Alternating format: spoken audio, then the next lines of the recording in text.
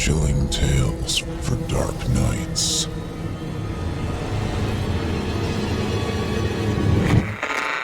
Want to make sure you never miss a Chilling Tales for Dark Nights video again? Be sure to subscribe and hit that bell to turn on notifications. Christmas has always been a hard time for me.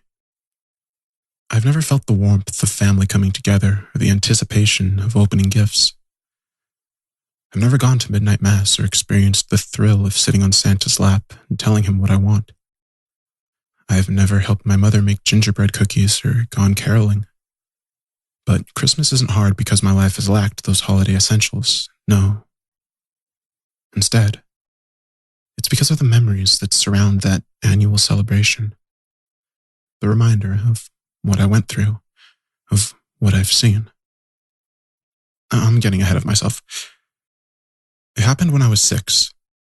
I was living with my mother. My father was out of the picture. Just a hateful name on my mother's tongue.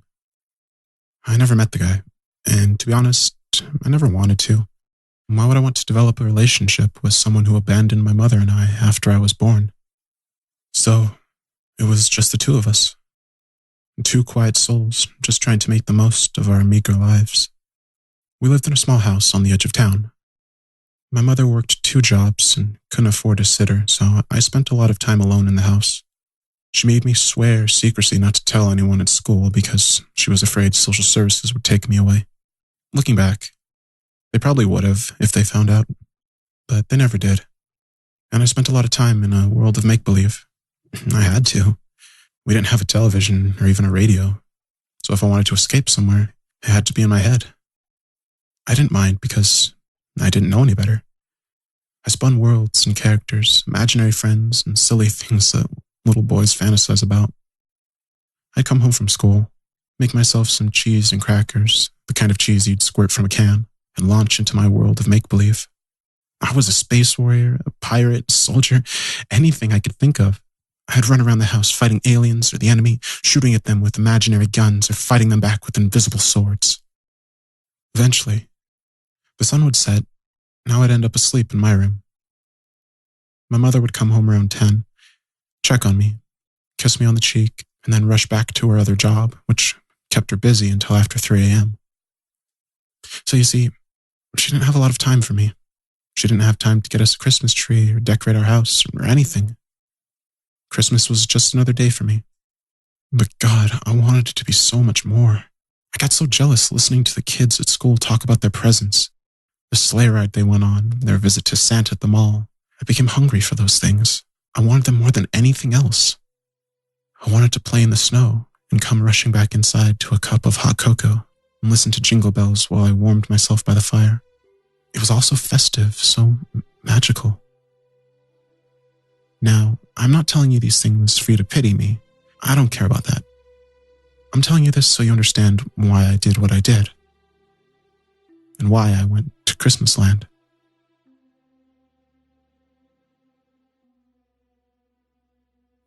I stirred in my bed and listened to my mom shut the front door behind her. My cheek was still damp from her kiss, and I knew she had just left to go to her second job. I rubbed sleep from my eyes and bundled up in my covers. It was cold, my breath pluming out before me. Mom must not have been able to pay the heating bill this month. As I tried to go back to sleep, my mind wandered. It was only a couple of days until Christmas, and I dreaded listening to everyone at school gloat about their presents and all the cool stuff they got. Buried under the blankets, I started to drift. The house was silent and dark. My bedroom door opened to reveal the barren living room. Hey kid. The voice shattered the serenity like a hammer on glass, and my eyes shot open. My heart began to race in my chest, and I tried to determine if I had imagined the voice or not. Mom had just left. I was supposed to be alone. Psst. Hey, kid. Come over here. I sat up, breathing fast. I hadn't imagined it that time. It was a male voice, low, deep, but inviting. It's okay. I just want to talk to you for a second. Swallowing hard, I slid off my bed and tiptoed to my door. I peeked around the corner, trying to see through the black. Had Mom brought a friend over and left him here? I thought about turning on the light, but for some reason, the thought scared me. What if I didn't want to see whoever was out there? What if it wasn't one of Mom's friends? Over here, by the fireplace. I squinted towards the ashy, empty space against the wall. I didn't see anyone. I was a mess of trembling nerves as I crept towards where the voice had come, keeping my head on a swivel. I stopped in front of the fireplace, scratching my head. That's better. I'm up here. I jumped, taking a step back as the voice echoed from the chimney. As I settled myself, my mind began to spin. Who was up there? And how had they gotten up there? The only person I knew who went down chimneys was Santa. Fear subsiding, I knelt down and cocked my head up under the fireplace to look up the chimney. Dangling from the darkness was a long, charred hand. It hung motionless, like a dead pendulum. Long fingers hung like silent chimes. The skin was as dark as soot. The hand was attached to an incredibly thin wrist that disappeared into the black. Hey, kid. The hand said from no visible orifice. I just stared at it, mouth dropping open. What the heck was this? How was the hand talking to me, and what was it doing in my house? You were pretty brave, not running away. The hand continued, still motionless in the air. Most kids see me and book it. Not you, though. You're a tough guy, huh? I shrugged, still not sure if I was awake and listening to a hand in my chimney. Well, let me cut to the chase. I heard you like Christmas. Is that true? I told the hand it was, still unmoving. The hand continued. Well, that's great, because I have a surprise for you. If you want, I can take you to a magical place called Christmasland. In Christmasland, it's always snowing, just like the North Pole. Not only that, there's also hundreds of dazzling Christmas trees like you've never seen, and Christmas lights all the way through the sky. Oh, they're beautiful. Christmasland is full of little boys and girls just like you. Doesn't that sound wonderful? Don't you want to see it? I shifted in my empty living room, curiosity pushing aside fear. That did sound good. That sounded like exactly what I wanted. As strange as the offer was, as bizarre a circumstance I found myself in, I felt pulled to comply. It was nagging in my head, a whisper behind the voice I heard. I bit my lip and thought about my mom. She wouldn't be home for a couple of hours. She didn't have to know. The hand swayed gently. I promise to have you back before your mom gets home. You want to see the lights, don't you? You want to play in the snow? That I did. And honestly, I was so desperate to experience Christmas that it didn't take much to convince me. I told the hand I would come, making it promise to take me back home before 3. It promised. Smiling hesitantly, I reached up and grabbed the hand, which was now opening its fingers. On contact, I felt something jolt through me like a quick blast of icy wind. I grabbed and I heard the hand whisper something to itself from the darkness. Take us. Before I could respond, the hand gripped mine and I was lifted off my feet in a rush. Darkness blasted around me and I squinted, my eyes watering. I could smell ash invade my nostrils, the chimney squeezing in tight around my shoulders. The hand never let go and we just kept soaring up and up and up. Up far too long. We should have reached the end of the chimney by now. And then I audibly gasped as the light exploded across my vision and heat rushed in and wrapped itself around me. I blinked, wind tearing my eyes. And I realized I was falling. I was falling fast, and the hand was nowhere to be seen. I started to scream, realizing I was falling towards the earth from high up, impossibly high up. And everything was wrong, all wrong. I expected to see my house, my neighborhood, a dark landscape below me, but what I felt towards was nothing like that. I fell towards charred earth and dusty mountains. I fell towards pits of fire and empty wasteland. I fell towards a mass of something wriggling and screaming. As terror poured from my mouth, hair slapped across my face, I saw that I was falling towards a massive net, dangling over the earth, filled with screaming children. When I registered what it was, I only had a second to cover my head before I smacked into them. My breath was crushed from my lungs, and I felt bones break under me as I made contact with the other kids.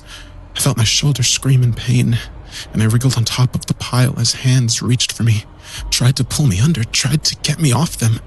Faces stared at me, terrified.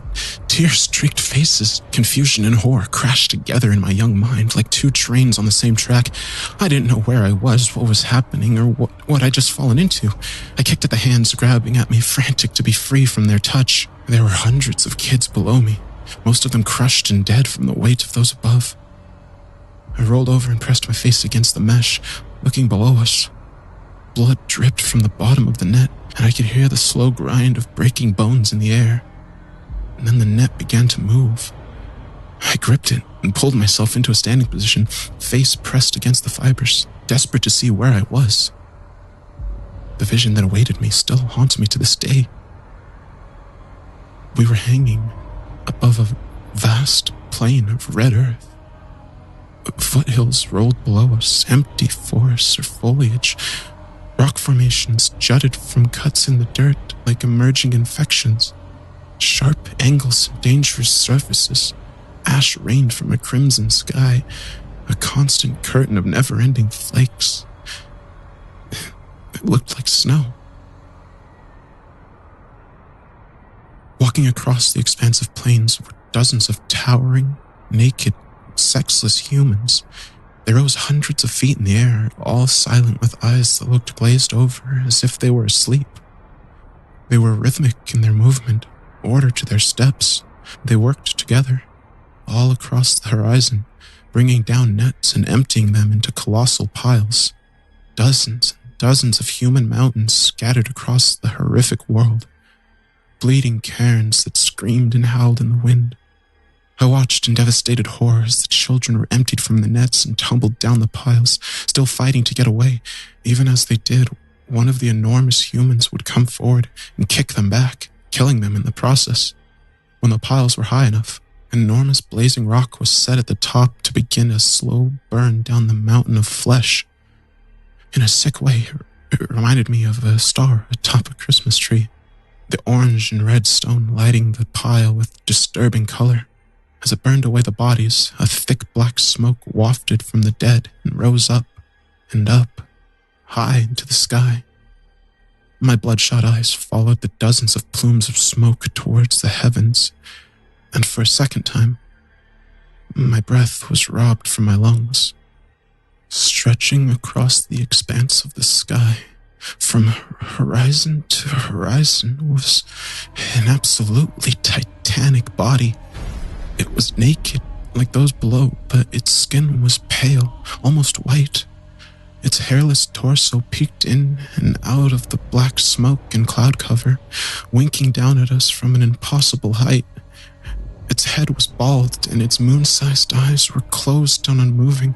Its mouth was a long line across its face, a pasty trench of overwhelming size, and it just hung above us all. Still. Silent. Peeking around the colossal body was the broken remains of a destroyed galaxy. Half-lit planets and stars hung miserably across the vermilion heavens. Entire worlds cracked and crumbling through the solar system like blazing comets. And that's when I noticed something. I noticed the motionless body in the sky was absorbing all of the smoke and death through its nostrils, like black holes sucking in all matter, and the more it breathed in, the more it began to take on color. They were trying to wake this thing back up, revive it from whatever state it had fallen into. Before I could even digest all this, our net dropped and I was falling once again. I heard my voice join the others, screaming, howling. We were being emptied into a new pile of children. I hit the squirming mass with a thud and felt myself slide and somersault down it.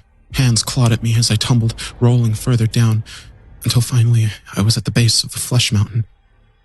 The ground shook as one of the massive, sexless humans approached carrying a blazing boulder. Me and 3 other children began to run, hauling away from the pile as fast as we could. I didn't know where, but in the distance I saw spires. I headed towards them. The giant holding the boulder kicked at us, and 2 of my companions were destroyed instantly. Tears pouring from my face, I ran and ran and ran. I could hear roaring behind me, a great bellow of fury at my escape. I didn't stop. I didn't care that I couldn't breathe, didn't notice the burning in my throat as I inhaled ash and soot. The ground shook, and fire blazed, and hell was all around me. The spires formed definition, and I realized as I sprinted closer that they were chimneys, sprouting from the earth like broken tunnels. Hundreds and hundreds of chimneys of all shapes and sizes. Together they formed a field of stone and bricks stretching for acres and acres. Nets hovered above them from spikes the size of skyscrapers. As I approached the chimneys, I noticed the children were shooting out of them like bullets, only to fall into the waiting nets. I didn't have any time to feel sorry for them as I reached the edge of the chimney fields. I didn't know what I was doing, didn't have a plan. I just needed to escape this nightmare. Tears rolling down my cheeks, I scrambled up the shortest chimney I could find, brick licking my skin and drawing blood. My ruined fingers dug into tiny holes and I pulled myself up, weeping, until I was sitting at the lip and looking down into empty darkness below. Sobbing, I said a prayer and took one last look behind me. The Titan in the sky had opened its eyes. Wind suddenly whipped across my face, and I was suddenly deafened by a great roar that shook the heavens. The giants below fell to their knees, hands upraised, as the very vault of the universe began to open and shift, shaking reality into an explosion of color and sound. Gripping the top of the chimney, screaming into the gale, I rolled forward into the open jaws of darkness.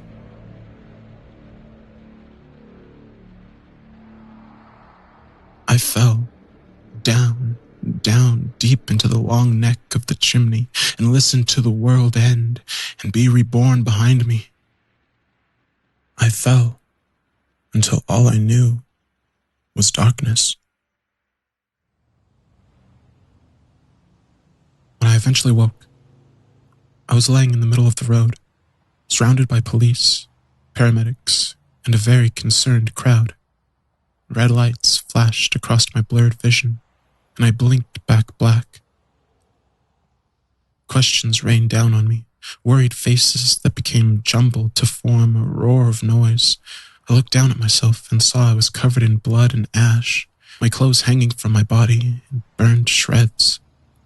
I fought against the paramedics trying to shove an oxygen mask over my face and screamed for my mother, fear and horror consuming me. I blacked out soon after. I awoke a few days later in a hospital bed. My mother's tear-streaked face staring down at me.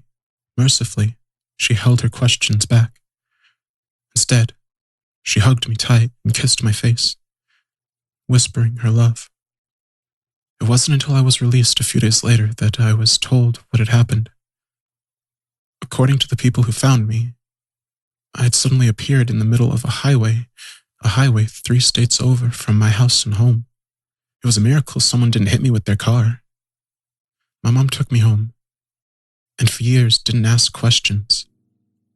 She knew something horrible had happened to me. I think she always suspected someone had come and snatched me from my bed and dumped me in the road. I let her believe that, despite the contradicting timeline. I never fully recovered mentally from that night. How could I? I witnessed something no man was ever supposed to possess memory of.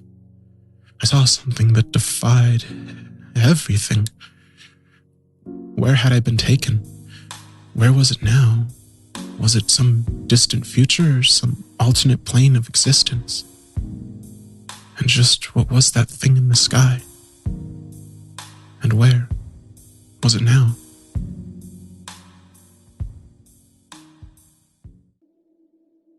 It was the middle of November when we arrived at Martingale, and found the place anything but romantic or pleasant. The walks were wet and sodden, the trees were leafless. There was no flowers, save a few late pink roses blooming in the garden. It had been a wet season, and the place looked miserable. Claire would not ask Alice down to keep her company in the winter months as she had intended, and for myself, the Cronsons were still absent in New Norfolk, where they meant to spend Christmas with old Mrs. Cronson, now recovered. Altogether, Martingale seemed dreary enough, and the ghost stories we had laughed at while sunshine flooded the room became less unreal when we had nothing but blazing fires and a wax candle to dispel the gloom. They became more real also when servant after servant left us to seek situations elsewhere, when noises grew frequent in the house, when we ourselves, Claire and I, with our own ears, heard the tramp, the banging, and the chattering which had been described to us. My dear friend, you doubtless are free from superstitious fancies. You pooh-pooh the existence of ghosts, and only wish you could find a haunted house in which to spend a night, which is all very brave and praiseworthy, but wait till you're left in a dreary, desolate old country mansion, filled with the most unaccountable sounds, without a servant, and none save an old caretaker and his wife, who, living at the extremest end of the building, heard nothing of the tramp, bang, bang, going on at all hours of the night. At first, I imagined the noises were produced by some evil-disposed persons who wished, for purposes of their own, to keep the house uninhabited. But by degrees, Claire and I came to the conclusion the visitation must be supernatural, and Martingale, by consequence, untenable. Still, being practical people, unlike our predecessors, not having money to live where and how we liked, we decided to watch and see whether we could trace any human influence in the matter. If not, it was agreed we were to pull down the right wing of the house and the principal staircase. For nights and nights we sat up till 2 or 3 o'clock in the morning, Claire engaged in needlework, I reading, with a revolver lying on the table beside me. But nothing, neither sound nor appearance, rewarded our vigil. This confirmed my first ideas that the sounds were not supernatural, but just to test the matter. I determined on Christmas Eve, the anniversary of Mr. Jeremy Lester's disappearance, to keep watch myself in the red bed chamber. Even to Claire I never mentioned my intention. About 10, tired out with previous vigils, we each retired to rest, somewhat ostentatiously perhaps. I noisily shut the door of my room, and when I opened it half an hour afterwards, no mouse could have pursued its way along the corridor with greater silence and caution than myself. Quite in the dark, I sat in the Red Room. For over an hour I might as well have been in my grave for anything I could see in the apartment, but at the end of that time the moon rose and cast strange lights across the floor and upon the wall of the haunted chamber. Hitherto I kept my watch opposite the window. Now I changed my place to a corner near the door, where I was shaded from observation by the heavy hangings of the bed and an antique wardrobe. Still I sat on, but still no sound broke the silence. I was weary with many nights watching and tired of my solitary vigil. I dropped at last into a slumber from which I awakened by hearing the door softly opened. "John," said my sister, almost in a whisper. "John, are you here?" "Yes, Claire," I answered, "but what are you doing up at this hour?" "Come downstairs," she replied. "They're in the oak parlor." I did not need any explanation as to whom she meant, but crept downstairs after her, warned by an uplifted hand of the necessity for silence and caution. By the open door of the oak parlor, she paused, and we both looked in. There was a room we left in darkness overnight, with a bright wood fire blazing on the hearth, candles on the chimney-piece, the small table pulled out from its accustomed corner, and 2 men seated beside it playing at cribbage. We could see the face of the younger player. It was that of a man about 25, of a man who had lived hard and wickedly, who had wasted his substance and his health, who had been, while in the flesh, Jeremy Lester. It would be difficult for me to say how I knew this, how in a moment I identified the features of the player with those of the man who had been missing for 41 years. 41 years that very night. He was dressed in a costume of a bygone period, his hair was powdered, and round his wrists there were ruffles of lace. He looked like one who, having come from some great party, had sat down after his return home to play cards with an intimate friend. On his little finger there sparkled a ring. In the front of his shirt there gleamed a valuable diamond. There were diamond buckles in his shoes, and according to the fashion of his time, he wore knee breeches and silk stockings, which showed off advantageously the shape of a remarkably good leg and ankle. He sat opposite the door, but never once lifted his eyes to it. His attention seemed concentrated on the cards. For a time, there was utter silence in the room, broken only by the momentous counting of the game.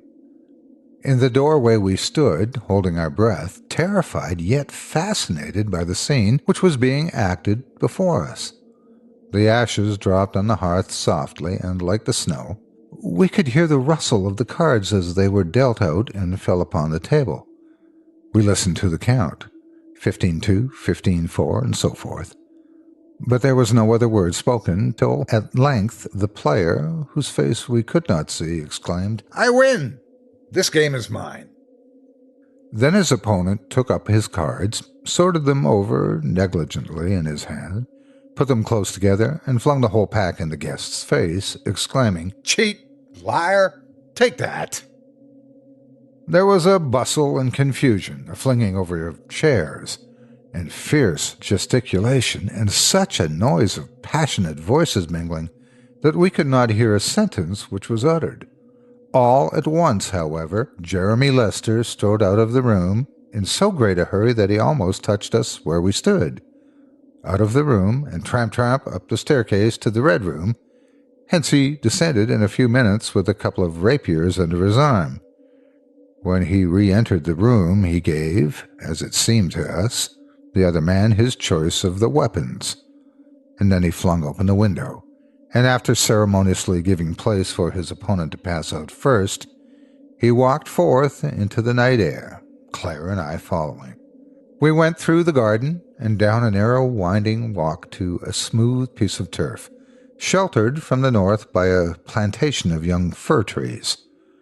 It was a bright moonlight night by this time, and we could distinctly see Jeremy Lester measuring off the ground. "When you say 3, he said at last to the man whose back was still towards us. They had drawn lots for the ground, and the lot had fallen against Mr. Lester. He stood thus, with the moonbeams falling upon us, and a handsomer fellow I would never desire to behold. 1, began the other. 2, and before our kinsman had the slightest suspicion of his design, he was upon him and his rapier through Jeremy Lester's breast. At the sight of that cowardly treachery, Claire screamed aloud. In a moment the combatants had disappeared, the moon was obscured behind a cloud, and we were standing in the shadow of the fir plantation, shivering with cold and terror. But we knew at last what had become of the late owner of Martingale, that he had fallen not in fair fight, but foully murdered by a false friend. When late on Christmas morning I awoke, it was to see a white world, to behold the ground and trees and shrubs all laden and covered with snow. There was snow everywhere, such snow as no person could remember having fallen for 41 years.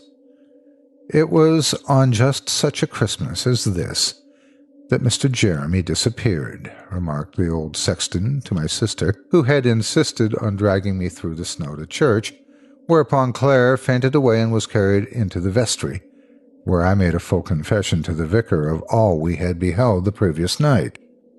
At first, that worthy individual rather inclined to treat the matter lightly, but when, a fortnight after, the snow melted away and the fir plantation came to be examined, he confessed there might be more things in heaven and earth than his limited philosophy had dreamed of. In a little deer space just within the plantation, Jeremy Lester's body was found. We knew it by the ring and the diamond buckles and the sparkling breastpin, and Mr. Cronson, who, in his capacity as magistrate, came over to inspect these relics, was visibly disturbed at my narrative. "Pray, Mr. Lester, did you in your dream see the face of the gentleman, your kinsman's opponent?" "No," I answered. "He sat and stood with his back to us all the time."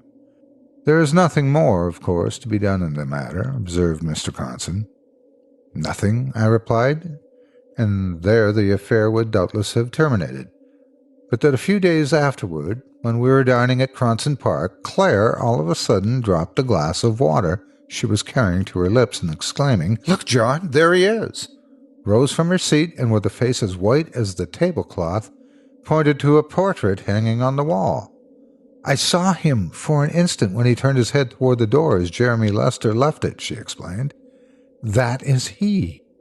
Of what followed after his identification, I have only the vaguest recollection. Servants rushed hither and thither. Mrs. Cronson dropped off her chair into hysterics. The young ladies gathered round their mamma. Mr. Cronson, trembling like one in an ague fit, attempted some kind of an explanation, but Claire kept praying to be taken away, only to be taken away. I took her away not merely from Cronson Park, but from Martingale. Before we left the latter place, however, I had an interview with Mr. Cronson, who said the portrait Claire had identified was that of his wife's father, the last person who saw Jeremy Lester alive. "He's an old man now," finished Mr. Cronson, "a man of over 80 who had confessed everything to me. You won't bring further sorrow and disgrace upon us by making this matter public." I promised I would keep silence, but the story gradually oozed out and the Cronsons left the country. My sister never returned to Martingale. She married and is living in London. Though I assure her there are no strange noises in my house, she will not visit Bedfordshire, where the little girl she wanted me so long ago to think of seriously is now my wife and the mother of my children.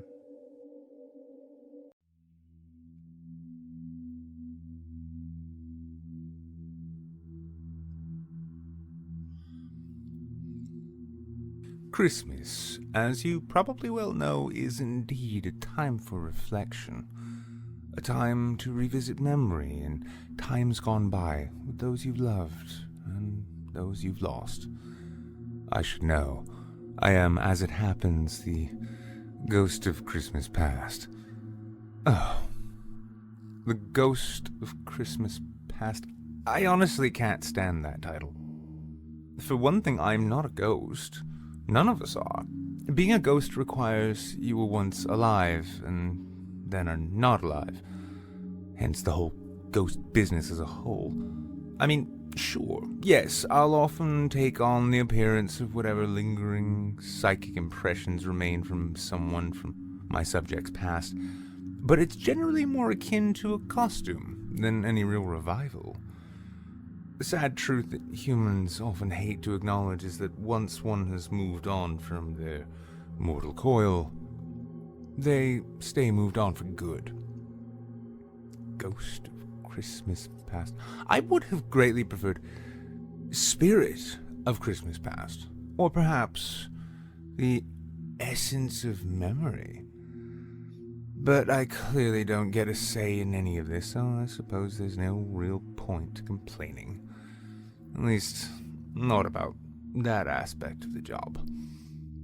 I will be honest, though, I do find it very grating, and often find myself envious of my colleagues, present and future. I mean, Present's name is actually Christmas Present, though he, too, is erroneously saddled with the title of Ghost as well. But who doesn't like Christmas presents? Also, most of his duties just require him showing our subjects, who I suppose we can refer to as Scrooges for the sake of conversation, happy times in other homes. He gets to bring them on tours of good times and people enjoying the holiday. Future? Well, I'll be honest, he's a bit of an odd one. Sure, he brings the Scrooges into the future, scares or depresses them with lonely, sad, and entirely inevitable futures and deaths. But he also gets the chance to show them a better, brighter possibility. After all, most, if not all, of his work is entirely speculative, though he'll never admit it. Also, I did say he was a bit of an odd one. Truth be told, I'm pretty sure he likes the dread and darkness he brings our subjects into, though, again, he'd likely never admit to that either. Odd spirit, that one. But all the same, present and future both get to paint brighter pictures for our Scrooges. They get to show them what is good and happy in the now, and how they could have good and happy in the future, and just where do you think that leaves me? That's right. Every year my job is little more than to take on the appearance of someone's dead friend or relative, scoop them up with all of their bah-humbuggery and bad attitudes, and then spend a portion of the evening stewing in their regrets with them. And to make matters even worse, as we really only exist on this side of reality like this, where time moves all forward and in order, one night a year, that effectively means that such is my only experience on your plane of reality like this. Frankly, though some have told me I have a rather dark and dour attitude about the whole thing, I think if the entirety of one's earthly existence is merely to dwell on the heartbreaks, traumas, and regrets of already unpleasant or unhappy people, I'd do a decent job of keeping my chin up. I mean, honestly, you try it and see how chipper you can remain. Part of this comes with this odd time thing. When not carrying out our functions, the three of us, much like most holiday spirits and a fair number of other beings or entities which only cross into your world for whatever purposes they serve, we exist in a sort of limbo state. It's hard to describe, really, but imagine a sort of ethereal break room of sorts that exists on a seventh dimensional plane and opens specifically when... Actually, you know what? Maybe we should skip all that. It's really quite confusing even for me, and I come from there. Still though, my colleagues and I typically only exist in your plane one night a year, barring any special circumstances. Which means, for every 365 of your years of Christmas, we pretty much only exist, more or less, for one. This effectively means that my only time or presence in your world is spent rooting up bad memories or expositing endless what-ifs and never-weres for already displeased and unpleasant people. The Scrooges, as I suppose I'll just keep calling them, even though there was only the one, and for some reason Dickens thought his story was unique enough to write about, even though we'd taken him on the same trip the year prior. But I digress. One of the most common regrets that seem to haunt our Scrooges tends to be almost cliché, in that beyond the numbers of more tragic or traumatic memories, heartbreak tends to rather dominate our itineraries. Now, I should point out that our kind doesn't exactly enjoy the kinds of intimacy or partnerships your kind does, so I could very easily be speaking from a place of complete ignorance. However, it is an odd thing to observe how much you tend to value your bonds, holding them as sacrosanct in your minds and hearts, when in comparison to how utterly cavalier you often end up treating them. One example which jumps to mind was a Scrooge I had to tend to just last Christmas. As usual, it was all, "I hate Christmas, and I can't wait for this garbage to be over with," and then, wouldn't you know it, it all ended up stemming from a perfectly good relationship that they decided was best thrown away. This was another older Scrooge, and one I'm frankly surprised we never tended to before. Sometime back in what you call the 70s, he was a thriving businessman, selling cars or boats or... I honestly can't even be bothered to remember. He'd been married to a woman he'd known almost his entire life, and for a while they were quite happy. Then, as success began to give him an inflated overall ego, he began to stop valuing what he had enjoyed for so long. Hiring decisions at his company began shifting away from talent and qualifications and more towards whatever attractive ladies he found himself having eyes for. It wasn't long until his string of flings and affairs was discovered by his wife, and, of course, wouldn't you know it, she left him on Christmas. The two never reunited, despite several years of desperate pleading and apologizing on his part. Soon, the two fell completely out of contact, and he was left bitter, alone, and, you guessed it, utterly despising Christmas. When I paid him my visit last year, as I flitted through his memories, it became wholly apparent that it was that breakup and divorce that drove the final coffin nail into the casket containing his holiday spirit. His bitterness had grown so deep, in fact, it felt a present to show him his ex-wife's new family and their Christmas joy before passing him along to Future, who... I'll be honest, I kind of stopped paying attention to what Future does.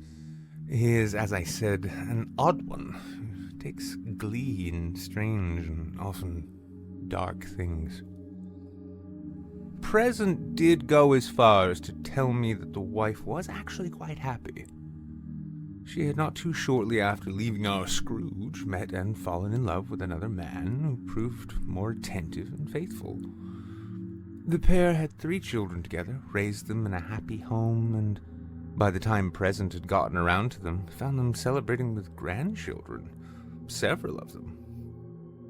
Again, I'm not certain about the final disposition of that Scrooge, as I tend to leave that to the others, but I couldn't help but find it such a curious thing to see the facade of gruff bitterness melt away at the sight of his long-lost love. I see it often, but it always strikes me as strange. Love is supposedly one of the central motivators and desires for your kind, and yet you so often treat it carelessly. Odd, isn't it? Of course, not all are so mundane. In some cases, serious and legitimate trauma can be the cause of a Scrooge's malcontent. These I tend to treat naturally more delicately than a simple broken heart. In some case, the point is less to force them to confront the source and more to uncover it. Humans have an impressive capacity for bearing painful or difficult memories. I, on no less than 10 occasions, have been tasked with reviving the painful memory of a Christmas car accident from one's childhood. Accidents that would claim one or both parents, drastically altering the trajectory of their lives. While I'm seldom shy to poke the bear, as you might say, in relation to ordinary heartbreak, childhood trauma typically requires a gentler hand. Those cases are often the most difficult. However, they're not always children when such happens. Sometimes delusions or denial can overtake grown minds in the wake of severe loss, in which case the job is made doubly difficult, by virtue of their often harsh reactions to truth or sustained refusal to accept it. One such case that stands out in my mind occurred quite recently, actually. A man, along with his wife and young son, had been out at a holiday party. He unfortunately drank a bit more than he ought to have and wound up driving through a red light. Another vehicle was already traveling at speed through the intersection and crashed into them. The wife and boy both died in hospital, yet the man survived. For some time, he found himself haunted by ghoulish visions of his wife and ongoing delusions that his son was still alive. It wasn't quite Christmas yet, But the powers that be decided intervention might be necessary. As such, I spent an inordinate amount of time trailing him about in the forms of his dead son. Thankfully, just near the big day, the poor man was able to recognize the truth of what had happened and begin healing. That story and that car crash really managed to stick with me. Now, something I feel important to clarify here, something I alluded to before, is in regards to the matter of being a ghost. As I mentioned, I do often, if not always, end up taking the form of someone from the subject's past. This quite naturally makes the whole process easier, as firstly, I don't really possess a form your minds could recognize, what with us being multidimensional and the like. Taking on the form of one from a person's past is both necessary to appear before them at all, while also adding a personal touch to the whole affair. When these forms are taken, it's not merely like a mask or costume. We do, in quite a real sense, inhabit your reality in these instances as the people we appear as. Their memories and thoughts and history all meld with our being, creating a sort of symbiosis between us that lasts only for the time we're at work. The true soul is, provided it has moved on and not just decided to linger and await some other person's body to tether to, fully moved on to the other side. What that is, I'm not going to tell you. You'll all get there one day on your own. But for the time we're on your plane, consider it a form of synthesis between their existence and our own. A blending, if you will. A bit like that carried out by the wayward souls who lurk in the ether, looking for new bodies. But a bit less intrusive and invasive, if I may say. Considerably less rude. If I'm to be completely honest about those souls, I dare say they're rather short-sighted. I could quite easily inhabit one of your bodies myself and experimented with such slightly many of your centuries ago. But just in the same way that you would never likely decide to trade your three-dimensional form for that of a two-dimensional stick figure in some cartoon or the like, I can't fathom why any being who has managed to transcend to higher planes of existence would be so keen to return to the lower. What can you say? Different strokes, I suppose. But again, I'm getting somewhat off topic. Being tasked with reviewing people's regrets and darker memories is usually, almost always in fact, a grating and taxing endeavor. I would much rather spend the time revisiting pleasant memories, and have even put in a request to have my duties shifted to do just that. I've experimented with it a bit and have found that in a number of cases, the Scrooge can be sort of reminded of the good times, as opposed to being made to reflect and dwell on the bad ones to such an extent that they find a renewed sense of joy through the memory itself. Present, though, says that always messes up his plans, and future dislikes it when grim potentiality of the subject's lonesome and bitter deaths is disrupted by the more jovial sense left from the experience. So, I continue with my tasks every year without fail. Take on a form plucked from their memories, retrieve some essence of that person's soul and reality, incorporate it to my own, and then it's off to loads of usually crying, sometimes shouting, and on more than a regular occasion, hollow and impotent threats against me. I will admit I do find those very amusing, if not a little sad, as they clearly come from places of pain and frustration. Now, a heartbreak, loss, death, and tragedy do tend to dominate the field as it was. Sometimes the Scrooge's overall disposition regarding Christmas comes less from a place of bitterness or malice, and more honestly from a place of outright stupidity. One recent example leaps eagerly to mind, and I'm sure you'll find it as macabre, yet stupidly funny as I did. So not every interaction I have with your kind takes place with me appearing as someone you know from your past. Sometimes I get to cheat and perform a little shortcut. Just recently, prior to present and future taking on their roles, for which I will add they had to appear in person, I actually got to walk a Scrooge down memory lane over the telephone. Granted, I wasn't actually talking into a telephone, as that would be honestly redundant and rather pointless. However, this man was quite upset with some shop or business. Naturally, his upset had nothing to do with the microwave oven he was calling to complain about, but rather harken back to some grim horror from his childhood. Grim, and I will say it without hesitation, extraordinarily stupid. As it was a work night for me, and he was clearly in dire need of our services, he had his call rerouted from the shop and share store he was calling and directed to us. I even had to go as far as impersonating my own assistant, which in point of fact I don't actually have at all.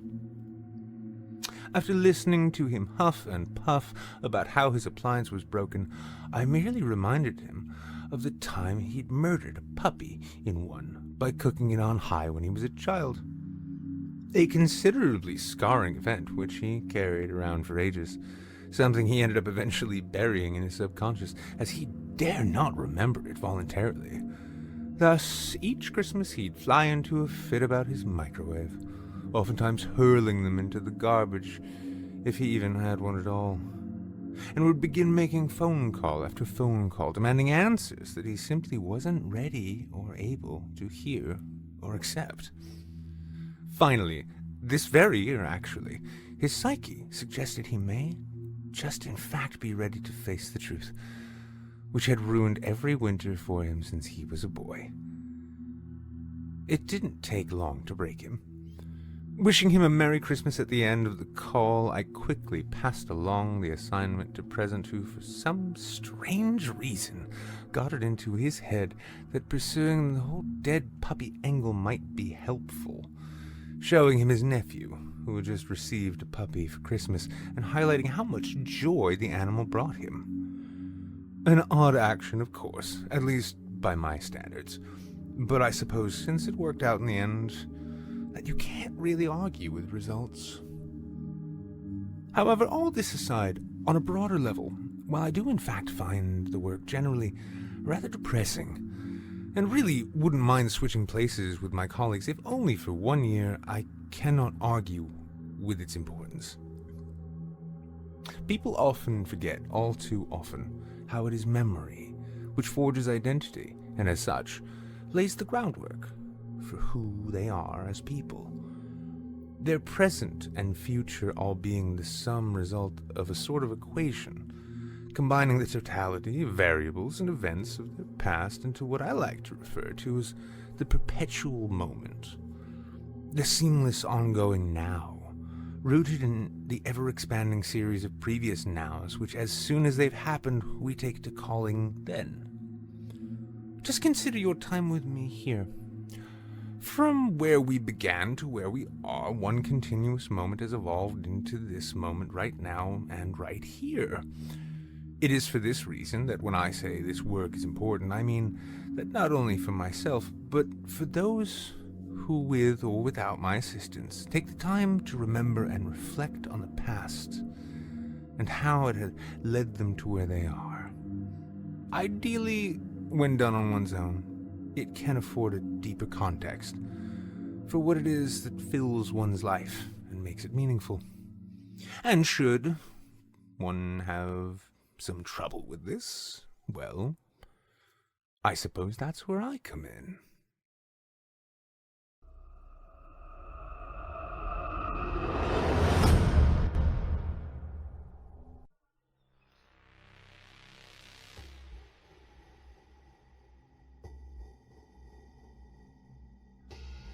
I see that Past has been bemoaning his station again.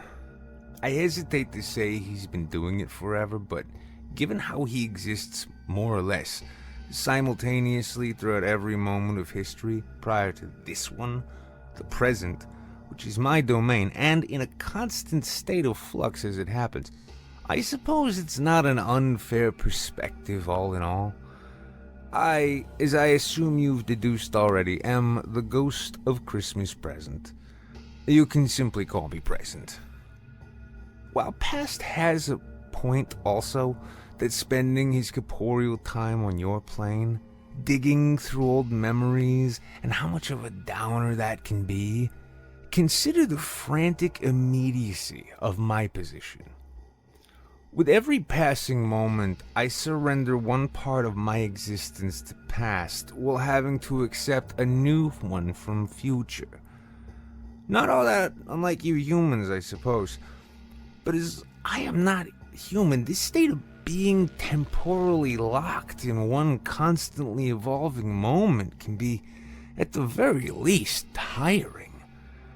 To borrow a page from Past, do you remember that I Love Lucy episode where Lucy and Ethel start working in a chocolate factory and struggle comically to keep up with the conveyor belt?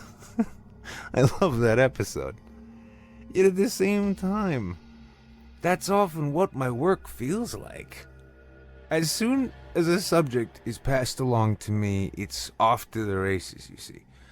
I have no more of an idea of where we'll be going prior to us going there than they do, as it's the moments they miss out on, with the emotional significance that draw us there. It's only upon arrival that I am afforded the broader perspective and what it means.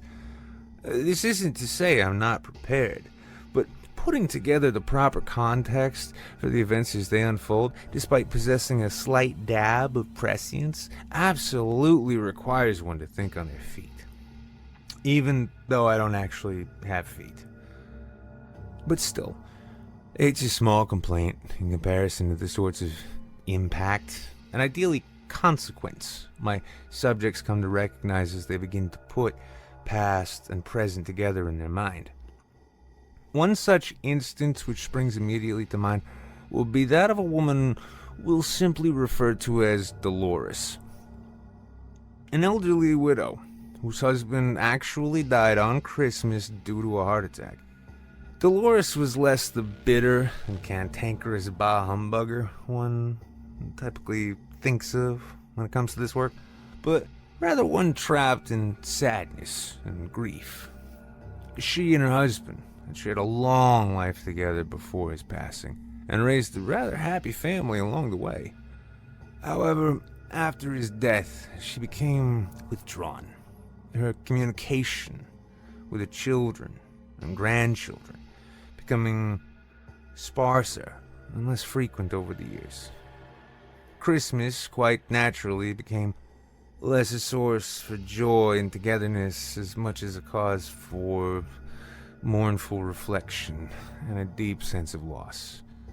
Almost always spent alone and away from what had grown through grandchildren to be a rather large family. By the time Past handed Dolores off to me that Christmas Eve, the usual sense of inspired nostalgia the subjects come to me with was absent, with only a deeper and more mournful disposition in its place. Not the easiest of cases to work, believe me. Yet, as we checked in with her now grown children, whose own children were well into their teen years, with one preparing to enter college, she was suddenly struck by how much her aging eldest son resembled his late father. He smiled and laughed with his children in almost the exact same way her husband had. The resemblance, she said, was uncanny. Seeing the gathered family sit for dinner, their faces alight and smiling with the joy of each other's company, brought a sincere and therefore rare smile to the old woman's face. However, it was the sight of an empty seat before which sat an empty table setting, which, as the moment itself informed me, was set out every year for her. Genuine tears, themselves an unusual mix of melancholy and joy, flowed freely. Regret, despite what past says, is not limited to mere memory, as it requires the present moment to reflect within upon the moments missed or remembered from before.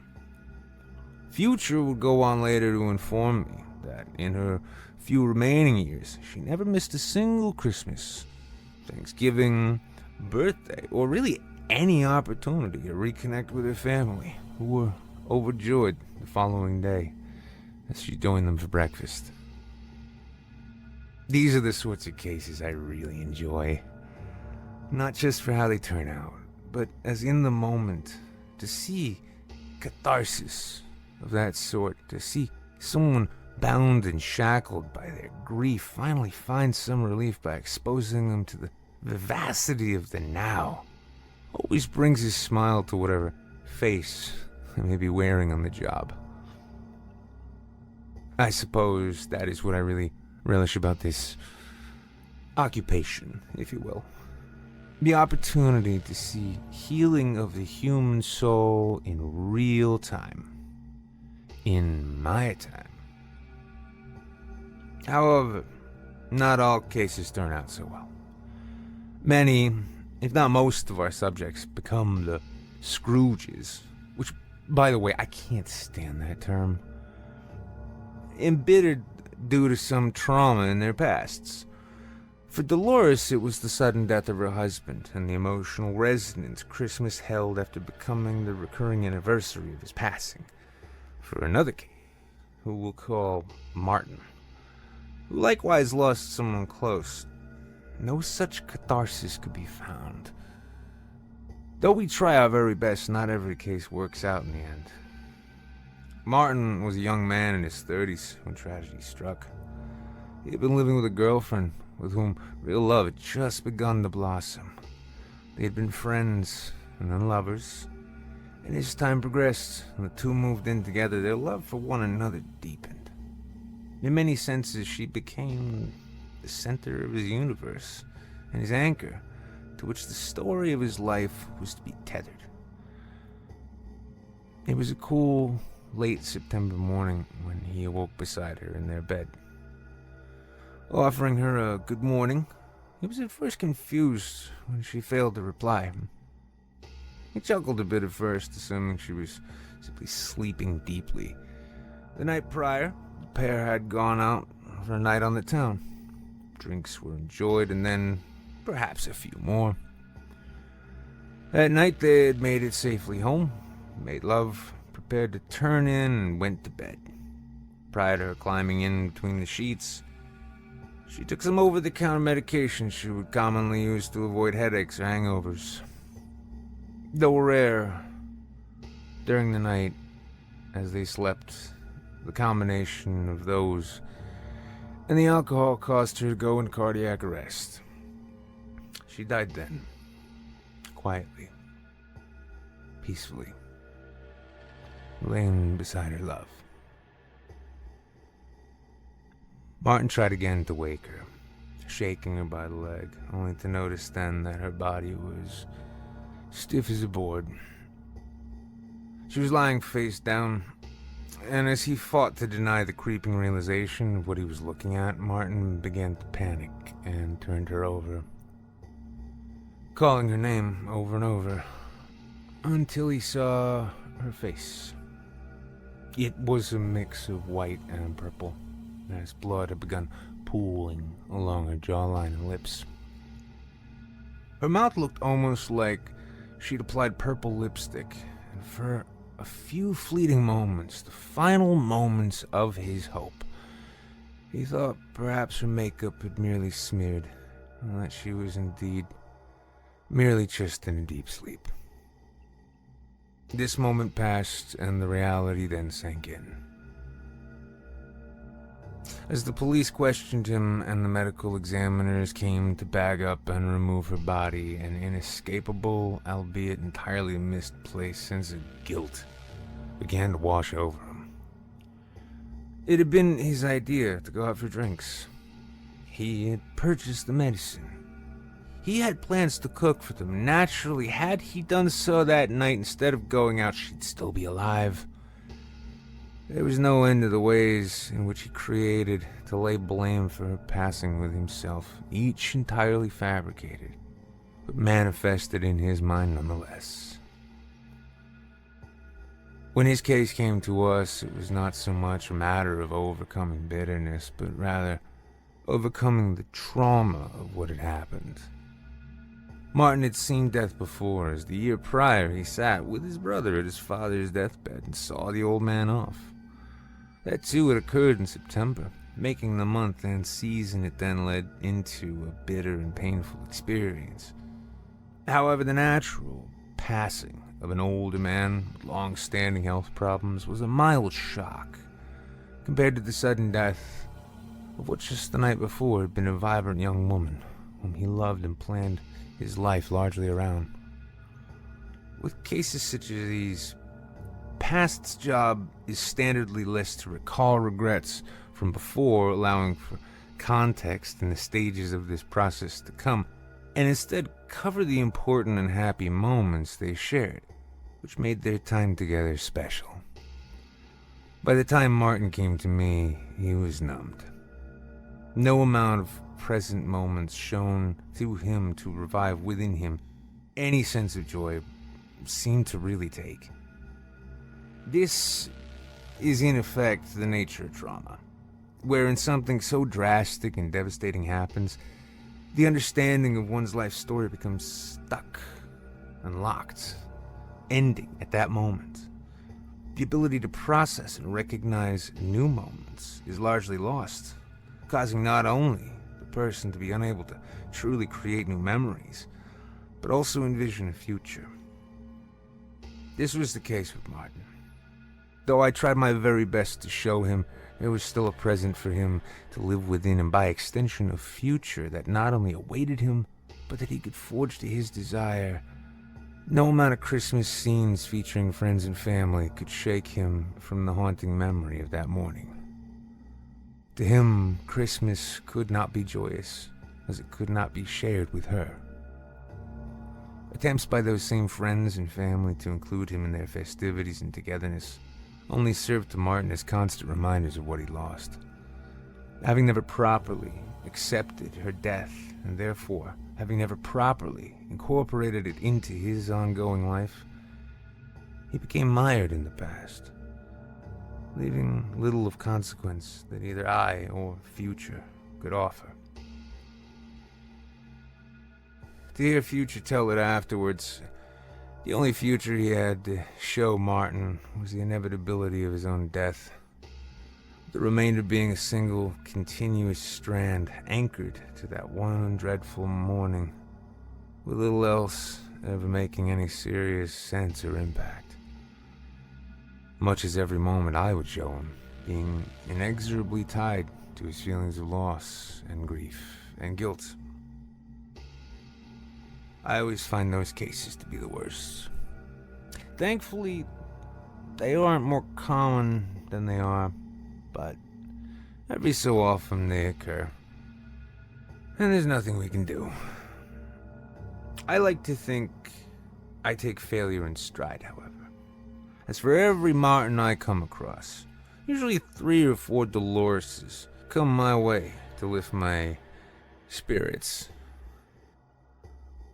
Fundamentally, though, while reflection and memory are vitally important as they weave together the story of one's life, people all too often spend too much time with them, missing what is right in front of them and the chance to build new memories as they go. I suppose that's where I come in.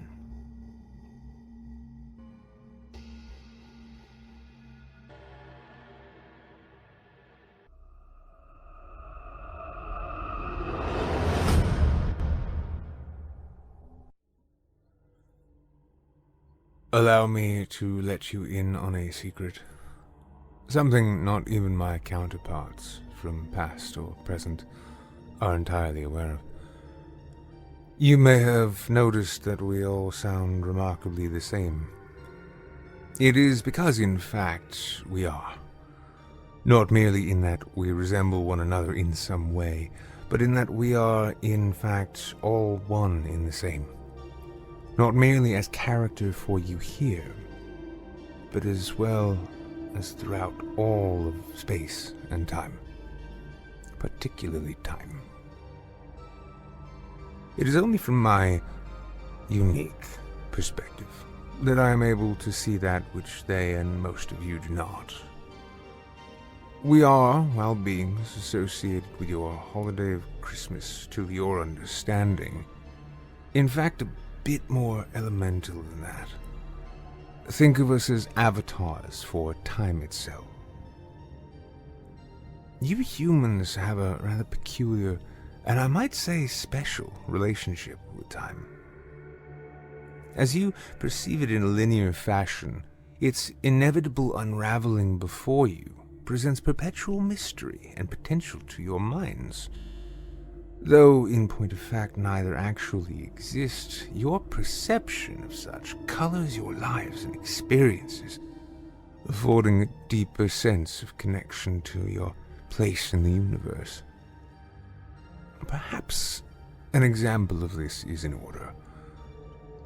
Whereas past will bring you through your memories and even show you events which you were not a part of that fed into the continuity of your life, and present seeks to afford context for that continuity, my place is to explore with you potential.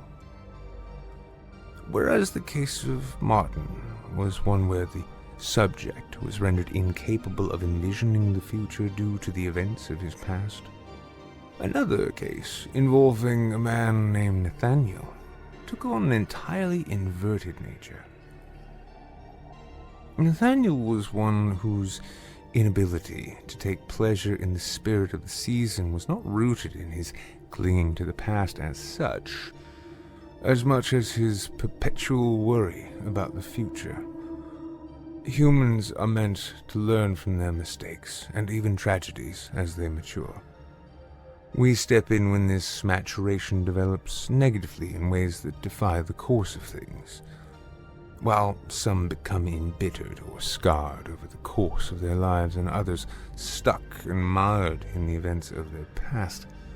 Cases such as Nathaniel's are what occurs when one seeks to use the past as an indicator of the future to a toxic degree. Nathaniel was a very bright man. His intelligence was well above average, and he had always had a knack for dynamic thinking. The sort where potentiality became factors for him to work out as a means to semi-divine the future. Now, as a side note, we have only once encountered one of your kind with the actual ability to predict the future, though that was less a matter of actual foresight and more a matter of her perception of time. But I'm getting ahead of myself with that concept, as tends to happen for one in my position. With Nathaniel, however, potential courses of events and their potential outcomes would constantly bloom within his mind whenever confronted with a situation of most any kind. Though this made for him to be an excellent chess player, it also caused often intense, crippling anxiety, causing him to withdraw from society whenever possible. Christmas was exceptionally bad for Nathaniel. This being as in his youth, one Christmas Eve, his parents had purchased a discount Christmas tree, which itself was rather dry. Their house was small and rather old, but provided a happy home to Nathaniel, his parents, Mark and Judy, and his little sister Bethany. The family had retired for the night, allowing the previously roaring fire in their fireplace to die down.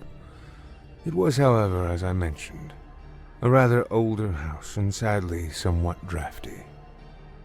By what many would call a freak occurrence, one of these drafts managed to blow some hidden, still smoldering embers from the fireplace up and across the room to land upon the tree.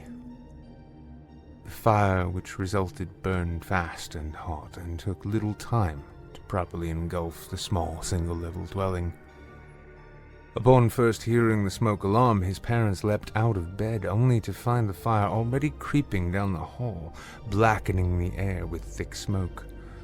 His mother rushed to his room, plucking him from his bed, while his father dashed further down the hall to where his sister slept. Sadly, though, as Judy made it out of the front door with the small and shivering Nathaniel in her arms, the flames grew higher and made escape impossible for Mark. The man and his little girl burned to death that Christmas Eve, while the boy and his mother sat helplessly in the snow outside, unable to do anything but watch as their hope rapidly waned and turned to tragic sadness. As he grew older, Nathaniel constantly pored over what had happened, asking the ever-pointless question of why. However, as he matured into a man, this question of why gradually became the ever-present question of how.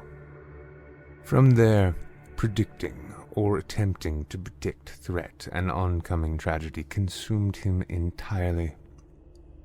Often, the very sight of a fireplace or even lit candle would cause great pangs of fear and anxiety, as he knew with personal certainty that the slightest flicker in the wrong direction could spell absolute disaster for everyone around.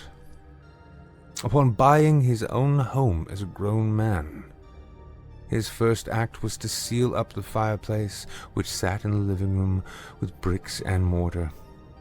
Though inert, the potential of disaster, as in all aspects of his life, dominated his every thought and action. By the time he grew to the age of 40, Nathaniel had become what most would describe as a neurotic mess.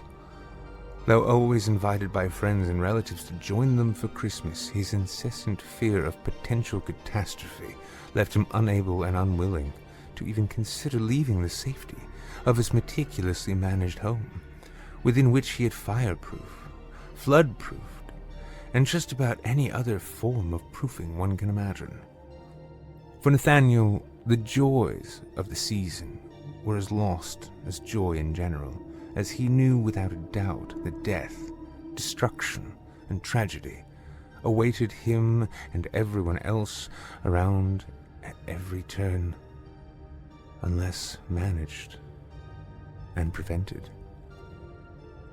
This gave way to a life so painfully oriented forward, with its roots in his past, that he could ultimately neither move on from what had happened nor see his present for what it really was. All that he could see or conceive of was the potential of what was to come.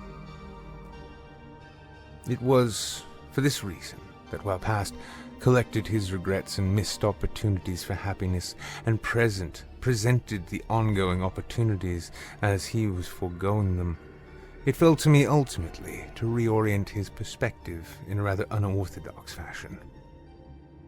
Nathaniel lived in constant fear of potential futures, and typically, I will show our subjects just that in order to present them with at least the sensation of choice in the matter of what is to come for them. With Nathaniel, though, as these potentials were all he conceived of, hence ruining not only Christmas but life in general, I instead decided to reveal some truth your kind only tends to be enlightened to after you have moved on from the mortal plane. This is that there is no difference between past, present, and future. They are, or rather we are, or rather I am, what you might call a simultaneous and inalterable constant.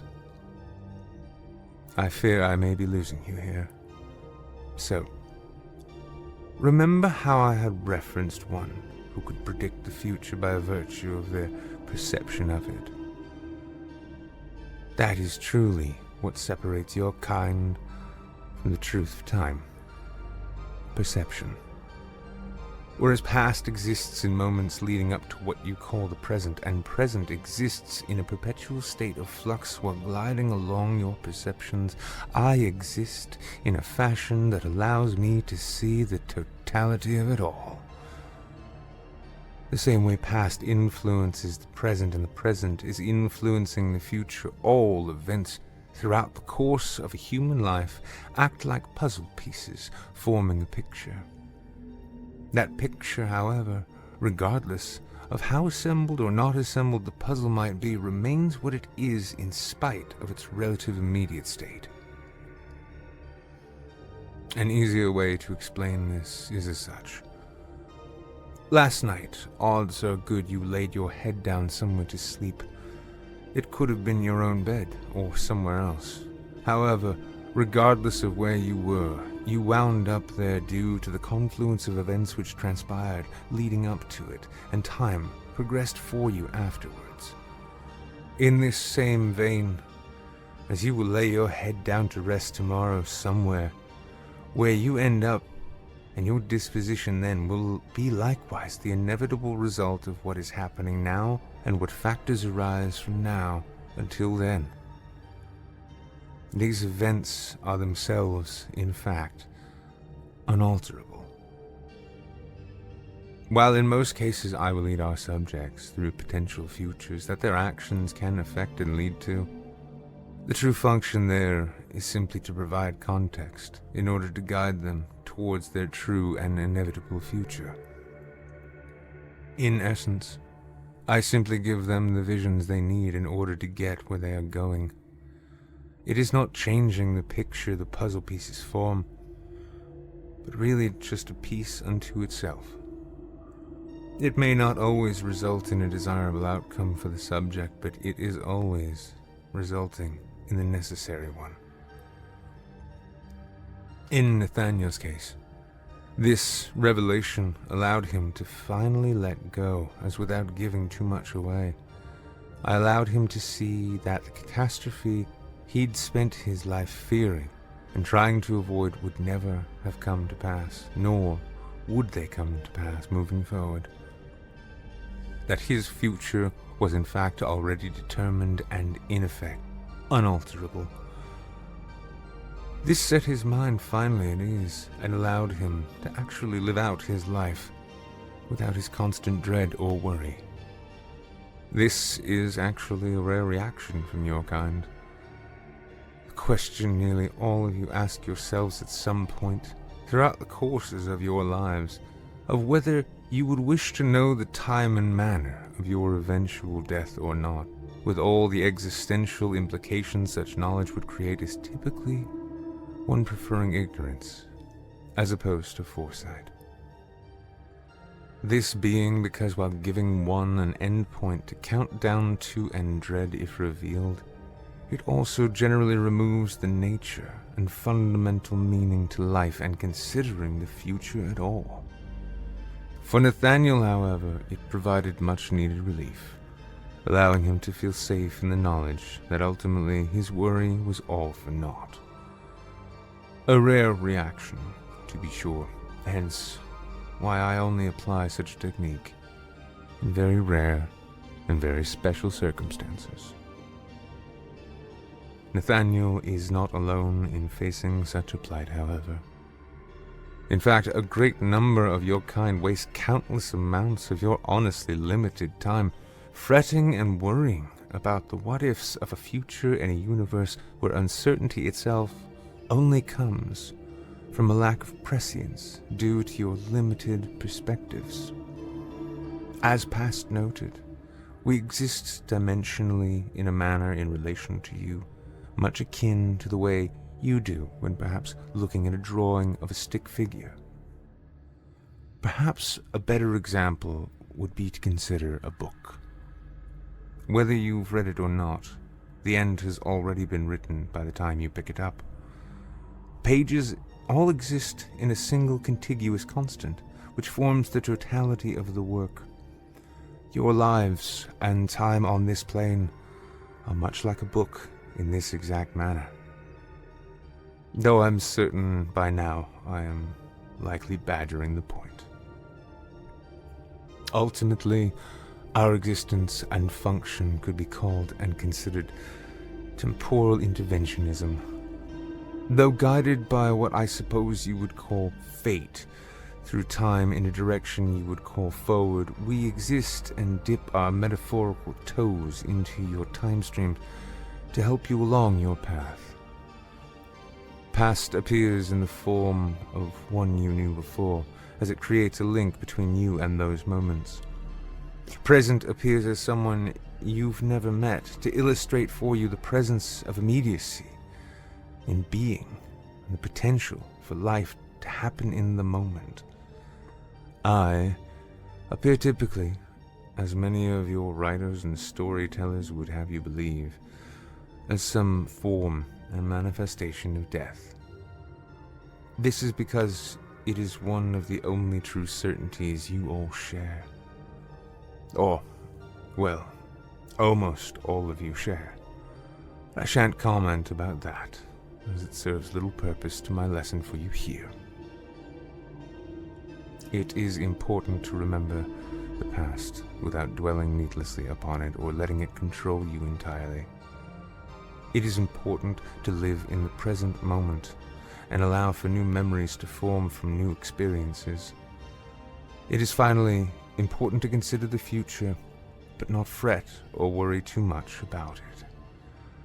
Remembering it shall happen, and that it shall happen just as it needs to, no matter what, can afford some peace of mind, allowing your life to follow its natural course moment by moment, love by love, loss by loss, and Christmas by Christmas.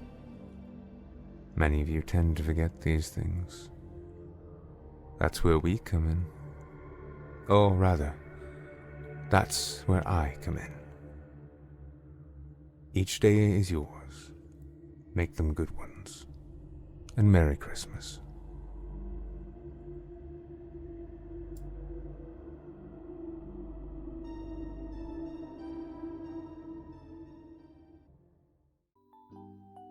It's time for a story about Santa Claus. Well, a Santa at least.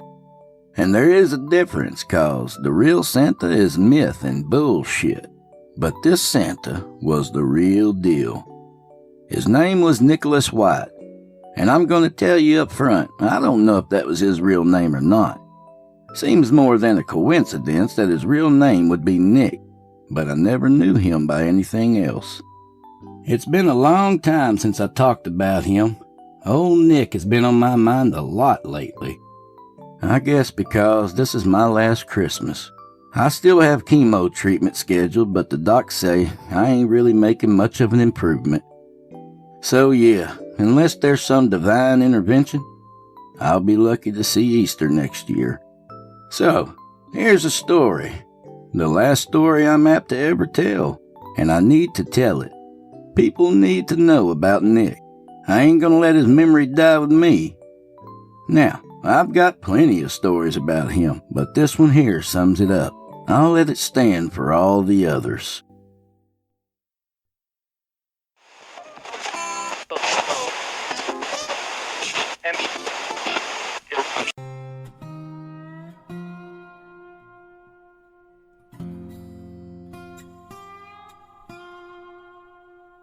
It was the week before Christmas, 1991, and we were parked outside some burger place in the middle of nowhere, Alabama.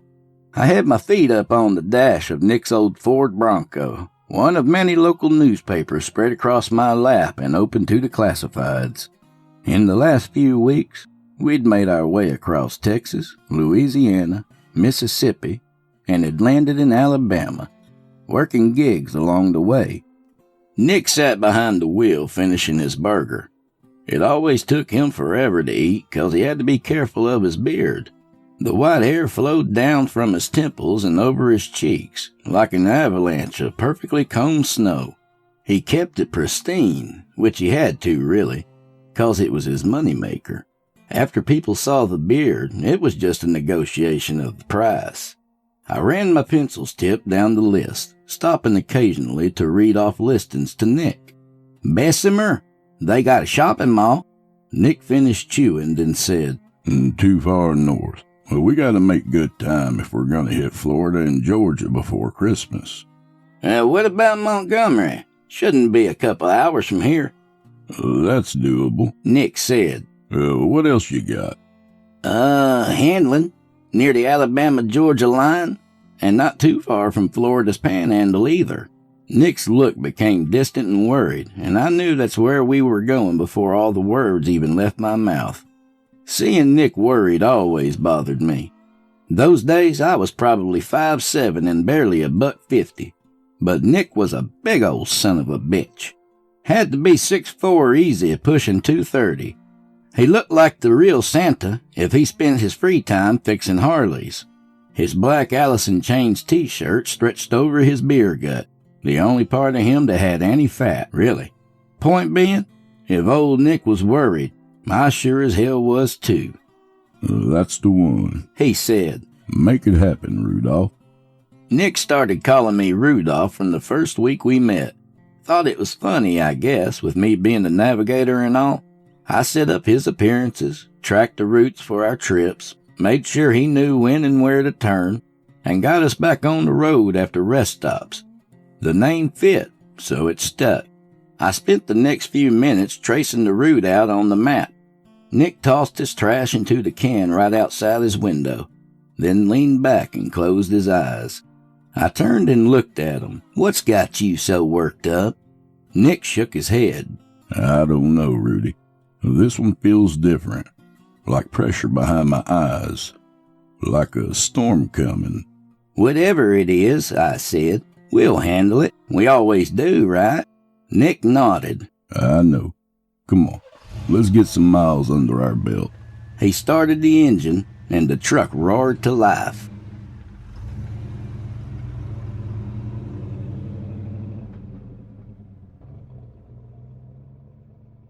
We were on the road maybe an hour when Nick flicked the blinker on and made for the off-ramp. We ain't scheduled for a stop, I said. You good? Nick nodded. Yeah, just need a break. Take a piss and grab a coffee. All right, I guess it wouldn't hurt to top off the tank. We turned into a Shell station that had seen better days, and Nick parked beside the pump. I got out and stretched till I shook in the crisp December air. Shit. I guess I did need a breather, I said, grabbing the pump's nozzle. Now, come on inside, Nick said. The gas can wait till we get back. I shrugged and followed him through the glass doors. A bell rang over our heads as we entered. The gas station looked like any other of the hundreds we'd been in over the years. Slightly grimy, a little smoky, most shit on the shelves out of date. Two guys played cards in the corner, both outfitted in flannel and camo, probably just back from an illegal hunt somewhere nearby. The guy behind the counter looked up from his magazine when the bell rang. He saw Nick and smiled wide. "Look at here, boys," he said. "I reckon Christmas done come early." The card players glanced up and chuckled, but quickly went back to their game. I did the talking as usual. I had a way of gently navigating through tense situations. "Yeah, and it turns out your mama's on the very naughty list." The clerk stood stock still. You could hear a pin drop right there on the shitty linoleum. Then the guys in the corner damn near erupted with laughter. All right, the clerk said. Nobody asked you to. I walked over to the coffee as Nick left for the bathroom. I poured mine black and made Nick's usual, sweet as sin and blonde as an angel, then made my way back to the counter. I set the cups down and the clerk started ringing us up. I grabbed a 0 bar for Nick and an Almond Joy for myself. "These two," I said. "Little far from the North Pole," the clerk said. "Where you boys headed?" "Georgia," I lied. "Got my sister's family in Savannah. Gonna spend the holidays out that way." The clerk lifted his chin towards the bathroom. "Y'all kin?" "Yeah, that's my cousin Frank." He tossed the chocolate bars into a small paper sack. "Well, where you from, originally?" "Look," I said, laying a 5 down on the counter. I ain't trying to cause no problems here, but what's with all the questions? I looked up at the clerk's face. His mouth had gone slack. His eyes damn near rolled all the way back up into his head. Out the corner of my eye, I saw the two men at the table stand up. I didn't need to see their faces to know they shared the clerk's expression. He lunged at me, making it halfway across the counter in one leap. The coffee splashed over the both of us.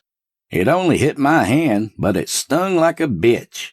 I couldn't imagine how he was still fighting after a face full of it. He grabbed me by the front of my jacket and hauled my ass right over the counter. We sprawled across the floor, him on top of me, and me trying to keep his hands from getting around my neck. A voice that didn't belong to him come from between the clerk's hanging lips. You two just keep fucking meddling. He growled. Always sticking your goddamn noses into my business. He swung his fist down like a hammer. I managed to get my hand up in time, but I still caught the brunt of it on the side of my head.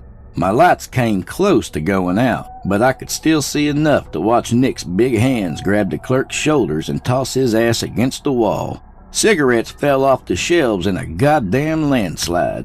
Nick punched the clerk across the jaw one good time to make sure he stayed down.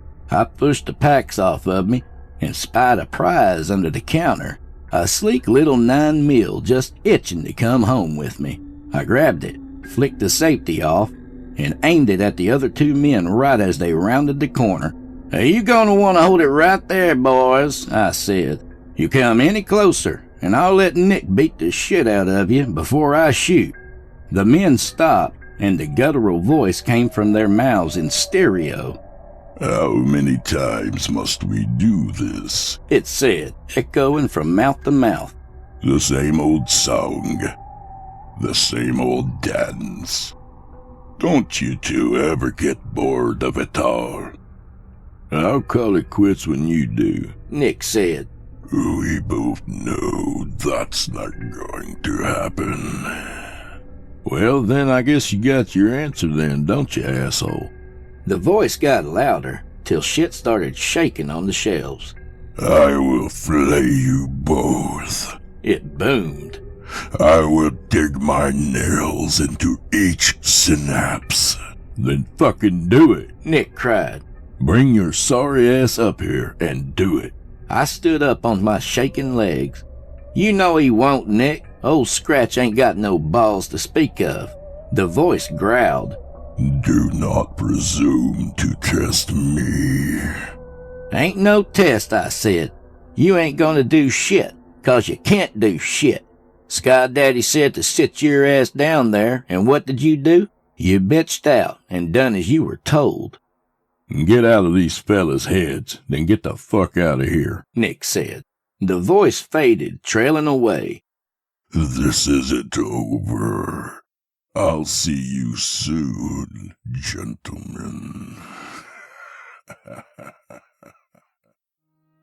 The two men sunk slowly to the floor, blinking.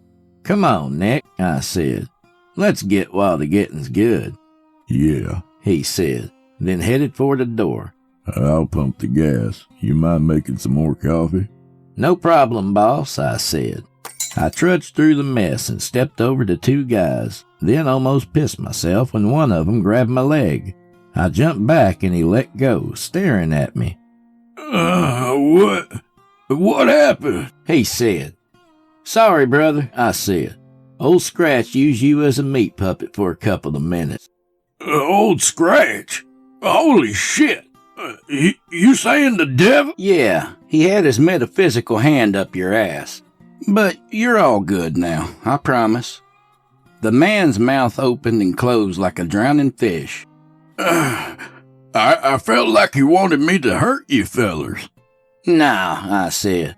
Listen, he can't make you do nothing you don't want to do. Nothing. He can say all kinds of shit, try to convince you of some terrible things, but you got that sweet free will. Most he can do is make your gums flap for a minute and use you as a mouthpiece. I don't know if he believed me or not, but he nodded all the same. That's the spirit. You just stay on the right path. Be a good man. Be the kind of person that people look up to. I clapped him on the shoulder. Now, if you'll excuse me, I gotta shoplift some shit. We were back on the road, and Nick was quiet. Now, if you haven't noticed already, Nick was never the talkative kind to begin with. Under his gruff exterior was another exterior that was just as rough, and maybe another rugged layer under that one too. The only time you'd see him really come alive was while he was performing. "Talk to me, man," I said between sips of scalding coffee. "You're acting off." I told you this trip was strange, Nick said. but I didn't know how bad it was gonna get. Yeah, but they're all strange trips, man. If the job had a description, it would be right up top. Headline: "You want to see some fucked up shit? Apply today." Nick shook his head. Not like this, though. His fiery highness has never pulled some shit like that before. 3 puppets, and 1 straight up attacked you. That's outside of even our normal. I laughed. Yeah, but that one was on me. Guy probably wanted to hit me anyway after I insulted his mother's lily-white honor, so Scratch just gave him a little nudge. Well, that's just it, though. That's never happened, not once since you've been running with me. I thought back and knew he was right. Okay, so I'll keep my tongue from wagging too much. I don't think that's gonna be enough. Whoever we're heading toward, they ain't the normal evil. And Scratch likes them just how they are. I feel like the pressure is rising the closer we get. You remember Hurricane Frederick? Yeah, a bit. I was pretty much drunk my entire 20s. You remember how it felt before landfall? How you could feel it bearing down on you? Animals were going crazy too, 'cause they knew. They could feel it coming. That's how it feels, Rudy. Whatever we're heading towards, it's the worst one yet. I didn't like what he was saying, not in the goddamn slightest. 1, 'cause the thought sucked hard, and 2, because I couldn't feel things the way Nick could. That's why he was special, and that's why he was chosen for the job, or he chose the job. Still ain't entirely sure which one was true, even today. He had an extra sense. He could see and feel things that you and I can't, things that we wouldn't want to feel. He could see pain, guilt, and all the bad shit.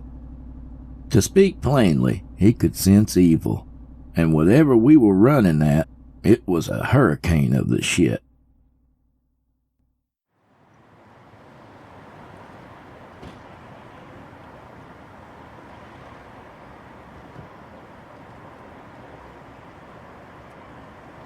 After another rough night of sleeping in the back of the Bronco, we got up in the light of the winter sun and got ready. I stood outside in the mall's parking lot and brushed my teeth with toothpaste I'd stolen from a motel days ago and water from the milk jug we kept behind the seats. The Bronco shook as Nick changed into his outfit. Eventually he emerged. Red velvet coat and pants trimmed in pristine white fur. Black boots so shiny you could see your reflection on them. They were steel-toe motorcycle boots, not quite legitimate Santa gear, but most people didn't notice. He put his red hat on and moved the white pom-pom expertly so it hung to the side. "You good?" I asked, rinsing my toothbrush out onto the concrete. Didn't sleep for shit. Nightmare. It fucked with my head. "Looks like it," I said. "You gonna be all right?" Yeah, let's go in. I'll feel better when I start working. We crossed the lot and went in through the big glass double doors. A sign hung near the ceiling, the word office printed on it with an arrow. "Here we go," I said and knocked. "Yeah, what?" A voice called from behind the door. I twisted the knob and walked in. The manager sat behind his desk, the overhead lights gleaming off his scalp where his comb-over didn't quite cover it. "Did I say come in?" he said, dropping his newspaper.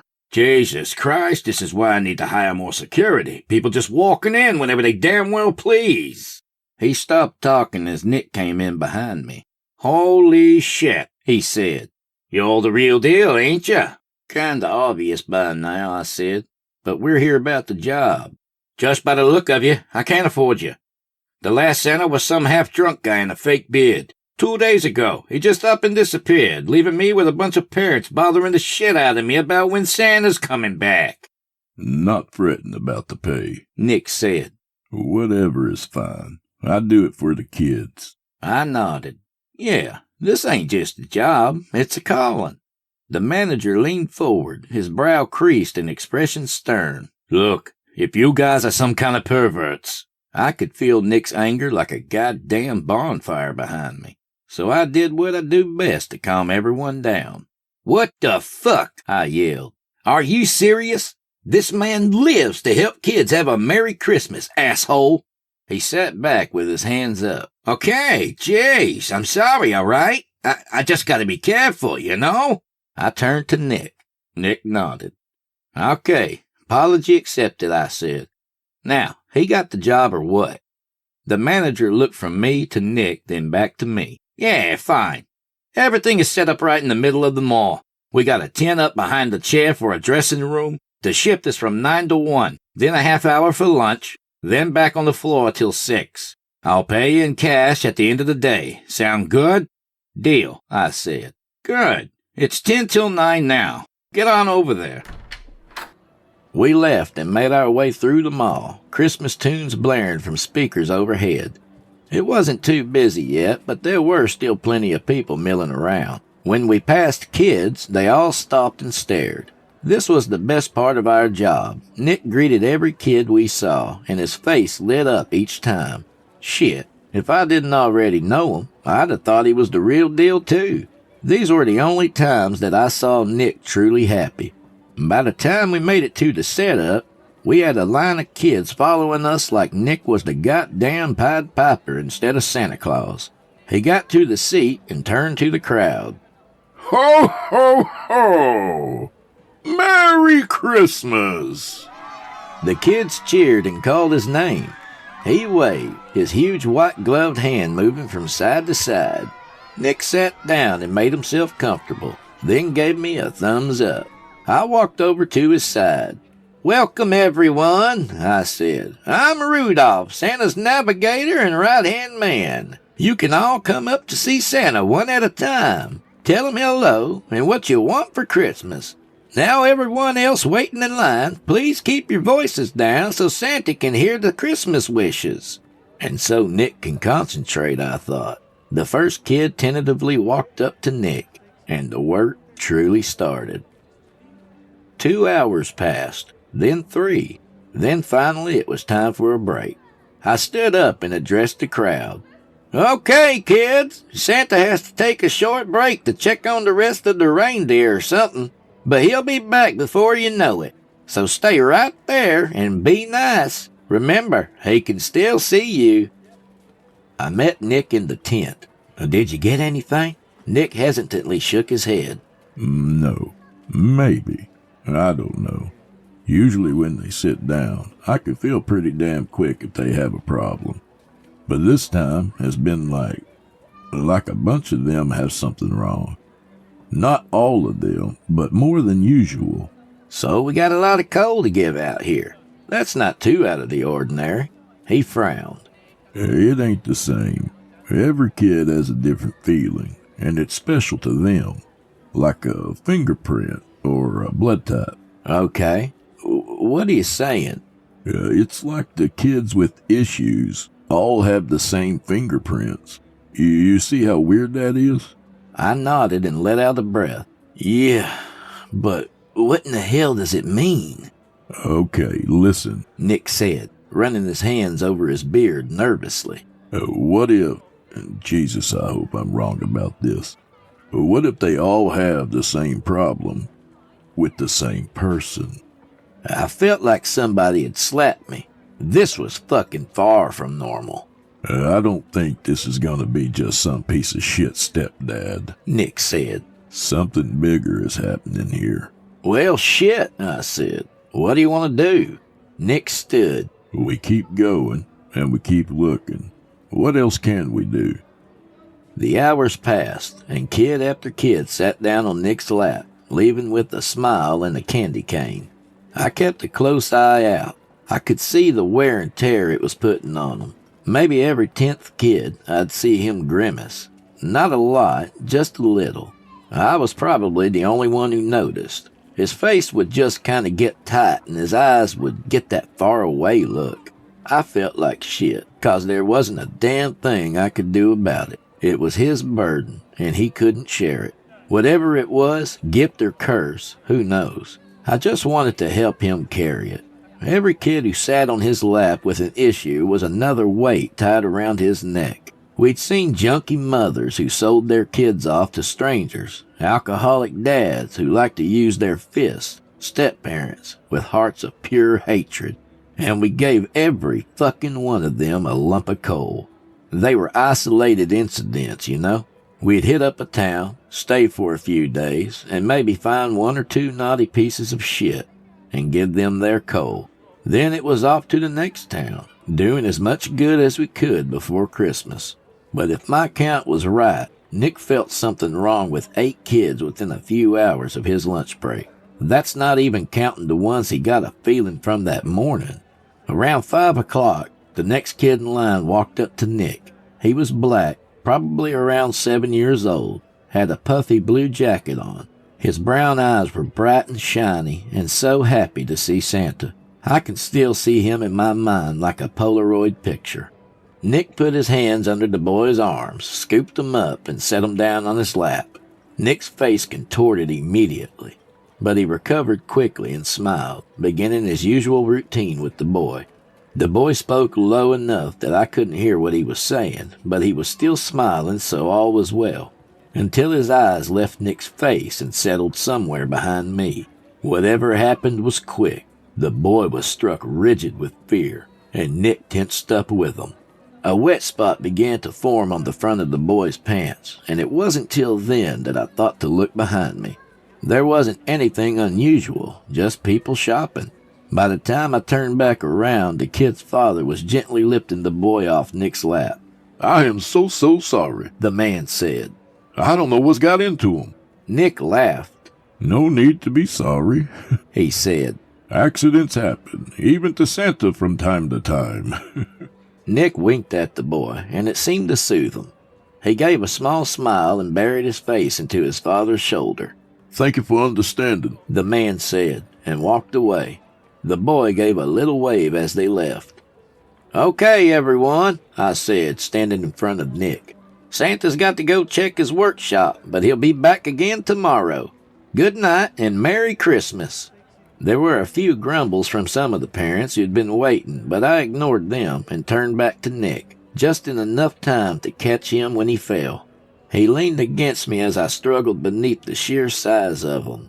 "Help me get out of here," he said softly. I supported him as we left the mall, not even bothering to check in with the manager. We half stumbled, half walked back to the Bronco. I got him to lay down in the back before I started in on him. "What the hell was that, man?" I said. "You scared the shit out of me." Nick shook his head, dazed. "The boy saw someone while he was on my lap. It was him, the one we're after. Once he laid eyes on him, I felt it all. Everything that's been going on in this town. It's so much, Rudy. Way too much. Damn near toppled me over." "Holy shit," I said. I knew something was up when I saw the look on that kid's face. I took a deep breath, then let it out. Okay. How do you want to do this?" He closed his eyes. "I need a few minutes to get right. Let me sleep for a bit, then we'll take care of it." "You're talking about going tonight? That's crazy talk. You look like you've been hit by a truck." He reached out and took a hold of my hand. "I'm going to sleep for a while. Then after midnight, we'll go handle the fucker. All right?" I sighed. All right. Shit. All right. Do you even know where to find the guy?" "Yeah. He lives close to where he works. Should be easy to find." "Where's he work?" Nick turned over on his side. Handlin Elementary School. I spent those hours filing the serial number off the 9 mil I took from the gas station and staring off into space. I was too amped up to sleep anyway. I shook Nick awake at 1 a.m. He stirred and opened his eyes. What time is it? 1, I said.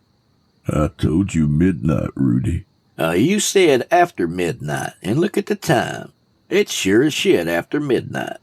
Don't be a smart ass, Nick said, sitting up. You needed to sleep, Nick. You ain't no good to us dead on your feet. How you feeling? Better, I think. Are you ready to do this? You know it, boss. He smiled. Then lead on, Rudolph. So I did.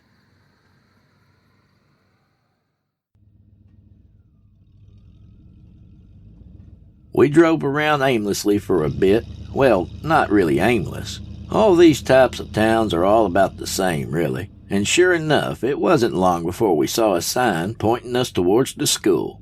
He's close, Nick said, squinting over the steering wheel. I can feel it. Gotta be along this street. Kill the lights, I said. Don't want to take any chances. He cut off the headlights and we cruised down the street 10 miles an hour. Not looking suspicious at all. It was a decent neighborhood. Every house we passed was decorated.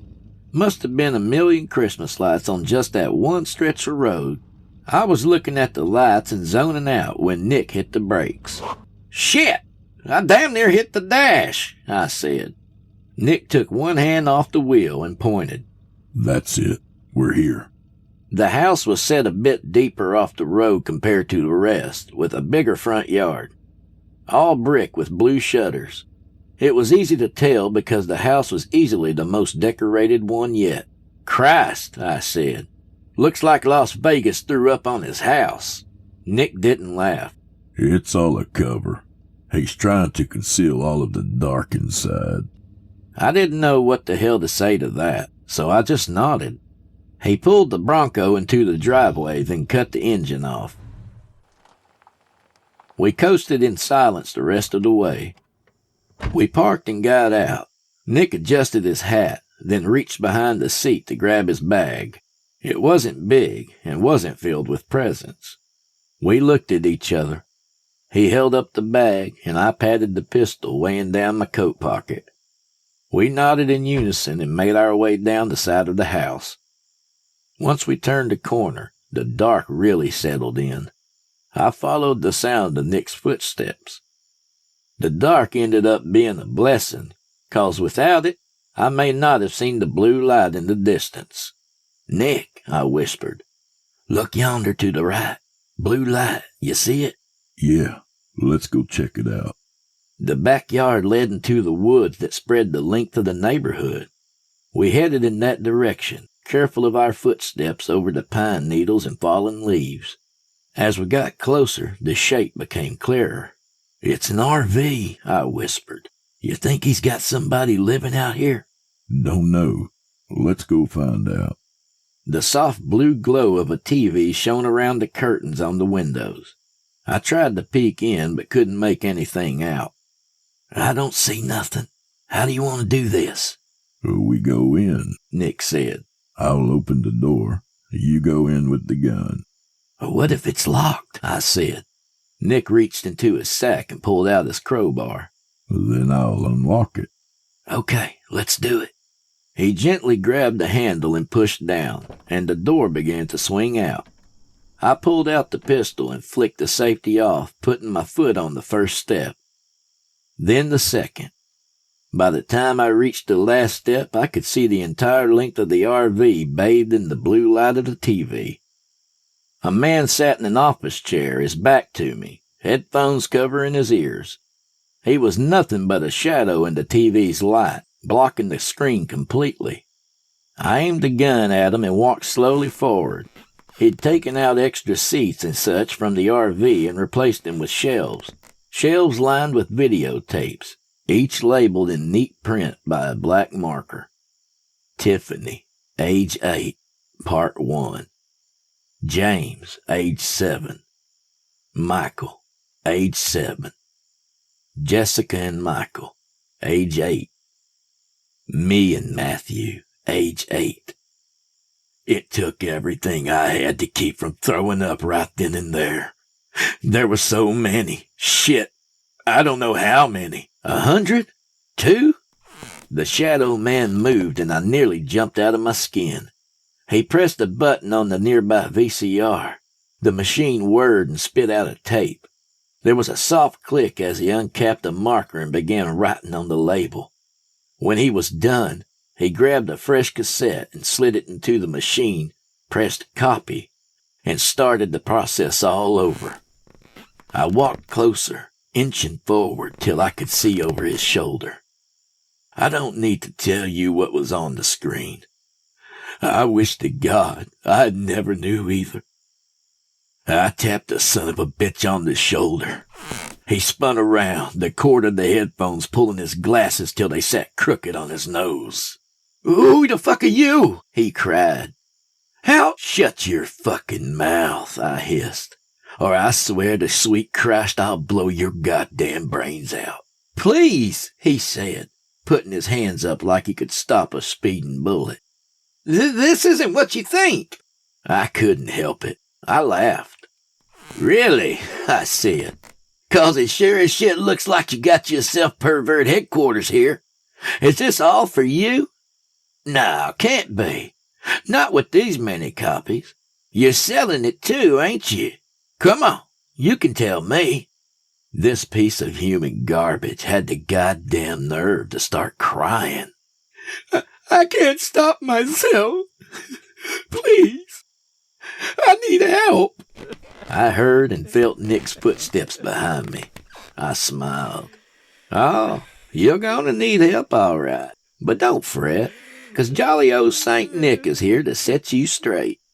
The man's face fell. "You'd better not pout," I said. He backed his chair as far away as he could, mumbling prayers. "You'd better not cry." Nick moved past me, and I watched him as he looked over all the tapes, as he saw what was on the screen. He didn't have that faraway look in his eyes like he normally gets when it's time to take care of business. Nick's eyes were cold steel. There was nothing there but flat, righteous murder. The man got out about half a scream before Nick slammed a crowbar into him. It got him right in the gut, and all his air came rushing out. He raised his arms to protect himself, but when a crowbar meets bone, the crowbar wins every time. I took another couple of steps back as Nick got started in earnest. Most of the people we'd visited on the naughty list got the message with the threats. Some blackmail, maybe a beating.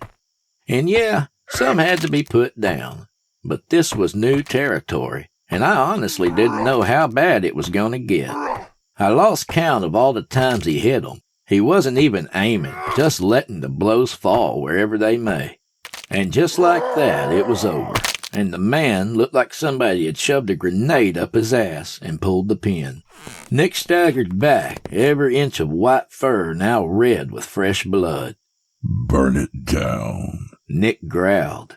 "Burn this whole fucking place to the ground." I damn sure didn't want to contradict him at a time like that, but I had to. "Can't do it, Nick.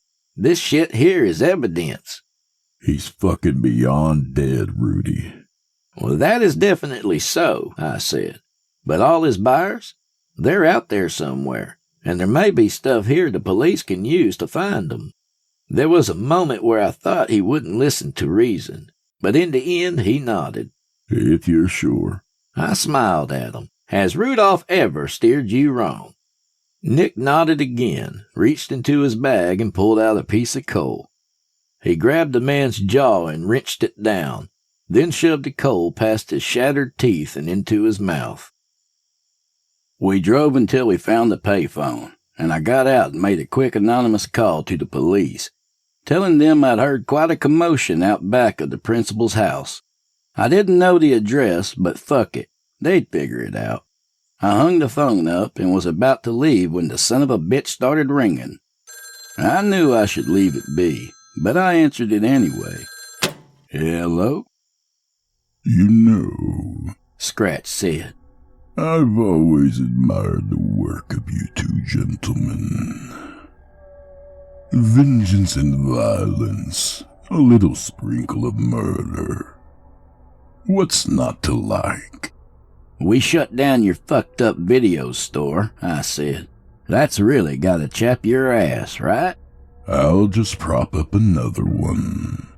Find a man that likes them young and just give a little push. That's all it ever takes, you know. Half of the time they don't even need my influence. They want to do it, you understand? They want to. "You got a point." You can't win. Whether I'm whispering in their ear or not, they will keep sinning, keep raping, keep murdering. It's in your primate nature. You just can't help yourselves. So, for every so-called good deed you perform, there's somebody ready to pick up the slack. Like I said, you can't win. I laughed. "You don't get it, do you? We ain't out to save the world, dumb shit. We're out to save kids. Give them a whole new life where they ain't gotta be afraid anymore. We can't save billions of people, but we can save one." His voice reverted to the growl I was used to. It makes no difference. "We're done here," I said. "Merry Christmas, asshole." I hung up, wiped my prints off the phone, and walked back to the Bronco. Nick had changed into some clean clothes, but there was still a shit ton of blood on him. Where to? He said. "I'll figure it out in the morning. Let's find a motel down the road and get cleaned up and sleep in a goddamn bed for once." We ain't got the cash for that, Nick said. We ran off from the mall without getting paid. "Well," I said, and produced a wad of wrinkled bills from my pocket. "Looks like I forgot to mention I cleaned out that gas station's register before we left." Nick laughed, a bright sound like Christmas bells. All right, lead the way, Rudolph. I did, and God help me. I hope it was in the right direction.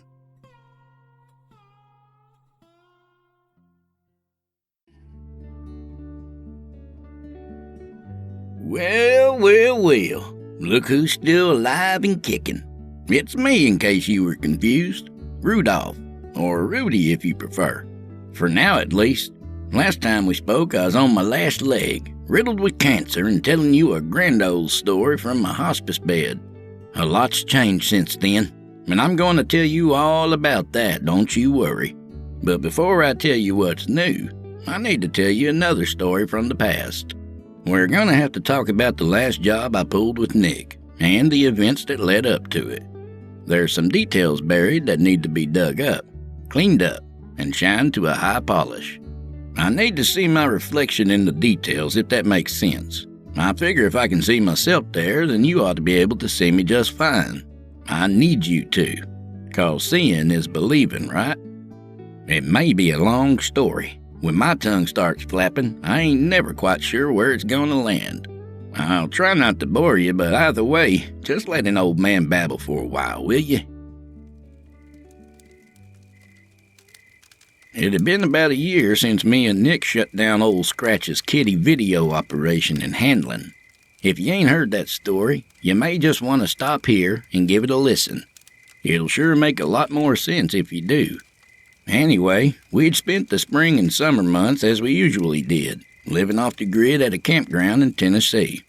We worked odd jobs here and there when we needed money. I'd cut wood for tourists in the area, and Nick would stand out in front of some local dives and look intimidating, occasionally knocking some skulls together if it came to that. I had a small trailer with a few amenities, stove, microwave, bathroom, and such. Nick lived in the back of the Bronco, sleeping beneath the camper shell on the back. There was room for both of us in the trailer, but Nick liked being outdoors. He'd come into the trailer and shower and heat up some food when he needed, and once a week or so we'd sit around the campfire, grill some meat, and drink some beer. But other than that, Nick was in the woods. I don't know where he went, and I never questioned him about it. It was his business, and I didn't pry. He'd just yell that he was taking off so I'd know he was leaving, and then he'd come back hours later, often with a couple of fresh rabbits hanging from his belt, sometimes with a deer slung over his shoulders. We'd eat like kings for days after. But sometimes, I don't know, maybe once a month, he'd be gone all night. He always came back at dawn, emerging from the tree line looking like a Sasquatch, big shoulders hunched, his silver hair a mess of trapped leaves and stuck branches. I did ask him about the overnight outings once, years ago. He just told me it was something he had to do and left it at that. I didn't press him, just nodded and left him be. Nick seemed reserved after these trips, calmer even. I can tell you what I think, but I don't know if it's true. After years of traveling together, I could predict when he was going to leave for the night. Whenever dusk came, if Nick was looking up at the sky with that far-away look he gets, then I knew he'd be gone that night. To be more specific, if I'd catch Nick staring up at the North Star, then it was going to be one of those nights. Was he praying, meditating, or shit, I don't know, doing yoga out in the pine needles?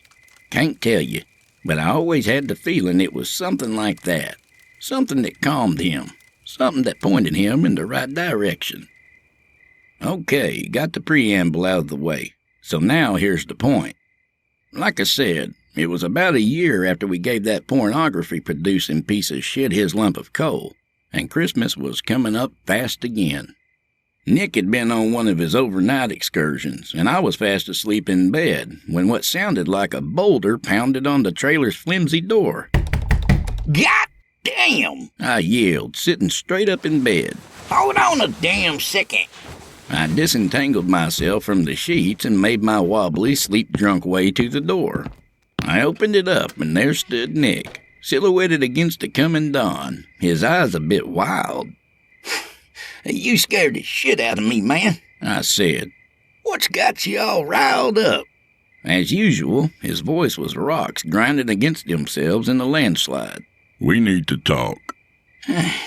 You can't wait till the sun's up? I said as I rubbed my eyes. No. Okay. You coming in? No. Come out here. I've got a fire going. I stepped out into the pre-dawn gloom. The night's chill surrounded me in an instant. My threadbare pajama bottoms did nothing to help, but the fire did. I sat down on my usual stool and scooted myself closer to the flames. Nick sat his big frame down on the uprooted stump he used as a chair. He had an old Alabama crimson-tied ball cap, his silver hair streaming from beneath it. His white cloud of a beard was dotted with caught pieces of dead leaves, and it reached down to his bare chest. Other than that, all he had on was an old pair of Levi's jeans. Nick and the cold were like old friends and enjoyed each other's company very well.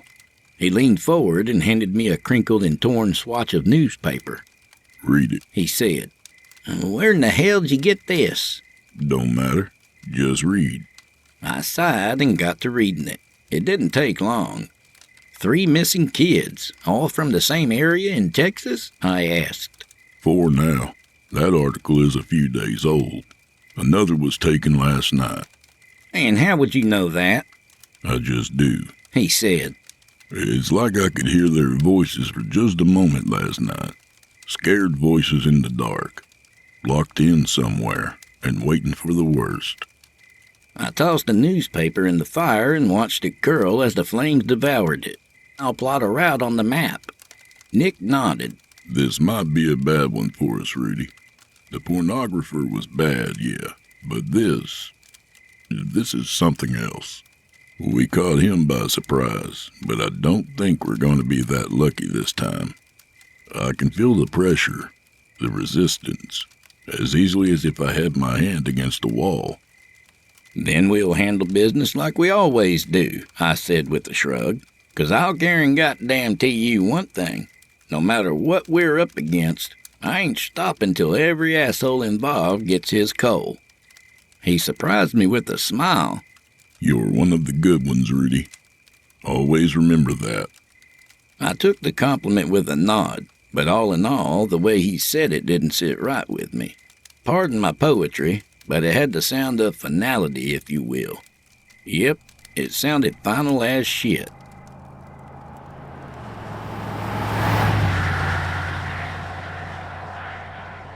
I ain't gonna bore you with all the details from the trip. Lots of asphalt was passed and lots of coffee was consumed as I navigated us southwest. When I wasn't looking at the map, I was switching out cassette tapes as Nick requested. I lost track of all the tapes along the way, but I remember cycling through Soundgarden's Bad Motor Finger and Pantera's Cowboys from Hell more than a few times. Metal always calmed old St. Nick right down. Music soothes the big-ass beast, or something like that. Now, if you ain't never been to Texas, I'll tell you right now, that son of a bitch is huge. Now, you're probably picturing the map in your head, and you're thinking, yeah, no shit. But if you ain't never actually ran the roads, then you just don't know. We had about a 15-hour drive, and reaching the Texas state line was only half the trip. The other half was just getting to Moreno. Would have saved some time if we hadn't skirted around Dallas, but Nick never liked driving through Dallas. If you've ever done it, then you know why. I'd rather have a staring contest with the devil than go through Dallas at rush hour. We finally made it and found the nearest service station after passing the Moreno town line. Nick pulled up to the pump and I went inside to pay and pick up a paper. The attendant was a young guy, probably just out of high school, wearing glasses, a few pimples high on his forehead. He looked up from the book he was reading as I walked in. "Howdy," I said. When in Texas, you gotta speak the lingo so you don't spook the natives. The boy nodded his head but didn't say anything. I pulled 2 20s out of my pocket and set them on the counter. 30 for the Bronco out front. You got a paper around here? He pulled a paper out from beneath the counter and passed it over. You keep 'em behind the counter? The boy nodded. Yeah, some people just stand around reading and don't pay. Or they just walk out with them. So we keep 'em back here. Whoa, I said with a smile. I didn't realize a town this small would be a hotbed of criminal activity. The attendant looked serious, obviously not catching on to my winning wit. He glanced around as if making sure we were alone. Mister, you don't know the half of it, he said, his voice low. Do tell. Between us and the 2 neighbor towns to us, we've had 3 kidnappings in 2 weeks. You're shitting me, I said, knowing it was already 4. But I guess word wasn't out on the newest one yet. Nope, dead serious. Cops and state troopers all over the place. Folks are talking about the feds coming here too. If you're just passing through, then make your passing quick. You're apt to get pulled over and questioned driving around here. I'll keep that in mind. They got any leads? Not a one as far as I know. Well, shit, that's just about the saddest thing I've heard, and so close to Christmas. The boy solemnly nodded. Makes me sick thinking about those families missing their kids on Christmas morning. It's a goddamn shame. Don't you worry, son, I said, putting the newspaper under my arm and heading for the door. The sons of bitches responsible will be getting cold this year. Guaranteed. I hope so, the boy said. Whoever it... Wait a minute. He was looking out the window at Nick. That guy with the beard, he with you? I eyed him. Yeah, so? Holy shit, he said. Now, I swear up front I ain't pulling your leg, but yesterday, a man came through and left a message for you and your friend. Well, out of all the things he could have said, that was definitely the oddest. Say again? Mark? I asked, reading his name off his name tag. My stomach was an acid-covered knot. I hadn't even heard what the message was, but my guts knew I wasn't apt to like it. Mark ran his hand through his hair, and a ragged breath escaped his lips. It's crazy. I completely forgot that guy even came in until I saw your friend out there. How does that happen? Evil magic shit, I thought. No idea, I said. Just calm yourself down a bit and tell me what happened. Mark nodded. Yesterday afternoon, I was standing here like usual, and this guy walked in. I don't remember what his face looks like exactly. I just remember his smile. Not like that. I ain't like that. His teeth were just... Sharp, I cut in. Like fangs? The opposite, Mark said with a shake of his head. They were damn near perfect. The straightest, whitest teeth I ever seen. And his hair was slicked back like the dudes in old black and white movies. Plus, he was wearing a suit, with a tie and all. He looked like he could sell you anything, if that makes a lick of sense. It didn't, but I didn't press him on it. Well, he doesn't sound familiar to me. What was the message? Mark's brow furrowed, looking like a freshly tilled field. He said he'd meet you tonight at 9 out at the sheep shed. It's a bar about 20 miles west of here, off Highway 302. Was that all? I asked. Just the sheep shed at 9? Mark looked down at the counter, his head shaking just a bit. Son, you all right? Yeah, I'm sorry. I didn't see you come in. What can I do for you? I knew. Damned if I know how I knew, but I knew he'd just lost what we were talking about. Our whole conversation just gone with the wind like the seed head of a dandelion. 30 in gas for the truck outside, and the paper. You can keep the change. Thanks, sir, he said with a smile. Much appreciated. I nodded and went back to the Bronco. About damn time, Rudolph, Nick said, squeezing the handle down on the nozzle and letting the gas flow. Yeah, about that. What? Seems somebody left us a message with the kid in there. What the hell are you talking about? Exactly what I just said, Nick, I said and leaned against the pump. Somebody left us a message. Kid said he looked like Fred Astaire if old Freddy was still alive and kicking, and selling vacuums door to door. Wearing a suit and tie, too. Uh-huh, Nick said and stroked his beard. I don't know anybody like that. I'd assume it was Scratch himself. Sounds like a costume his vain ass would put on. But he can't come up here. What'd he say? Said to meet him at a bar tonight at 9. That sounds like a trap. I thought so, too. But it's a bar full of people. Not even Scratch could make a whole crowd come after us. Especially if we're on our best behavior. Nick thought about it. Still, I don't like it. Well, shit, neither do I. But if it has to do with those missing kids, then I think we have to check it out. Nick's face grew more serious than usual. Downright grave, in fact. Are you thinking we should, Rudy? Or do you know it? Do you feel it? I didn't know what he was asking. Not on the surface, anyhow. But just like I knew without knowing what he did overnight in the woods, and I knew without knowing that the boy in the gas station had forgotten me already, I did know what he was asking. I got this feeling, the same kind I would get when I didn't know which direction we were supposed to go, even with a map in front of me. But I always got us where we were going. I just knew. I swallowed. Yeah, Nick, I feel it. He nodded. All right, then. We'll go. In the meantime, find us a job. Gotta be a mall around here somewhere. Already on it, I said, waving the newspaper at him. The pump stopped at $30. Nick hung the nozzle back up and we got in the truck. I started to open the paper, but my full mind wouldn't let go of a question.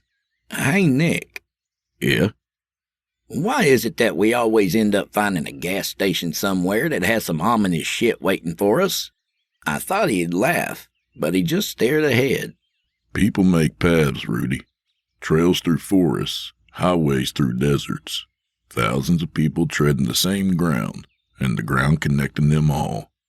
Emotions released with every step, every rotation of the tires. Anxious people, happy people, depressed, ecstatic. Don't matter. It all leaves a mark in their wake. The places they converge, the intersections where their paths cross, there's an energy that hangs over the ground like a mist. It's easy to find what you're looking for in these places, and easy for something to find you, too. It's all connected. Just roads, highways, and paths humming with energy, with information. I was silent for a moment, but of course my silences never last long. I turned to face him and took a moment to get my words right, to express exactly what I needed to. What in the fuck are you talking about? I barely understood 2 sentences and all that. This time he did laugh. You will, Rudy. I swear to you, brother, you will. He cranked the engine and we were off again. Wasn't more than 15 minutes and we were parked in front of a shopping mall 2 towns over. We got out and I took the lead through the sliding glass doors. Things already looked and felt bad. For one, we didn't pass a soul on the way in. And for 2, the mall looked damn near empty, even so close to Christmas. It feels like we're walking through a deflated balloon. Where the hell is everyone?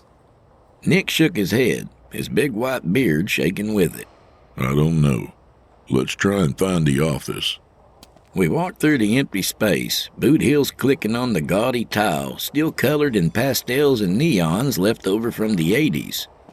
Most storefronts were closed, metal bars and grates pulled shut against the rest of the mall. A few still had at least one visible person minding the store. I watched as a middle-aged woman slowly folded pairs of jeans to add to a display. It struck me as a sad sight. Couldn't tell you exactly why. Maybe it was just like putting a face on all the nothing surrounding us. There was a sign ahead near the ceiling that read "Office" and pointed down the hall. We walked to it and turned the corner only to be met by a security officer standing between us and the office. He was a young black man in a blue and gray uniform, bald-headed and standing nearly as tall as Nick. Damn near as big, too. Help you, gentlemen? He said, eyeballing us from forehead to feet. Yes, sir, I said. We're looking for the manager of your establishment here. What you want with Mr. Perez?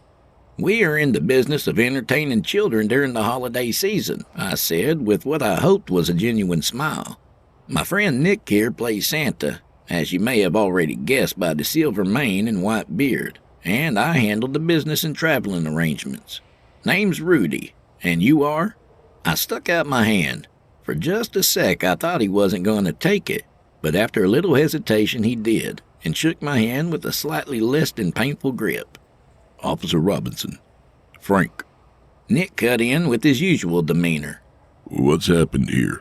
Frank raised an eyebrow. What are you referring to? This place is a tomb, Nick said. Where is everyone? Frank licked his lips. You ain't from around here, are you? Nah, I said.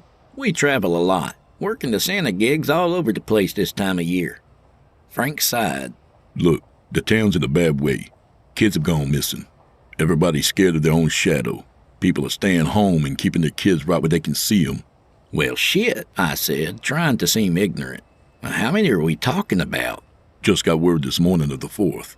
I don't think anybody really knows yet, but the girl was Mr. Perez's daughter. That's why he ain't in today. Probably won't be back anytime soon either. Can't blame him for that, I said. I'm sorry as shit to hear it. Any idea who did it? Nick asked, as blunt as ever. Nah. Police think it must be a stranger. Mr. Perez and his wife are heartbroken. No marital problems. No other relatives on this side of the border. I don't get it. Sophia is a sweet girl. Always has a smile for everyone. She doesn't deserve this. Nobody does. There was a moment of, how do I describe it? It was like static electricity. A small charge that was barely noticeable, floating over the air. You blame yourself, Nick said. Why? I opened my mouth to ask how in the hell Nick would know something like that, but no words came out. I knew he was right. I could feel it too. Frank's guilt was so thick I wondered why I hadn't noticed it outright. Frank's expression changed quickly from shock to suspicion. How the hell? Nick placed his hand gently on the man's shoulder. Don't matter, and it ain't important. You can tell me. It won't leave this little triangle we have here. Why do you feel guilty about Sophia being snatched up? Frank stared at Nick. Your eyes. They're like snowflakes, spinning and... That's right. Nick said with a nod. Like looking in a shook-up snow globe. Relaxing, ain't it? Yeah. Yeah, it is. Okay. Well, you just keep looking and tell me about Sophia. He nodded. Sure. I was on duty yesterday. Sophia came around after school. She'd do that sometimes, come hang around with her dad. He'd give her a couple of quarters for the arcade machines, but no more than 2. He said too many arcade games would rot her brain. He smiled. So I always made sure to pass her a couple more in secret. Nick and I both smiled along with them. What happened next? I asked. After she came back from the arcade, Mr. Perez wasn't done working, so we asked her to entertain herself for just a bit longer. She asked for some more arcade money and he said no, but she could go visit Santa if she wanted. Y'all had a Santa here? Nick said. Yeah. His last day was yesterday. Said he had another gig lined up that paid more, and after the disappearances, there wasn't much for him here to do anyhow. I ain't even gonna lie. I was happy to see him go. Why? I just didn't like him much. Gave me the creeps. He never did anything wrong that I saw. I just didn't like him. Anyway, she went and stood in line and eventually saw the guy. When she was done, she walked past the hallway here and kept walking, right out the front door. Nobody's seen her since. You got cameras around here? I asked. Frank nodded. Yeah, I made copies of the tapes and gave them to the police. You can see Sophia talking to Santa, then just walking away. You see her again when she passes by camera 2 near the front door. But when she's supposed to be walking out, right past camera 1, she ain't there. The front door's open, but she never comes out. What about Santa? Nick asked. Anybody question him? Yeah, but nothing came of it. He was still in his seat and seeing kids, all of it on camera. Okay, but just in case, you mind giving us any info you got on him? Frank blinked. You ain't here just for the job, are you? You're something else. I smiled. Yep, something else is definitely what we are. You can trust us, Nick said, his voice kind. His name is Andy Avery, Frank said. Came in every day with booze on his breath. Wasn't falling down on the job or anything, but he was certainly hitting the bottle before he came in. I know he's renting a room somewhere, but I ain't sure which cheap motel it could be. He told me he was taking a day off before moving on, so if he's still around, you'd probably have luck finding him at the sheep shed. We're familiar with it, Nick said. I smiled and rubbed my hands together. Gotta love that sweet synchronicity. What are you talking about? Frank asked. Nothing, I said, shaking my head. An album by the Police back in '83. Great album. Nick gave me a look that made me stop my tongue from flapping. He turned back to Frank. Frank, listen to me. Do you trust me? Yeah, I do. Then believe me when I say this. None of this was your fault. You're a good man. I can read it written on your heart. Let it go. Holding on to it only makes it worse. Frank nodded. One tear spilled down his cheek. I'll try. I promise. Good. Nick said. Now, me and Rudy here are going hunting. I don't know what happened to Sophia or the other kids, but I'm gonna find out. And when I do, when I know who's behind it, I'm gonna tear them open and see what comes spilling out. Nick here is many things, I said, but he damn sure ain't a liar. Some bastard's gonna pay. Bet on it. Frank's expression softened into confusion. Who the hell are y'all? The A-Team, Sherlock Holmes, and the Spirit of Christmas, all wrapped up with a bow. Nick clapped the man on the back. We said our goodbyes, and then we got back on the perpetual road. We grabbed some burgers from a nearby diner and ate in the Bronco as the sun went down over the parking lot. I finished my last bite and chased it with the sip of Dr. Pepper. So? So what? What are you thinking? What are you thinking? He said, then bit off a fourth of his burger. I'm thinking we need to get to the bar a bit early to stake the place out before going in. See who's coming and going. Look for anything out of the ordinary. Sounds like a plan, Rudy. I gave him a raised eyebrow. That's it? You ain't got nothing to add? He swallowed the bite he'd been chewing on. No. You got it under control. What if I don't? You do. Quit doubting yourself so much. I ain't. Yes, you are. How long we been handing out coal, Rudy? I sighed. To tell you the truth, it's hard to remember. 5 years? 10? Something like that, maybe. Now listen, if I drop dead right now... Probably going to, the way you shoved those cheeseburgers down. He ignored me and continued. If I drop dead right here, right now, I wouldn't worry about those kids one bit. I'd go wherever I'm going without a care, 'cause I know you'd finish it, Rudy. You'd get to where you need to be and handle business. This is a long way of saying that I trust you and your judgment. You got to know that by now. It's time to stop believing so much in St. Nick here and start believing in yourself. I didn't know what to say to that.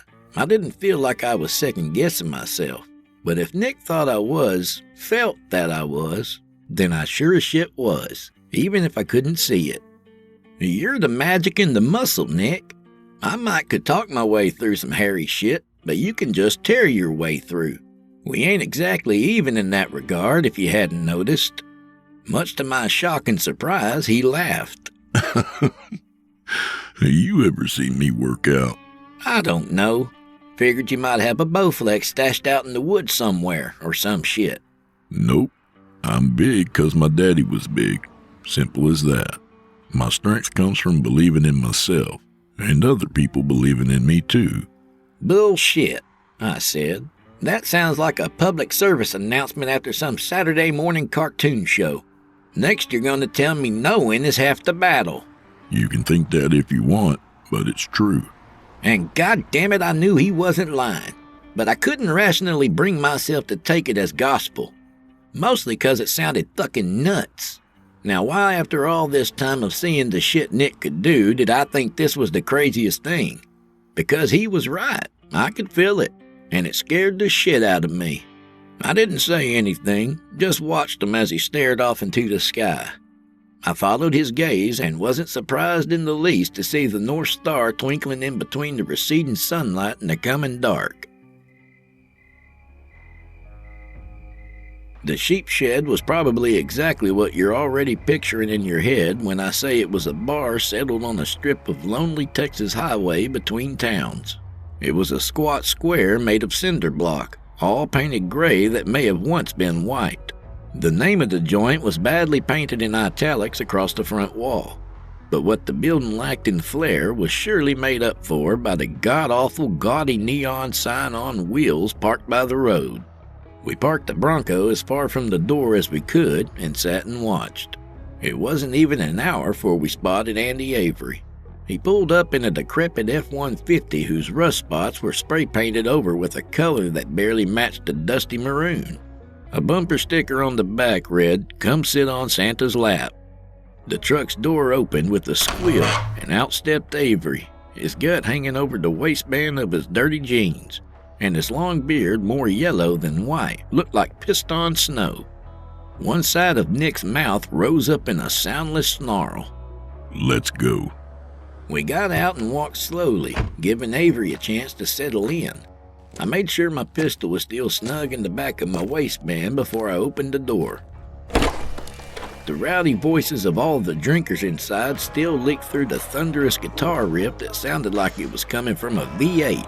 Smoke hung in a layer across the ceiling, the nicotine-stained bulbs above casting a sickly yellow light over all. Nick elbowed my arm to get my attention, then nodded his head toward the back corner of the bar. Avery sat by himself, a beer bottle and a glass of dark liquor on the table in front of his belly. His eyes were firmly fixed on the ass of a young lady playing pool nearby. I damn near stood on my tiptoes to talk into Nick's ear. "I'll get his attention, then you slip in on the other side." He gave me 2 quick nods, then I made my way through the swarm of dirty after-work bodies, a deadly combo of too much perfume, aftershave, and smoke swirling in my wake. I passed between Avery and the woman he was eye-fucking, and the bastard called out to me. Hey, asshole! You're ruining my view! The woman took notice and gave him a look like she just saw some freshly flattened roadkill. She tossed a cue on the table and walked off while giving him the finger. Avery started laughing, and I saw my opportunity. I started drunk laughing, then sat down beside him in the booth. Sorry about that, friend. I wish I'd had a longer gander myself. She was built like a brick shit house. You goddamn right about that. His laugh went up an octave, and he took another drink from his beer. He didn't notice Nick slide into the booth and sit down beside him. I leaned closer to him, the smell of sweat stinking up my personal space. Speaking of pretty young things, tell me about those missing kids. His face bleached of color. The fuck are you talking about? He stammered. I saw Nick reach down slowly and knew he was pulling his knife from his boot.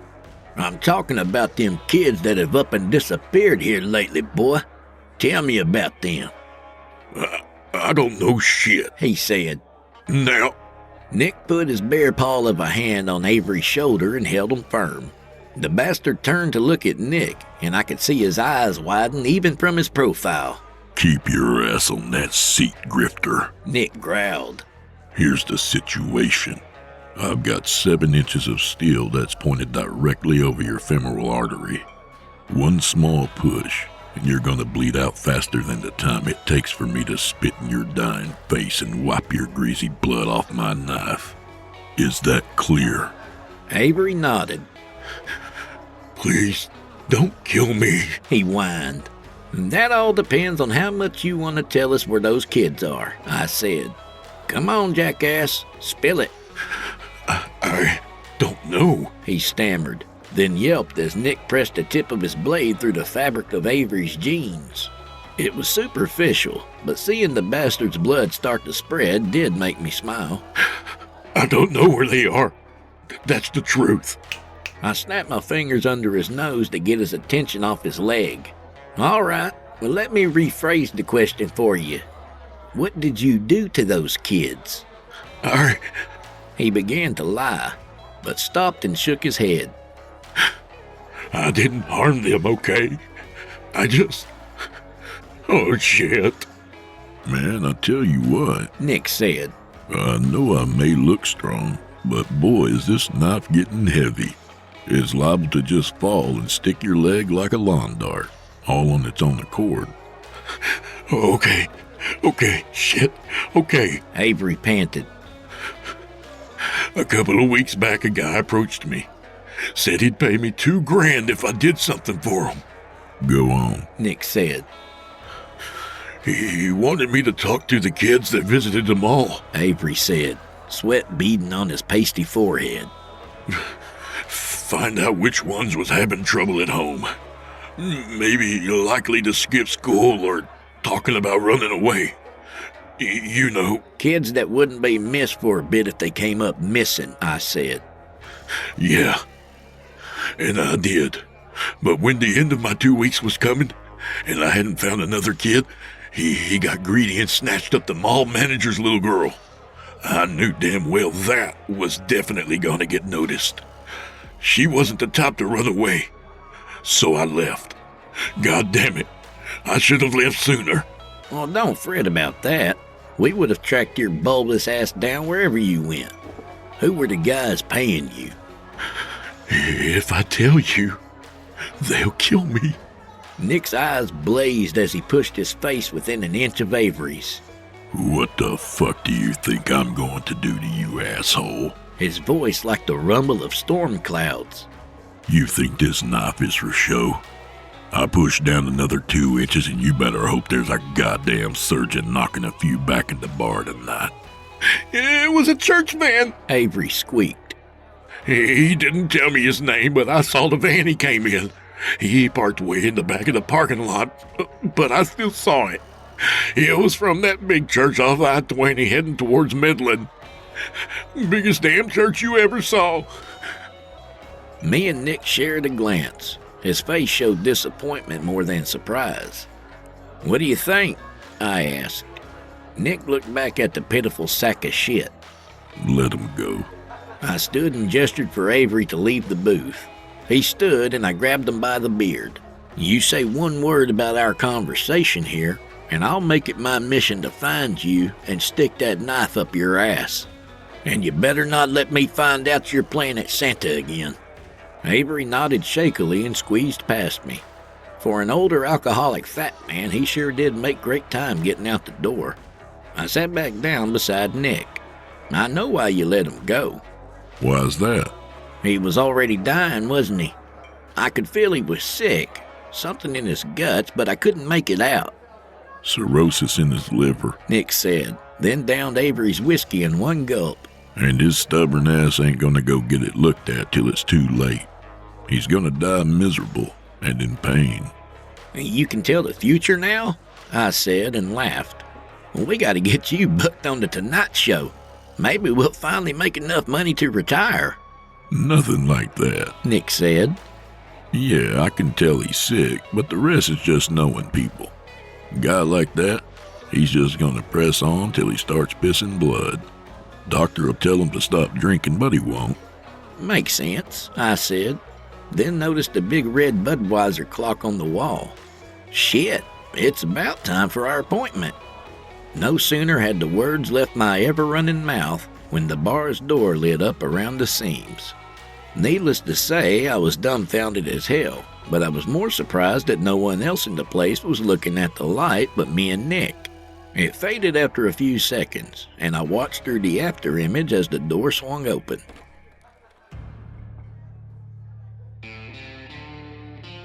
Now, I'm strictly a ladies' man. You can love whoever you please and you won't hear a peep out of me. But I always walk the straight line on that road of love if you're picking up what I'm laying down.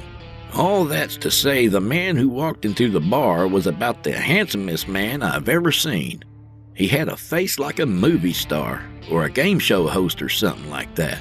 All cheekbones and bright eyes. His tailor suit hung on him perfectly as he navigated through the crowd. When he got close to us, he smiled, and if I didn't already know, one look at his pearly whites told me this was the man who left the message. "Gentlemen," he said, his voice coming out of his lips like silk wrapped in velvet. "may I join you?" Nick eyed the man, lips rigid and face stern. "Go ahead," he said. The man pulled out his handkerchief and wiped a nearby bar stool before dragging it in front of our table. We watched as he folded the handkerchief back to perfection before placing it back in his front pocket, then sat down.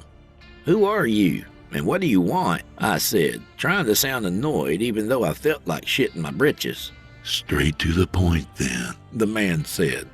"I've come to discuss your current job. I guess it's not really a job, but something a bit grander in your estimation. An adventure, maybe. Either way, we have things to discuss about your involvement in the situation with the missing children." I laughed. That was a whole lot of words to say nothing. "Just say what you came here to say, in plain English," Nick said. "Friends, I can assure you that Nick leaned forward and rested his arms on the table. I know who you are, and we ain't friends. Just tell us why you came all this way for a vigilante Santa and his partner in crime." But you sell yourself short," the man said. "You're not merely—" "I don't sell a damn thing. That's your job, Fanuel." Fanuel grinned. "Have we met before, Nicholas? I think I would remember if we had." "No, but your face gives you away. Way too pretty to be from around here." The gears in my head all clicked into place, and I damn near jumped out of my skin. So, of course, I chose my next words carefully and played it cool. "Holy shit!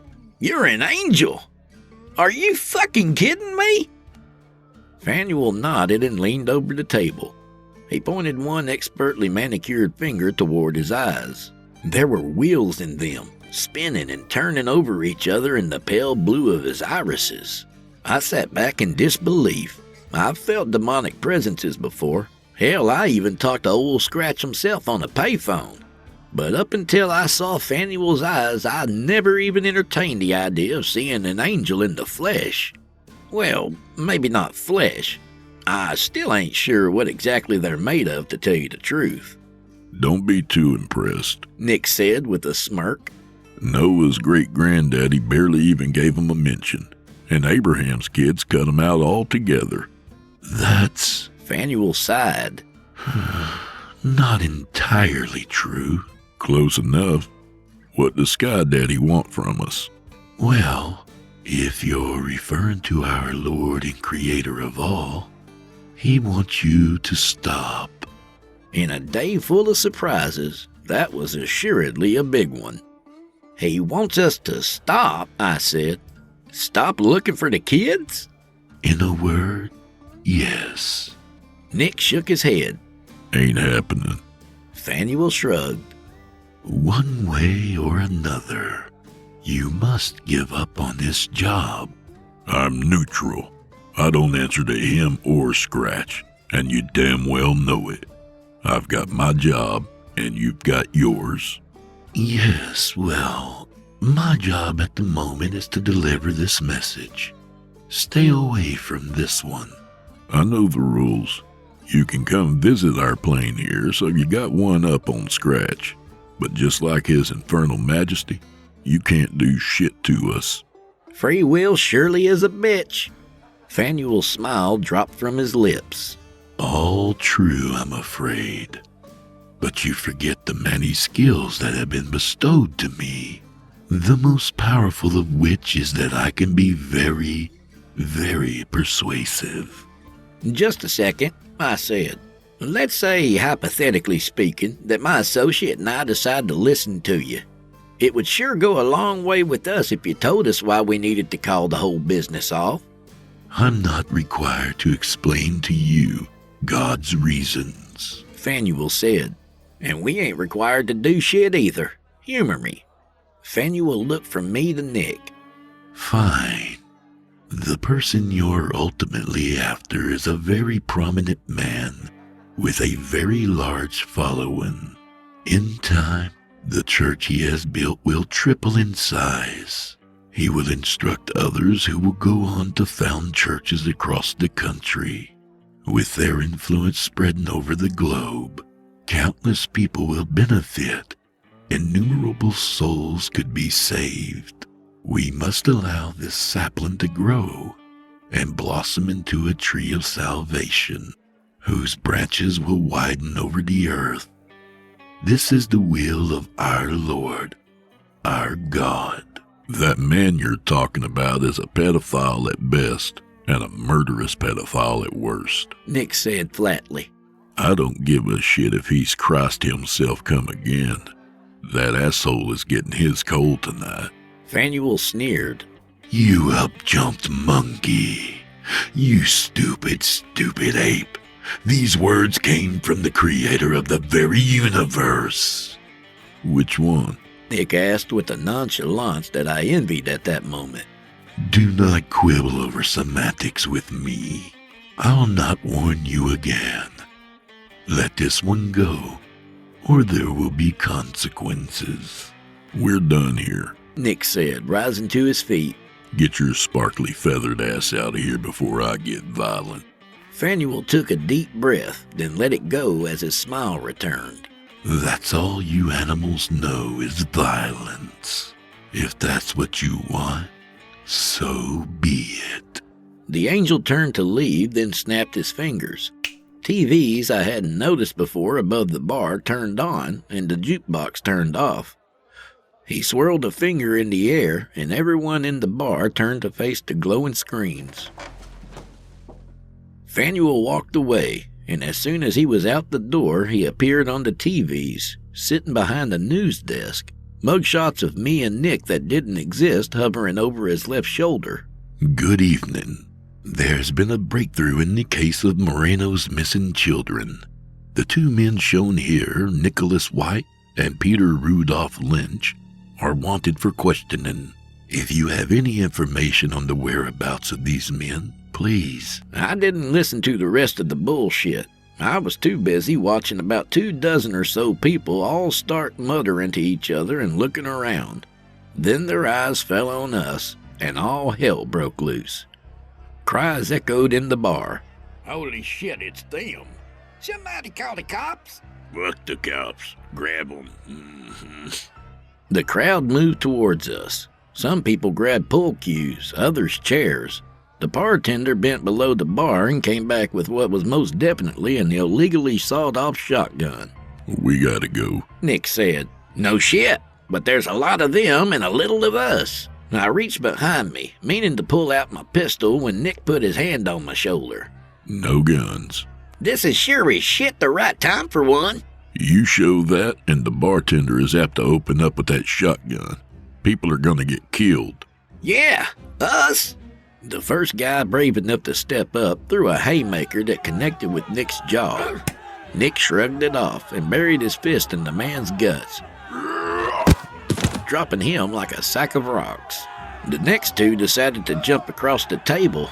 I grabbed one by the hair mid-slide and slammed his face down onto the wood. His nose broke and splashed blood on my good flannel shirt, which pissed me off something awful.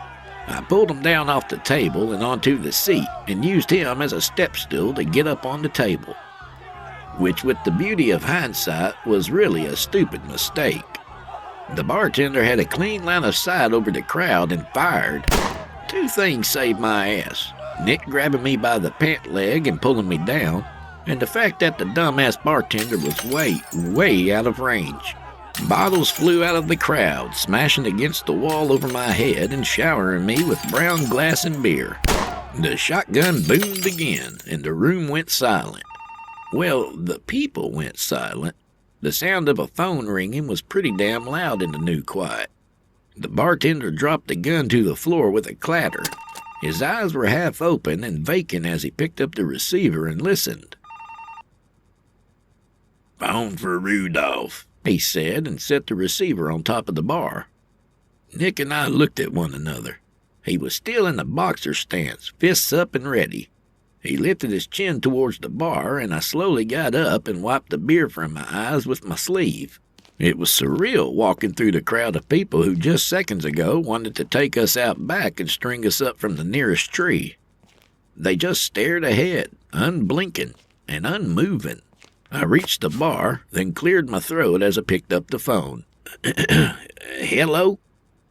That looks like a fine mess you two have got yourselves in, the voice said on the other end. It had a tone that implied the speaker was thrilled about said mess. Your infernal majesty, I said, laying on as much sarcasm as I could get my tongue to muster up. How lovely to hear from you again. It's been too long. Me and Nick were just saying the other day we should have you over and do some grilling. Maybe play some cornhole after. Insufferable as always, Scratch said.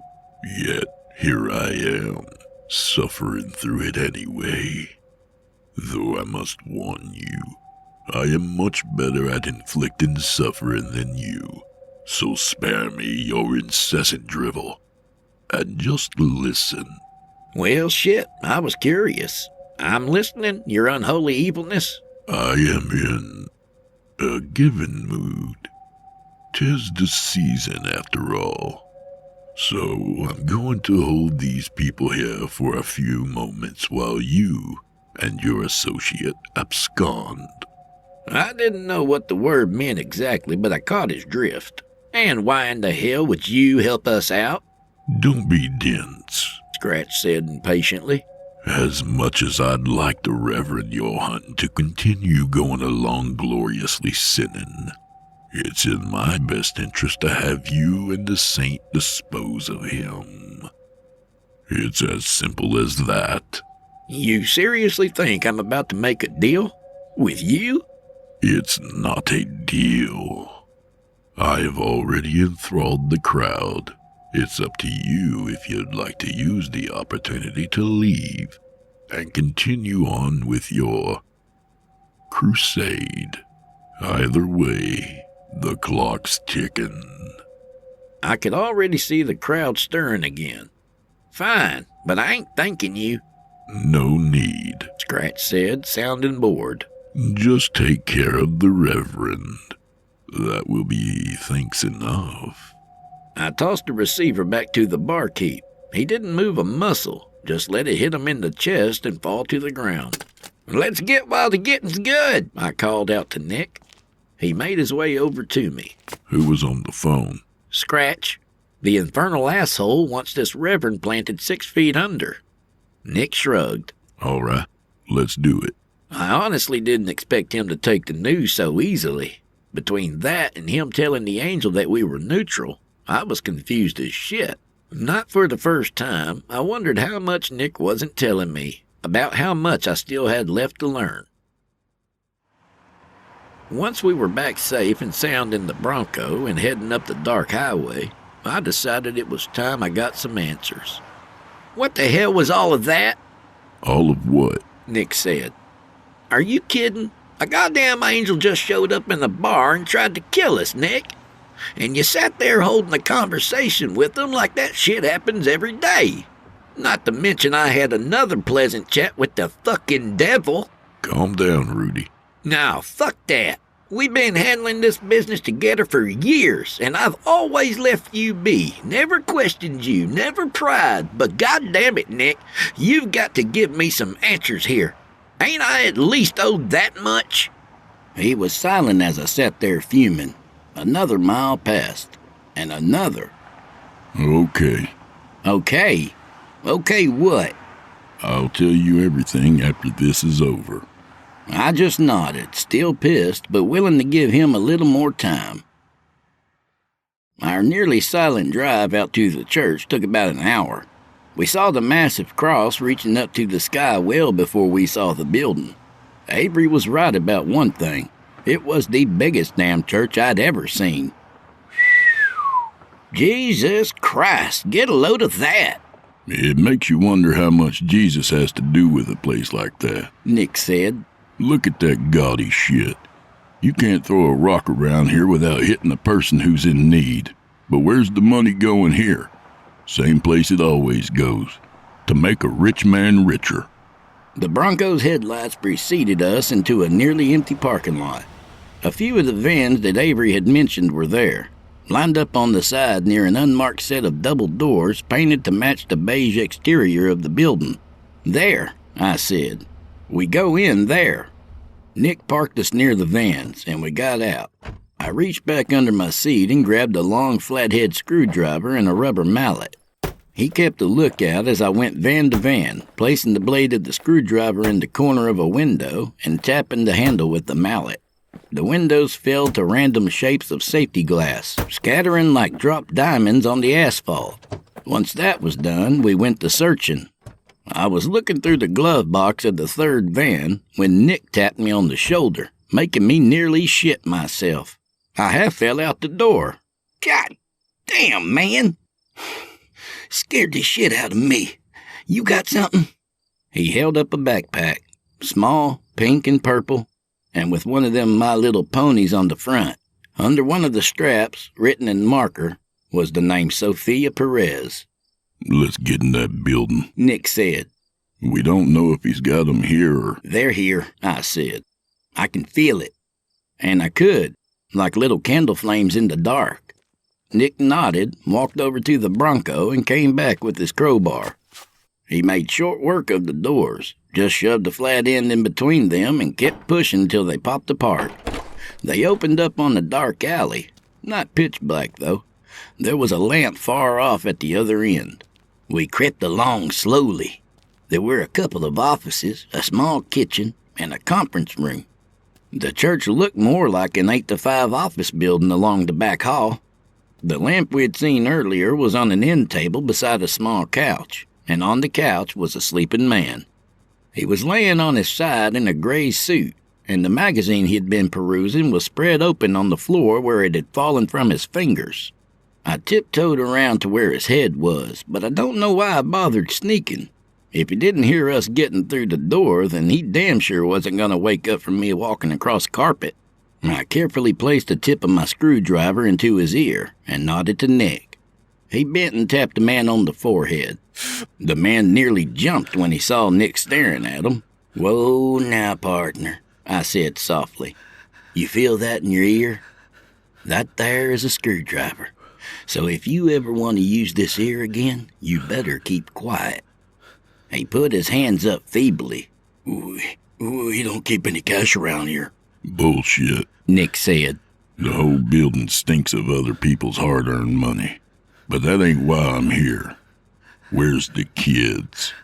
He started to shake his head, so I put just a little pressure on the screwdriver. Answer the man, I said. Nick leaned in close. Look, we only want the Reverend. You can walk out of here. There ain't no police coming or anything. You can just go, right after you tell us where the Reverend and the kids are. Keep going down the hall. Second door on the left. They're all in there. Thank you, Nick said, then looked at me. Rudy, you got any more questions before we set them loose? Yeah, just one, I said. Who was it that took the kids and brought them here? The man started crying. I'm so sorry. God forgive me, I'm sorry. His last words were cut off as I swung the mallet down on the end of the screwdriver's handle. The length of steel sunk all the way in with a noise I can't quite describe, but was music to my ears. The man flopped with a convulsion or some shit, then finally laid still, blood trickling out from his nostrils.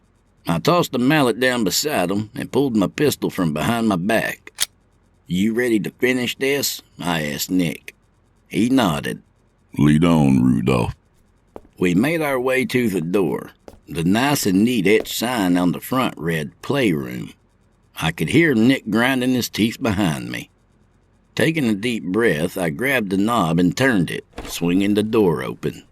The room must have been a place for parents to drop off their young kids during services.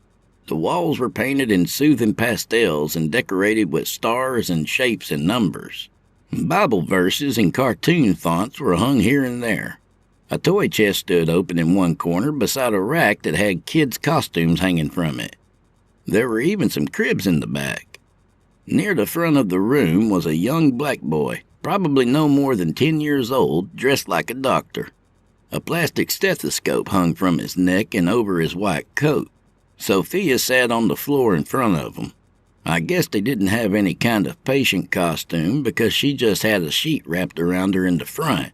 The back safety pinned at the nape of her neck and open like a hospital gown. The other two children, a small white boy, probably 6, and another Hispanic girl around the same age, sat on a couch in the middle of the room. They were watching the other kids playing at doctor like it was a theater production. And sitting right between them was the Reverend. He had his arms across the kids' shoulders and was smiling till he saw the door open. He was dressed in a bathrobe and socks and nothing else. The robe was open in the front, exposing a chest full of graying hair. The belt was loosely tied, and the way he sat with his legs open gave the entire room a view of his meager manhood. He was just sitting there enjoying the show, like it was the most normal thing in the world. His eyes fell on us, and the smile died as he tried to stand and cover himself. "Nope," I said, and tapped the barrel of my pistol against my thigh. "I'm going to need you to just sit tight for a minute." The youngest kids on the couch were silent and staring, but the kid in the doctor costume started to cry. "Are we in trouble?" he said. I didn't want to do it. Don't tell my daddy, please." Nick brushed past me and swept the boy up in his arms before I could so much as blink. Hush now, he said in his most soothing Santa voice. You're not in any kind of trouble. Not one bit. And I should know, because I have to make the list every year. The boy pulled his wet face from Nick's shoulder and really took a good look at him. "Santa," he said, his eyes widening. The one and only. And I promise you, Marcus, everything is going to be okay. It might not seem like it right now or even tomorrow, but I swear it will. Now, I need you to do something for me. I need you to be my helper." Well, the boy nodded enthusiastically at that as Nick set him down on his feet. I want you to take Sophia here and Anthony and Lily and walk right down this hall here and wait for me by the door. Can you do that for me?" He nodded again. I don't think he could do much else, seeing how transfixed he was on Santa Claus standing right in front of him, motorcycle boots and all. Nick helped Sophia to her feet. "Sophia, y'all follow Marcus and we'll be right out." Slowly the children gathered and held hands, forming a line, and Marcus led them out the door. He turned and looked at Nick.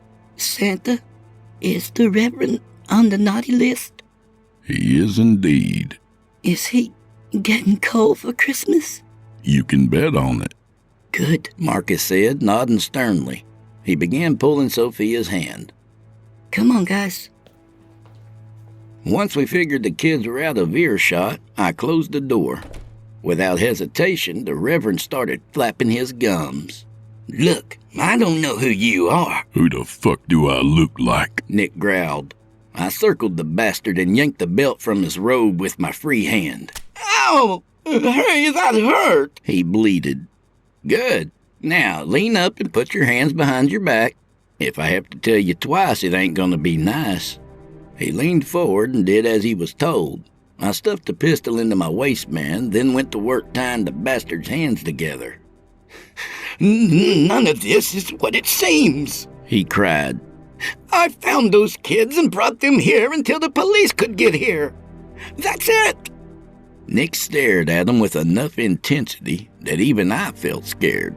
"Lies drip from your lips like poisoned honey," Nick said, and grabbed a fistful of the asshole's thinning hair. His other fist got to moving, slamming into the middle of the Reverend's face. He cried out and tried to free himself from Nick's grip. "No, sir, we're just getting started," I said. The Reverend spat blood out onto his chest hair. Who the fuck are you? You walk in here acting like a piece of shit, two-bit Santa Claus. "Ho, Nick said, driving his fist into the man's teeth. ho, He repeated, as the next punch broke the Reverend's jaw. ho." The final strike sent at least a few teeth tumbling to the carpet. Nick sank his bloodied hand into his pocket and brought out 2 lumps of coal. He set one to the side and broke the other clean in 2.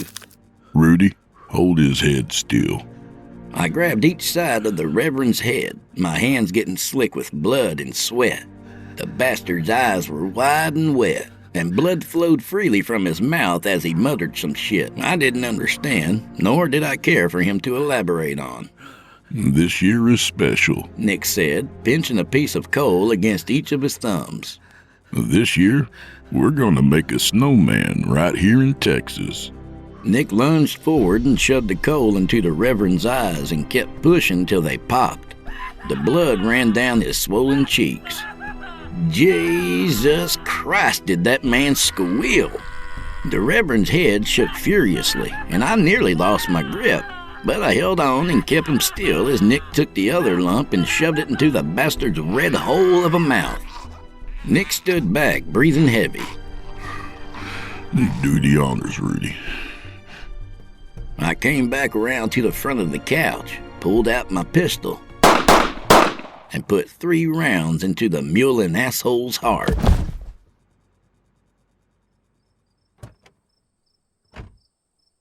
We loaded the kids up into the back of the Bronco, reassured them again that they were safe, and closed the tailgate and camper window. "What's the plan for getting them home?" I asked. Nick shrugged. "Figured I'd park a couple blocks away from the nearest police station, let them out, and watch them till they get inside." "Then we're gonna have our talk, right?" He looked down. "Rudy, I'm gonna tell you everything you need to know. You're done for now." I figured my hearing must have got messed up from the gunshots. "Excuse me?" "This is where our paths go different ways." "What the fuck are you talking about, different ways? We're a team. Where is this shit coming from?" "It's the way it's gotta be. You'll understand in time." He made the turn away from me, and I grabbed him and spun him around. "No, fuck that. Not after what we've been through. All these years." "Do you trust me?" His words made me stop blubbering. Yes, Nick, of course. I trust you, but... Then do as I ask. Take these. He handed me a key ring. It's the key to one of these vans. I took it off the guy on the couch. Get away from here and ditch it somewhere. I ain't a fucking amateur. I know what to do with the stolen ride. I know. It's just hard to drop the teacher role sometimes, but I guess that's what I've got to do now. Now go, Rudy. Go live your life, take a vacation, whatever. Just do what you want to do while you're still young enough to do it. I knew he was serious, and I knew I trusted him, so I did the only thing I could do. I wrapped him in the manliest bear hug I could manage and told him goodbye.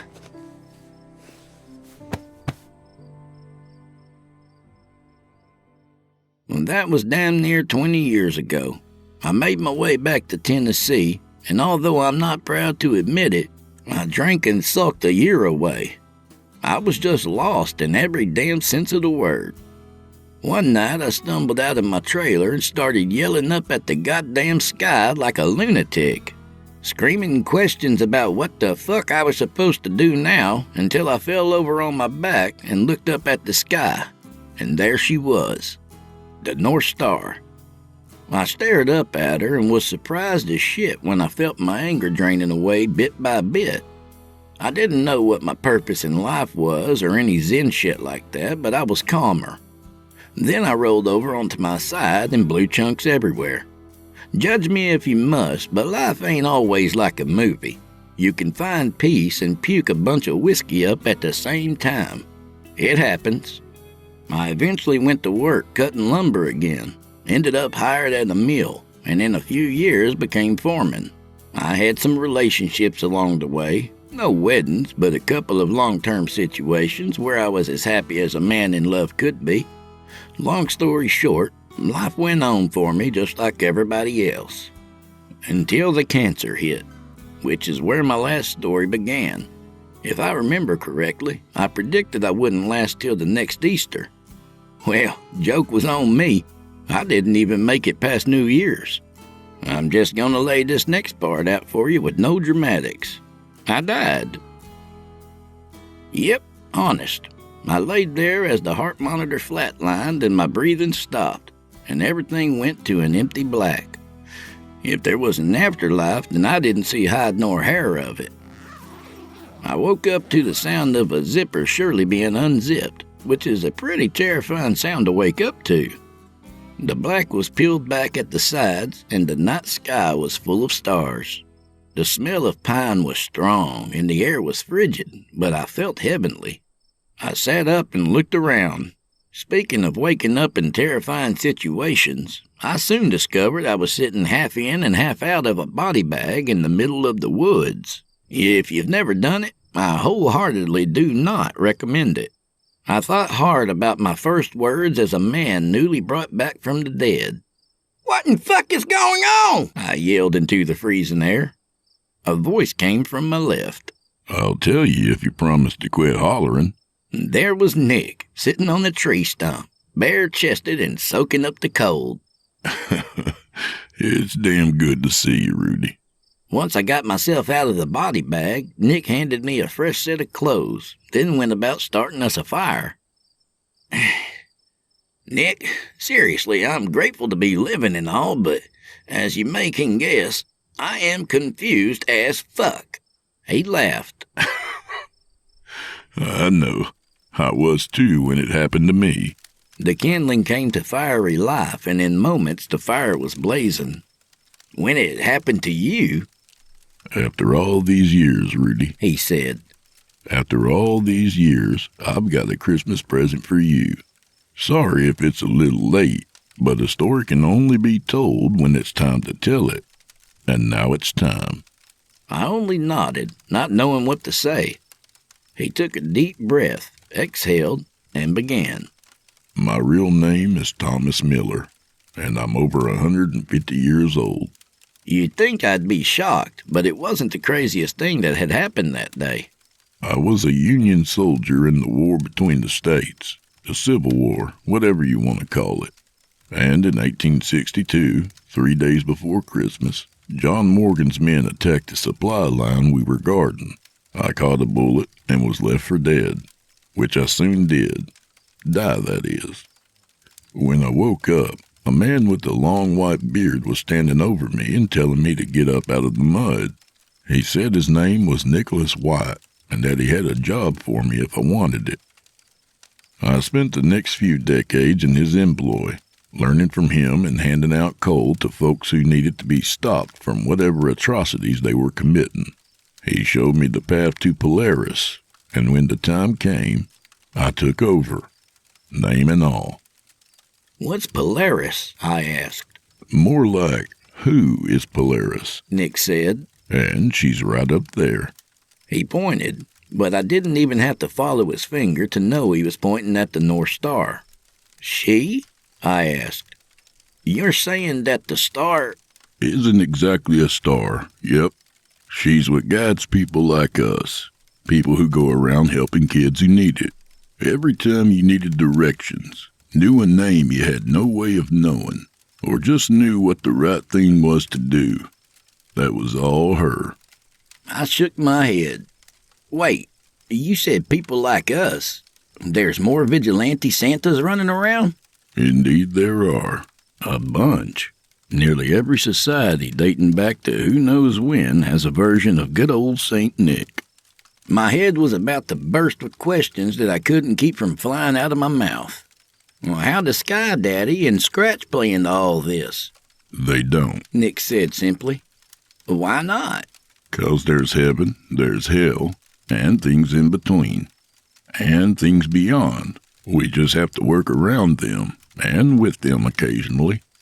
And I'm guessing there's a reason why we only go hunting for assholes around Christmas. That's when we're most powerful. Nothing much beyond that. Not that you can't use what you've got year-round, but... shit.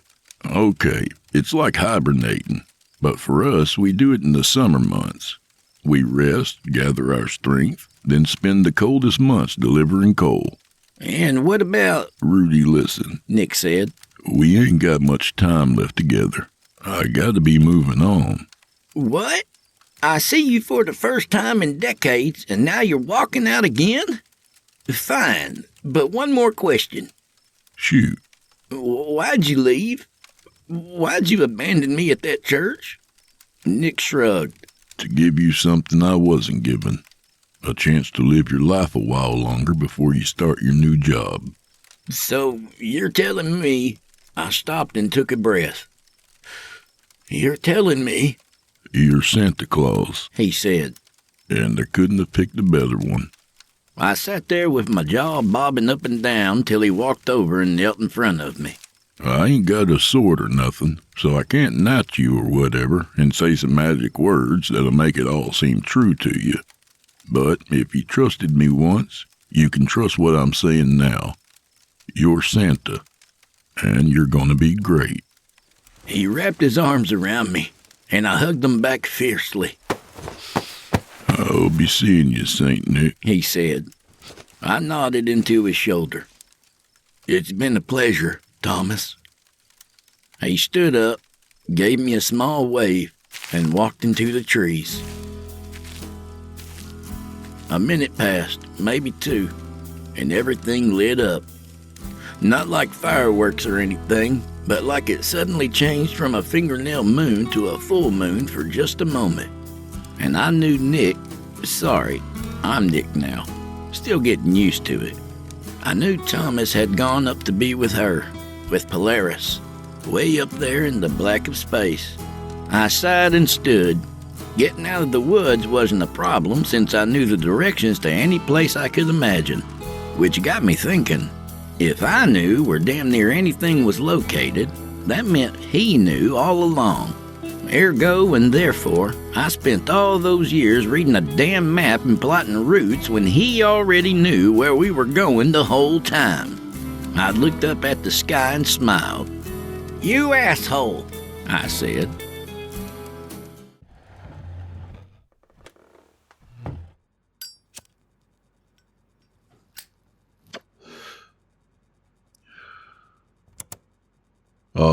Hello? I feel like an idiot. I don't know why I'm recording this, other than he asked me to. He said it was important to keep a record of everything because, in his words, one day you might be so old you forget. Like, really old. Absolutely ancient. I didn't know what the hell that was supposed to mean, so I just took him at his word. The man is crude, and I haven't heard such foul language since I retired from the army. But he's just so wholesome that I trust him. God knows why, but I do. So, he said record this, and that's what I'm doing. All right, I guess the best place to start is the beginning. I had only been back in Alabama for a couple of weeks, maybe, and was living in my dad's house in Mobile. He died a few years back, and the house had been sitting empty. I paid the property management company to keep the lawn looking good and to make monthly checks, but I could never bring myself to sell the place. So when I retired after my 20 was done, I moved back home at 39 years old. It was the second week of December, a Sunday morning, and I was lying awake in bed. Clock on my cell phone said 0300 and some change. I'd been having trouble staying asleep, no idea why. Guess I was still settling in.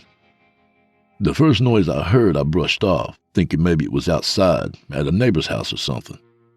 But the following sound was unmistakable. Someone had just opened and closed my fridge. I sat up slowly and swung my legs out from under the covers. As quietly as I could, I slid open the top drawer of my nightstand and pulled out my gun safe. I placed my thumb over the fingerprint reader and the safe clicked open. By the time I reached my bedroom door, I already slid the clip in and chambered around. I took one quick look down the hall, just enough to make sure no one was there, then swung my pistol up and made my way to the kitchen. The fridge's door stood open, spilling light onto the floor, but no one was there. I double-checked the corners, then under the table. Nothing. I walked around the counter and into the living room. There was a guy sitting on my couch, drinking one of my beers. He noticed me and smiled, the expression seeming to lift his entire bearded face. Oh, shit, he said, placing the half-empty bottle down on the coffee table. Did I wake you? Sorry about that, truly. I was just gonna chill out here for a bit, then maybe cook you up some breakfast, but you ain't got much in the way of food in there. Can't make a whole lot with just beer and soy sauce. Well, not by themselves anyway. But if you had some chicken... Both hands up. Don't fucking move. You move, I shoot. Got it? He looked genuinely perplexed as he stood and raised his hands. I said don't move. Hey now. Take it easy. I don't mean no harm and didn't mean to frighten you. I can come back in a little bit if that works better for you. My mind was in overdrive, noting the details. He looked to be somewhere in his mid-50s, maybe 60. I stood a good 5 inches taller than him, so I put him at about 5'10". He wore black work boots, jeans, and a red flannel shirt that was open to expose his t-shirt beneath. A nondescript baseball cap was on top of his head, white hair hanging from beneath it.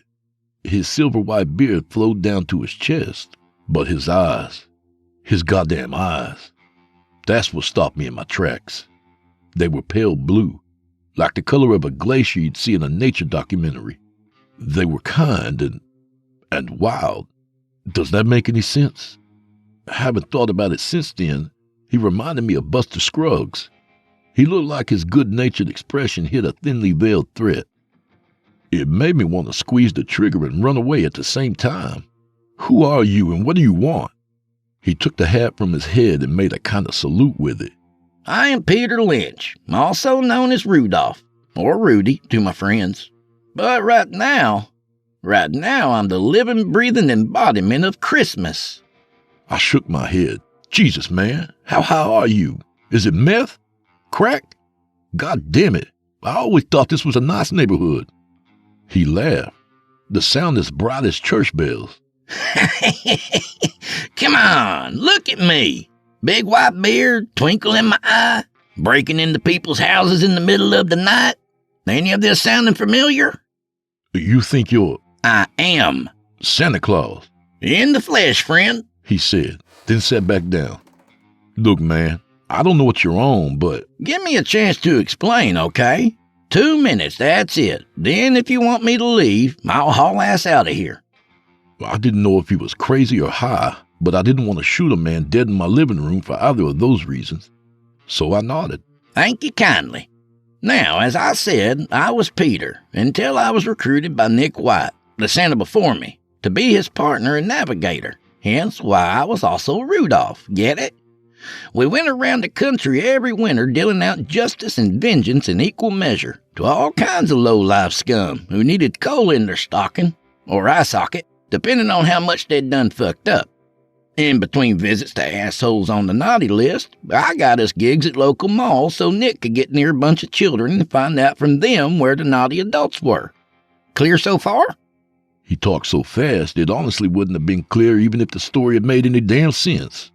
So wait, you two were like some kind of mall Santa vigilantes? His eyebrows drew together in frustration. Well, yeah, but you're just glossing over all the magic and shit when you say it like that. Magic? I asked. But I was actually trying to think of a way to get my phone from the bedroom to call someone to pick up his crazy ass. You see, every winter our power is the strongest, so that's when we do most our hunting. And the magic comes from Polaris, the North Star, who isn't a star, but still is a star. Wait.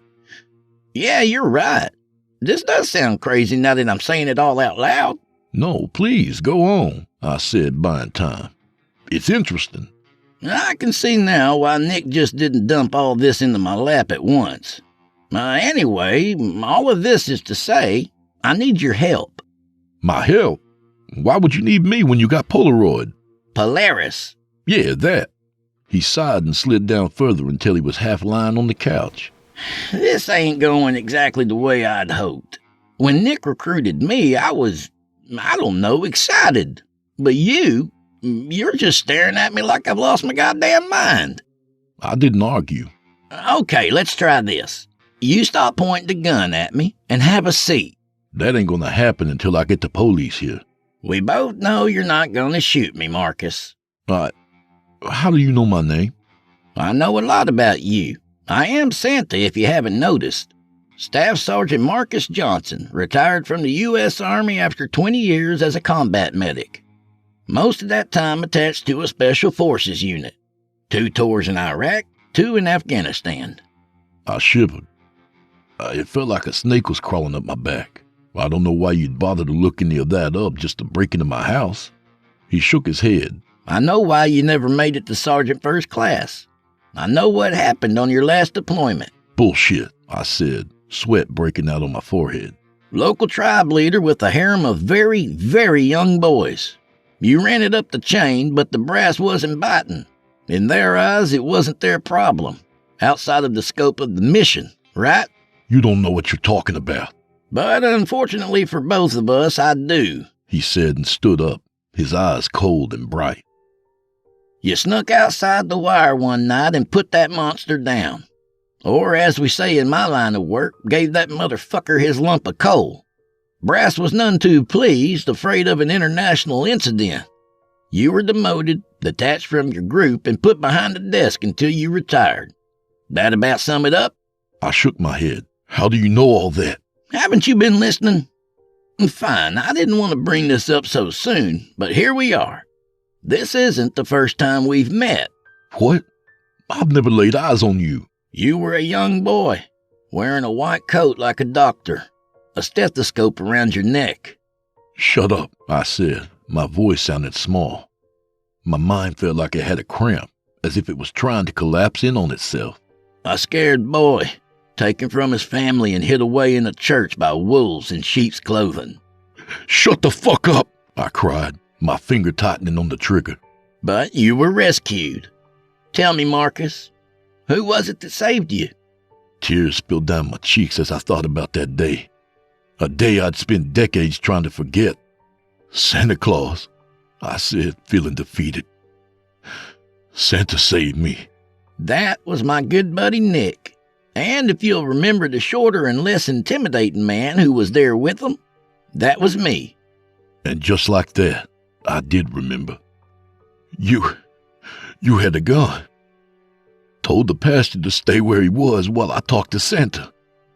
While I asked him, I couldn't finish the sentence. My words dissolved into sobs.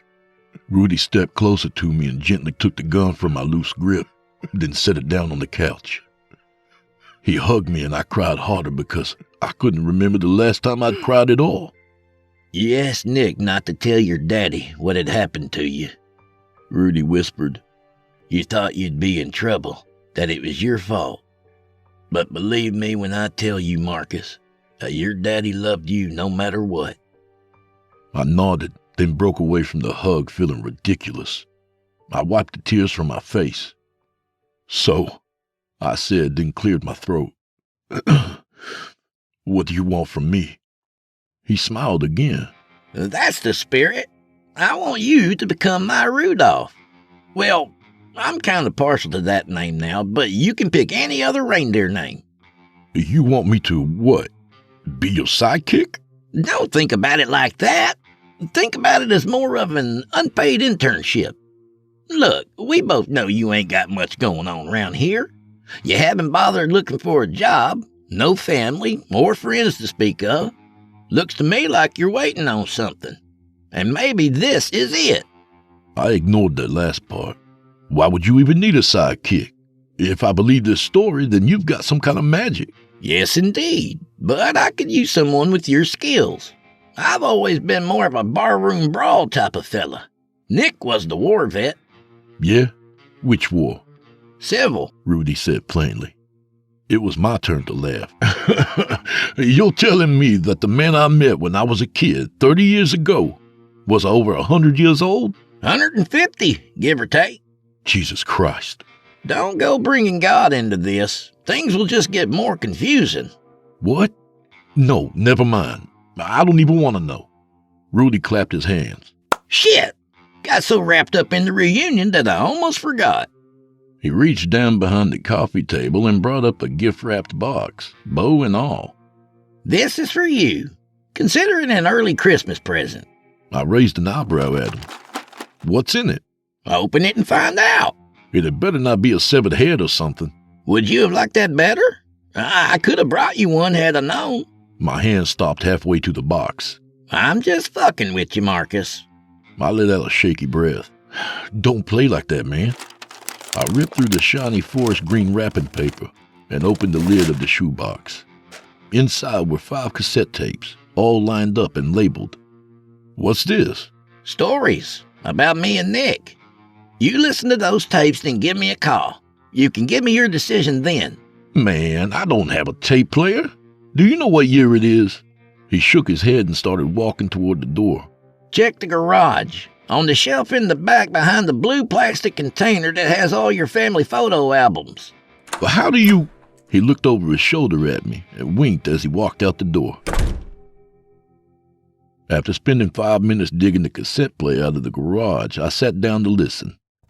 Rudy's voice came out of the only working speaker. It's time for a story about Santa Claus.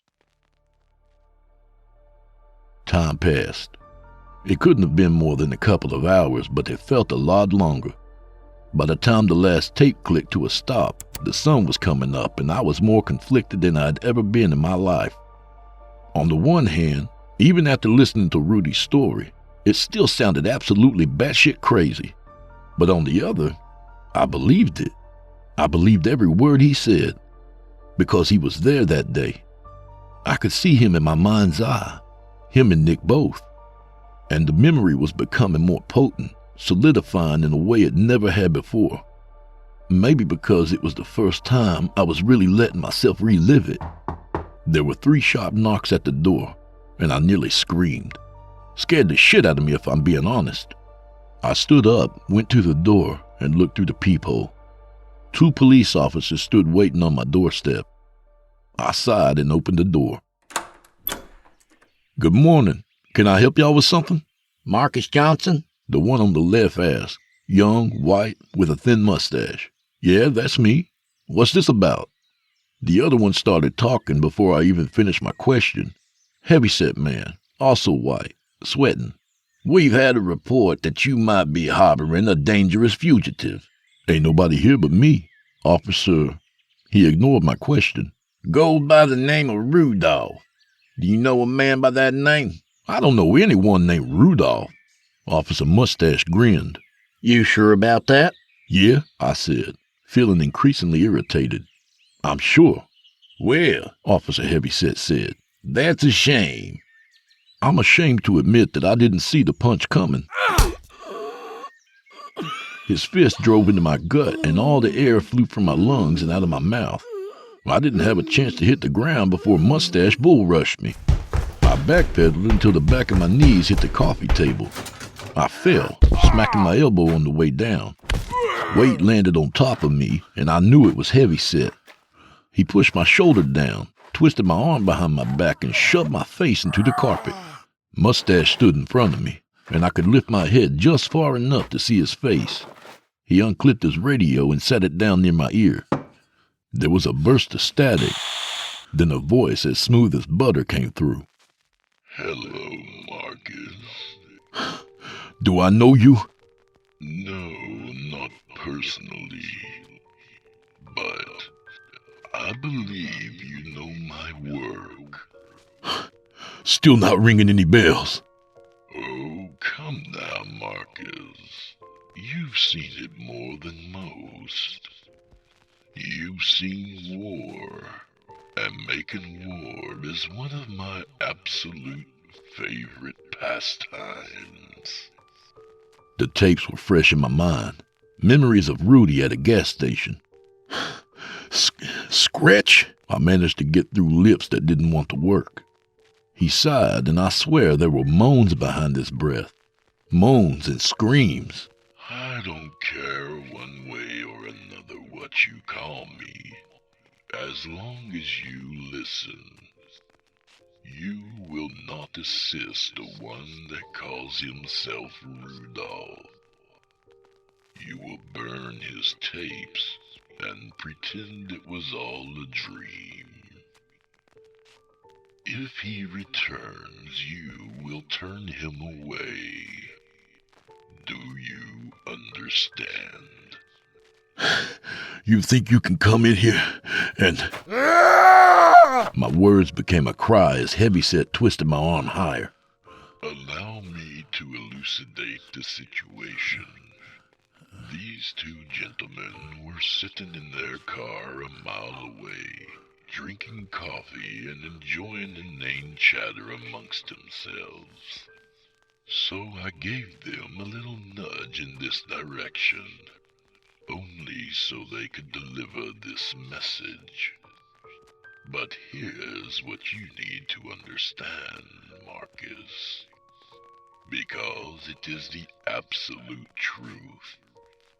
Everything they've done to you since you opened your door has been entirely because they wanted to. I don't get what that... They wanted to hit you. Wanted to throw you to the ground and hurt you. As soon as they saw the color of your skin, I could feel them becoming angry. Do you get it now, Marcus? Their hate for you has nothing to do with me. I wanted to deliver this message with just words, but they couldn't help themselves. Right now, I am the only thing keeping them in check.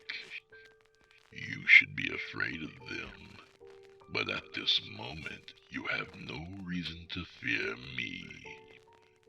So, it's simple, really. Don't make me give you a reason.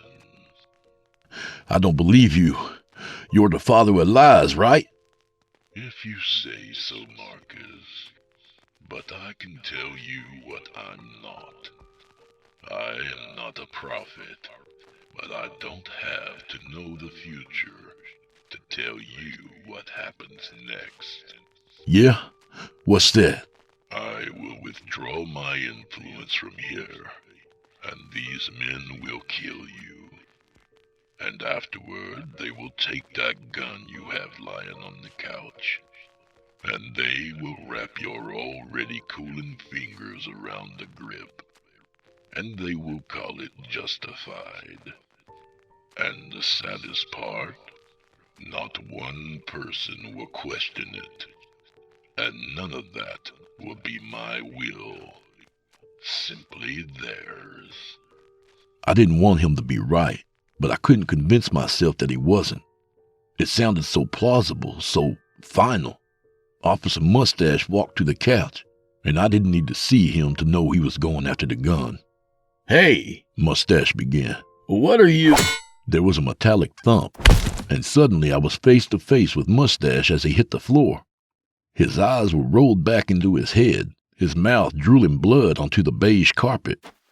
Heavyset's weight came off me, and my arm was free. I almost cried out in relief. I rolled over onto my back and looked up at Rudy. He stood, a blood-smeared crowbar in one hand and my pistol in the other, pointing directly at Heavyset's face. I'd suggest not moving, else I'm gonna have to blow your face out the back of your head. I sat up and flexed my arm, wincing at the pain that had settled into my shoulder. Don't kill him. He's being controlled. Nope, he's being influenced. Big difference. Scratch can't make you do something you don't want to do. Isn't that right, fuckhead? Rudolph, Scratch said, his tone laced with hate. you have no idea, no inkling of how sick I am of having this conversation. Then stop meddling in my business. There, problem solved. And you, He said to Heavyset. drag your buddy out of here, and if I see you back here, I'm gonna shove his gun up your ass sideways. Got it? Heavyset stood and smiled. When I come back, it'll be with a SWAT team. Then you and the Rudy swung the crowbar into the man's gut. He hit his knees, gasping for breath. Nope, you ain't about to go throwing the N-word around. Marcus, do me a favor and grab their guns, would you? I nodded and unfastened the snap on Heavyset's holster. He didn't resist when I withdrew his pistol. Mustache murmured in his sleep as I grabbed his gun and backed away. Rudy knelt and looked Heavyset in the eye. I know what happened to you, Kevin. You grew up miserable and full of the same hate and racist shit your old man saddled you with. I'm sorry Santa wasn't there for you, truly fucking sorry. But you ain't gotta be like this. And you ain't gotta make your old man's mistakes with your own boy. You hear me? He don't have to grow up hating people. To my surprise, Heavyset started crying. Not sobbing out of control or anything, but tears ran down his cheeks as he nodded. Rudy gestured to Mustache. And when he wakes up, tell him to stop being such an asshole too. Oh, and take him to the ER. They may still be able to save his teeth. Heavyset nodded again as he put his arms under Mustache's shoulders and began to drag him away and out the door. Rudy set the gun and the crowbar on the coffee table, then picked up the radio. You're not going to win this one, Rudolph. Scratch seethed. My plans have finally come to fruition. Sorry, can't hear you. Going through a tunnel, Rudy said, before turning the radio off and throwing it through the open door. All right, Marcus. Pack up your essentials and let's get the fuck out of here before more trouble shows up. What, now? I can't just leave right now. I gotta get shit settled here. Man, I haven't even got my goddamn mail forwarded yet. And was that the fucking devil? Yes, sir, and he's on to me, which means he knows what I'm after. Which also means my timeline just got pushed up. What timeline? I thought you traveled around going to malls until you hit a bad guy or some shit. I ain't too far off the mark, but this year ain't your average hunt. Then what is it? He smiled. This is the big game hunt, my friend. I'll fill you in after we get moving, promise. Just believe me when I say I need you and you need me. I need you? For what? Because I know what you've been looking for. A way to make a real difference. A war that you actually believe in. And I won't ever tell you something is outside the scope of the mission. Handing out coal to people who hurt children is our mission. Full fucking stop. Fine, I get it.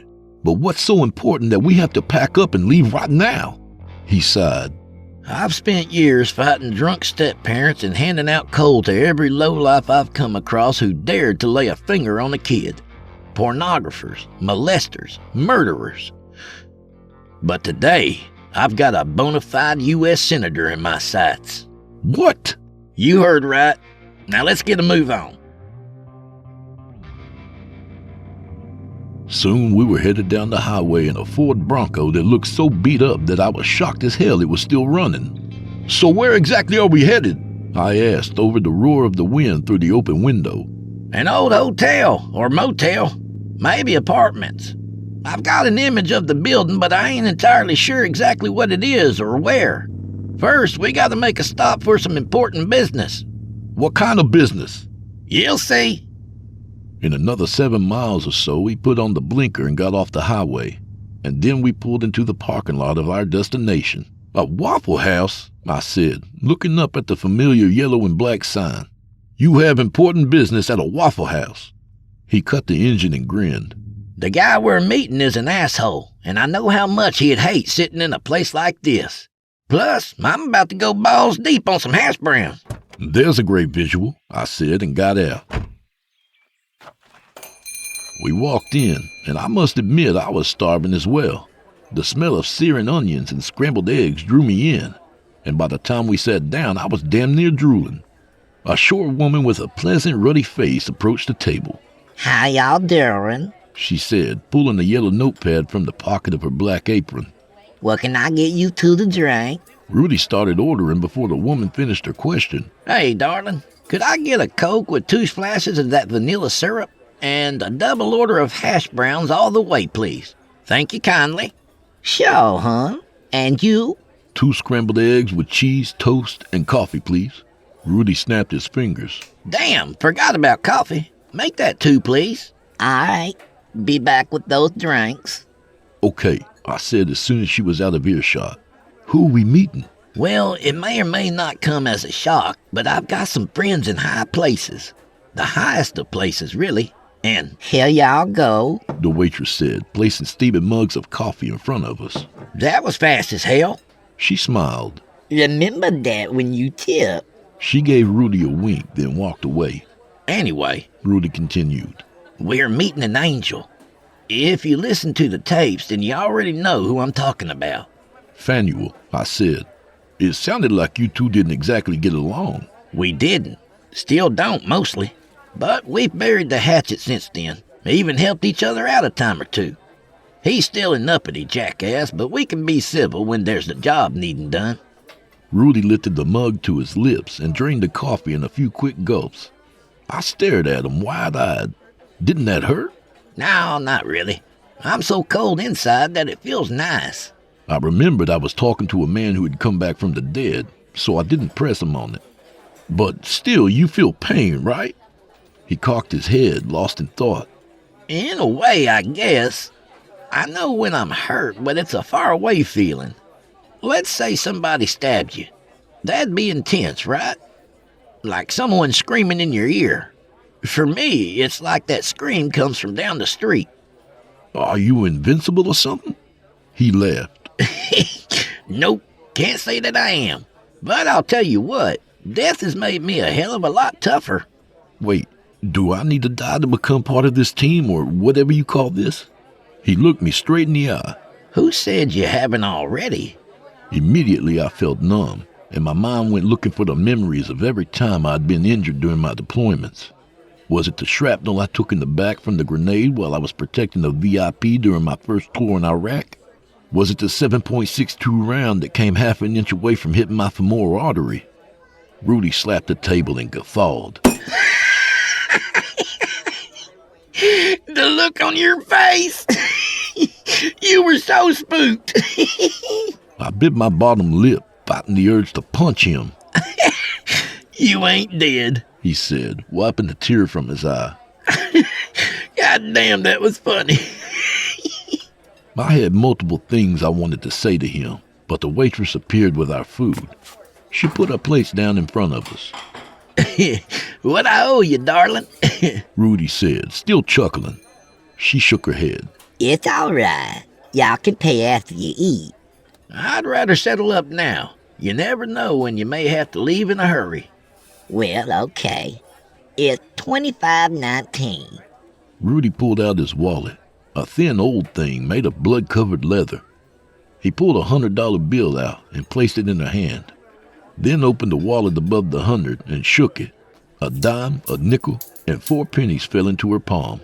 We don't accept hundreds. Sorry about that. You got a card, or? Rudy gave the wallet another shake, and a 20 and a 5 fluttered out and landed onto the small stack. You keep the 100. You earned it. I ain't never seen someone grab coffee so fast. That's too much, she stammered. Rudy smiled. Darling, you can take it now, or I can just leave it here on the table for somebody less deserving to pick it up. Thank you, she said, her eyes shining with tears. I can really use this. I know it. Now, if you wouldn't mind leaving us for just a bit, I've got a friend who'll be joining us soon. Don't worry, he won't be ordering anything. She nodded, said thanks a couple more times, and then left the table. Rudy held up the battered, folded leather and said, Magic wallet. He tucked it back into his pocket without another word. Before I could start peppering him with 100 questions about how the wallet works, the little bell above the door rang out. In walked a tall man in a suit. I don't know a lot about fashion, having spent half my life in a uniform, but I could tell it was tailored and expensive. Something about the way it clung to him like a second skin, the way the perfectly knotted pale blue tie hung from his neck. I started to wonder if it was more than just expert tailoring. Well, there you are, you beautiful son of a bitch, Rudy said. He pointed to me. Marcus, scooch on over for our friend here. I slid closer to the wall, trying not to feel offended when Faneuil used his handkerchief to wipe the seat before sitting down with a sigh. Just once, Rudolph, he said, his voice melodic and clear. Just once could we meet in a place that doesn't reek of sweat and onions. That rules out most of human civilization, Rudy said with a laugh. And who is this? He said, his blue eyes on me, his irises swirling with wheels upon wheels. Father above, don't tell me you managed to recruit another zealot to your cause. Maybe, Rudy said, shrugging. I guess we'll see, won't we? See what? If he lives through the week? I'm sitting right here. Stop talking around me like I'm not. Faneuil glanced at me, then back to Rudy. He's a feisty one, but joyless and lacking humor. Knowing you, I don't see how this partnership will work. What with your proclivity for mirth. He said the last word like it tasted bad in his mouth. I do appreciate a good joke, Rudy said. Bud, let's get down to it. Why'd you call this meeting? To warn you, Faneuil said, as if he didn't care one way or the other. What, Daddy above trying to rein me in again? Quite the opposite, actually. I'm sure the Father and all of the heavenly host would wish you success in your newest venture. The situation has gotten out of hand and needs to be dealt with. Well, that's refreshing. Then what's the warning? Your target is not like your usual prey. He must be stopped. What he's doing is surely an affront to heaven. But it's what he could do that has us worried. And what is it that he could do? I asked.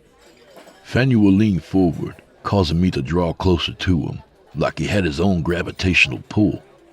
He could become the next leader of this country, and that cannot be allowed. That would be, in a word, disastrous. So God can see the future, I said. Faneuil sighed, then looked at Rudy. Is he going to continue to comment on everything I say? God sees all futures, Rudy explained. But he doesn't know which one will happen until an individual makes their choices. Free will, I said. feeling like puzzle pieces were clicking into place within my mind. Congratulations, Faneuil said, and mom clapping at me. You figured out the secrets of the universe. Now, can we please finish this so I can leave before the stench of this place permeates my suit? As I was saying, this man must die, but he isn't going to make it easy. I figured as much, which is why Marcus is here. He's a trained soldier with a keen eye.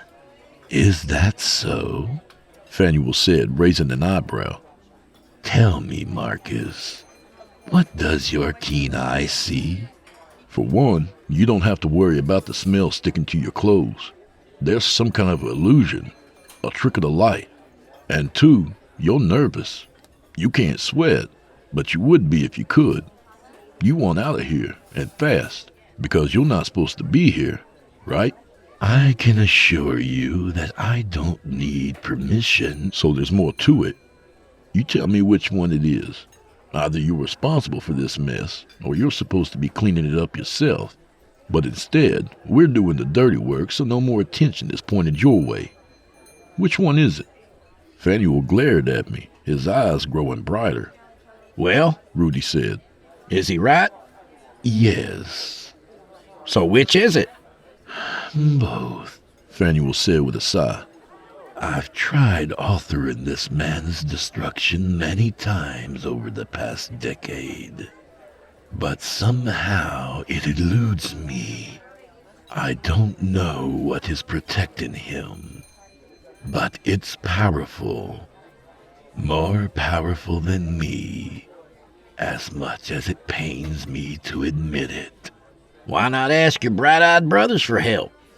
Faneuil scoffed. As if they'd ever lower themselves to help one such as me.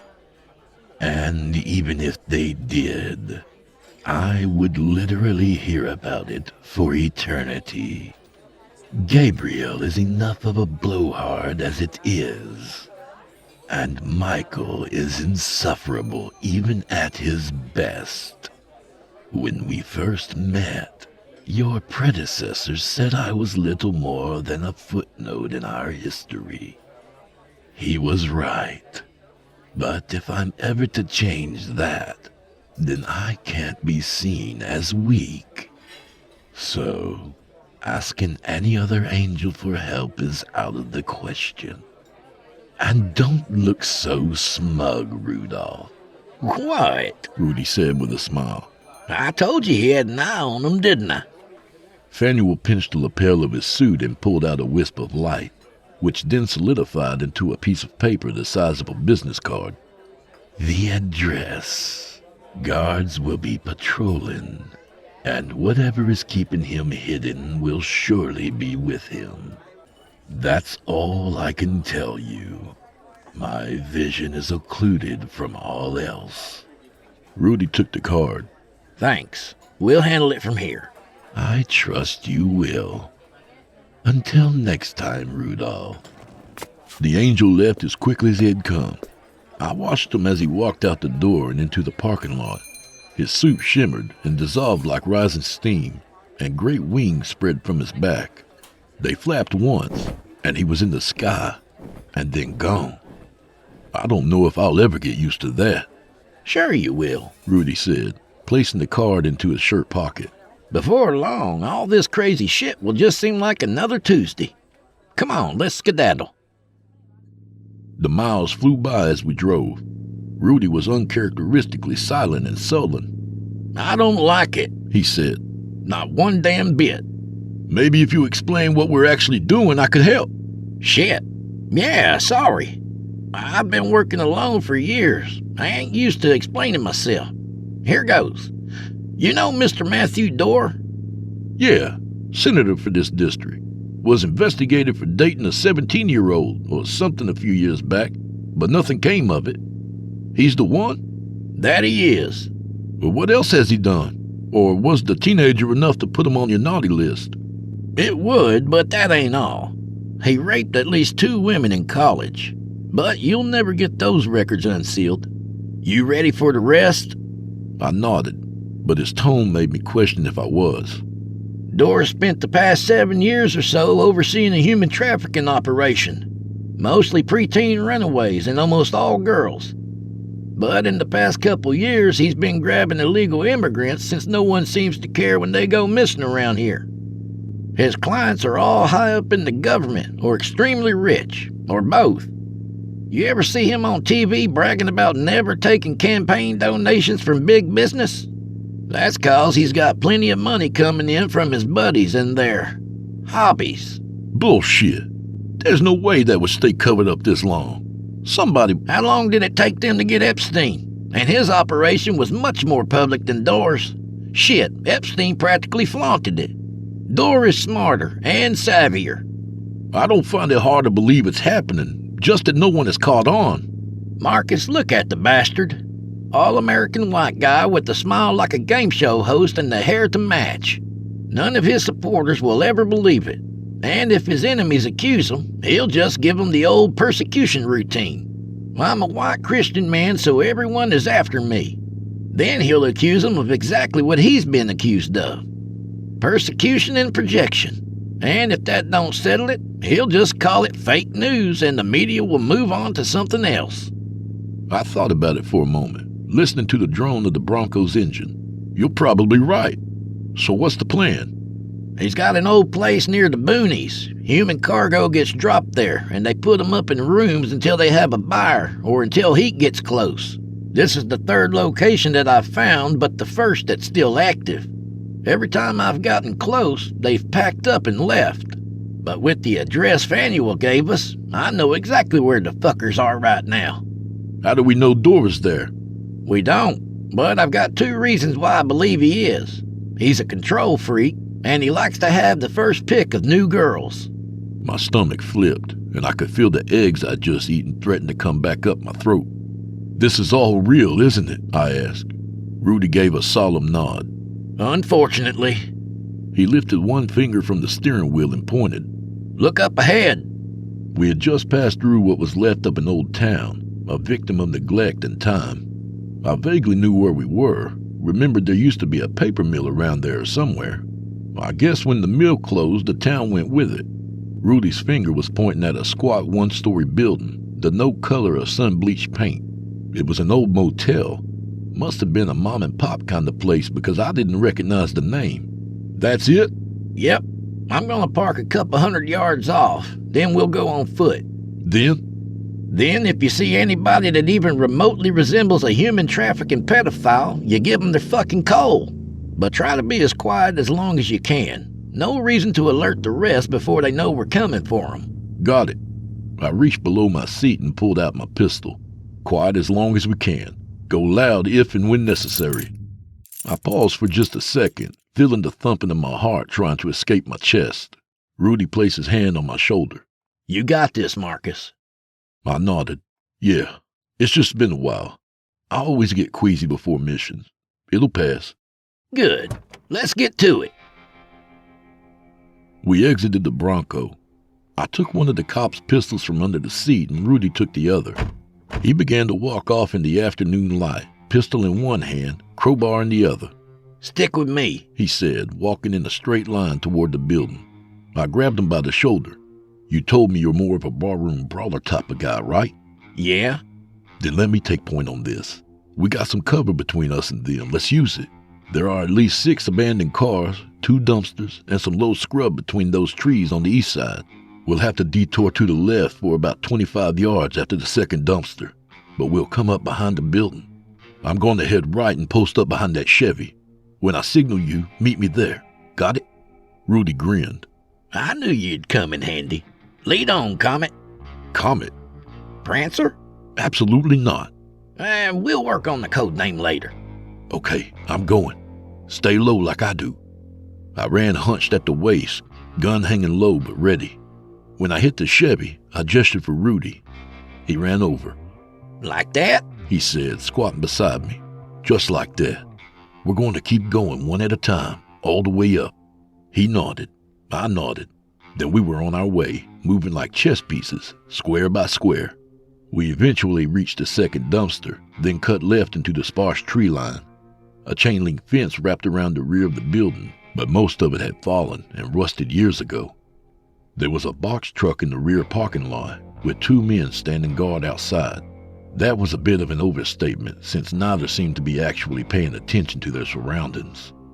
One said something too low for me to hear, and the other erupted into laughter. I turned to Rudy. You think you can get their attention?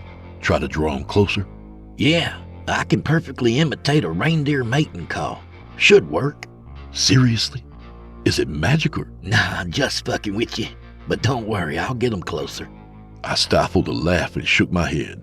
See? I almost got a laugh out of you. And a really bad time for it. I'm gonna go right, see if I can get on the opposite side of the truck. Ready? Ready. I moved quickly and quietly through the trees, keeping an eye on the guards as I did. Within seconds came the sound of someone doing a terrible impression of an owl. Woo woo! Woo woo! The guards looked in Rudy's direction. The one in the camouflage had swung around and pointed his rifle toward the trees. The fuck was that? The one in the flannel overshirt shook his head. Don't know, but it didn't sound natural. Sounded like somebody doing the backup vocals to Sympathy for the Devil. What? That old Stone song, you know? Anyway, I'm gonna go check it out, Flannel said, and started toward Rudy. I fell to my belly and crawled through a large gap between the fence and the ground, jumped to my feet, then walked quickly to the front of the truck. I circled around until I was directly behind Camo Hat. I looked over his shoulder and could see Flannel at the tree line, his back to me. I wrapped my hand over Camo Hat's mouth and pressed the barrel of my pistol against his ear. Make a sound, and I will kill you without hesitation. Nod if you understand. He dipped his chin in a slight nod. I guess I wasn't clear. Your life means absolutely nothing to me. I will kill you in this parking lot and still sleep just fine tonight. Now, do you believe that I will kill you? His second nod was much more emphatic. Good. Now, you're going to call once for your friend. You're going to be just loud enough for him to hear and no louder. If you're too loud, I'm going to kill you. He nodded. I'm going to let go of your mouth and step just enough behind the truck to stay out of sight. But make no mistake, I will have this gun pointed at your head the entire time. Call him. I did as I said, letting go of his mouth and dipping behind the truck, but peeking around the edge just in case of trouble. Jimmy, Camo Hat said, his voice only a little shaky. It was nothing. Come on back. Jimmy shook his head and turned towards us. I don't know, man. It didn't sound like no animal. You sure will. Rudy appeared from the trees, striding with purpose, his white beard bobbing with each step. He raised the crowbar over his head and swiftly brought it down between Jimmy's shoulder blades. The man made a sound like a cough, then fell forward, landed on his rifle. I saw Camo Hat's mouth begin to move, and I placed the barrel against his head once more. Hush now, I said, and he did. Jimmy was trying to crawl forward but had nowhere to go.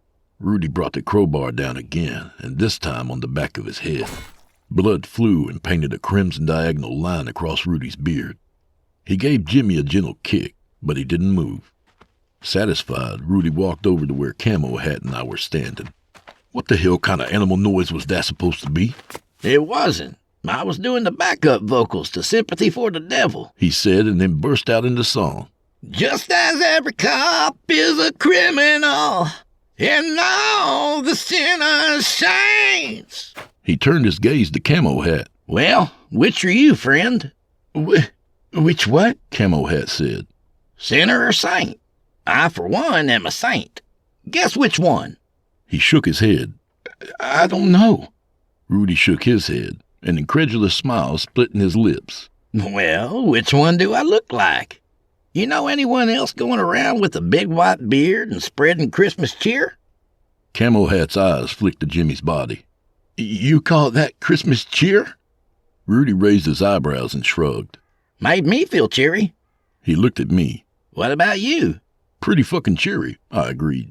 And Jimmy there, he said, then whistled. Jimmy was definitely a sinner. Now that we're all on the same page, tell me, Frank. Tell me, Frank, is your boss man inside? Yes.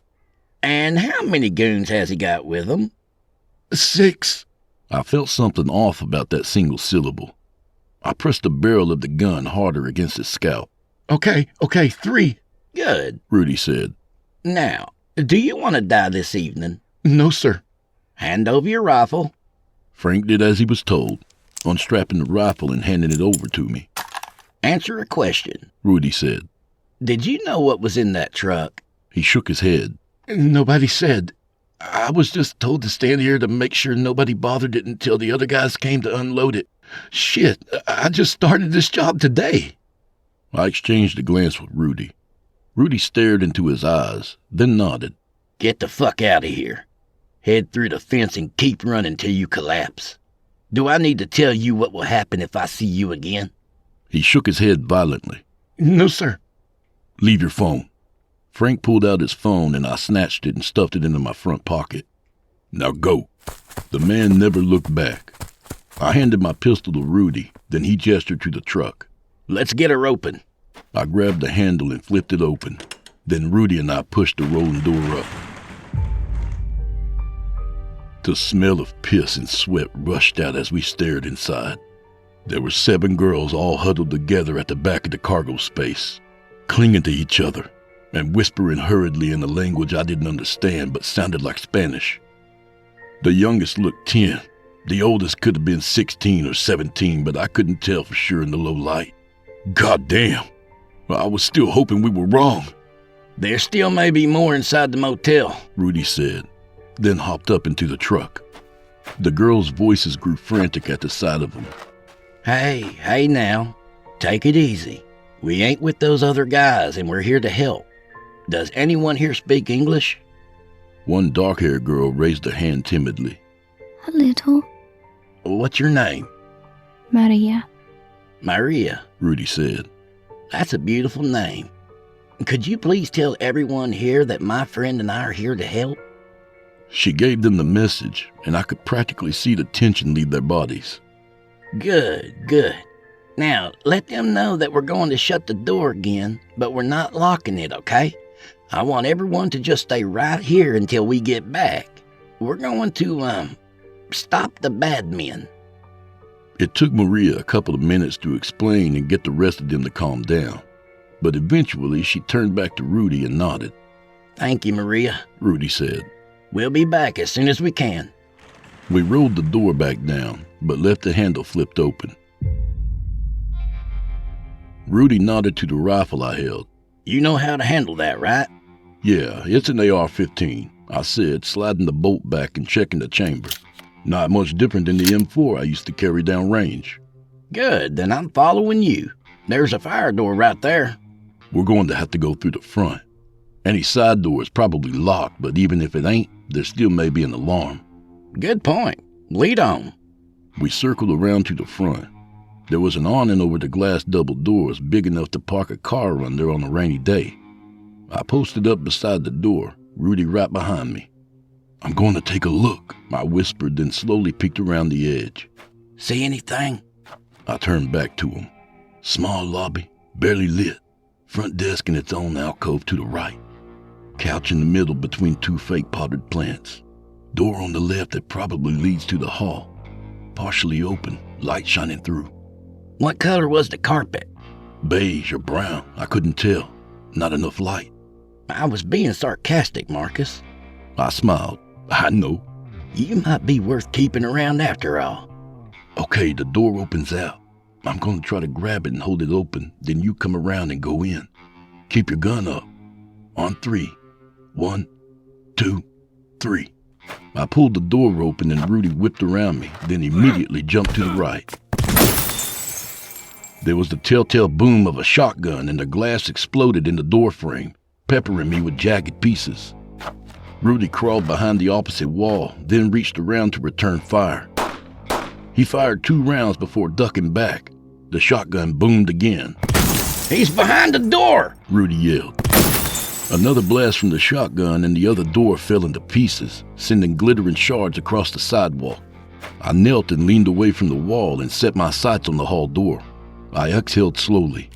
There was the shick-shuck of a new shell being racked in, then a low scrape as the barrel of the shotgun slid from behind the door. Now sure of exactly where his center mass was located, I fired 3 rounds. 3 splintered holes appeared in the door before it flew open and a man fell onto the carpet. "Come on," I said. Rudy followed me in, glass crunching beneath our feet. I kept the rifle trained on the man's body. "Check him, but be careful." Rudy walked over to him, aimed the pistol and fired. Looks dead to me. I shook my head, not knowing whether to laugh or to scream at him. Cries came from farther down the hall.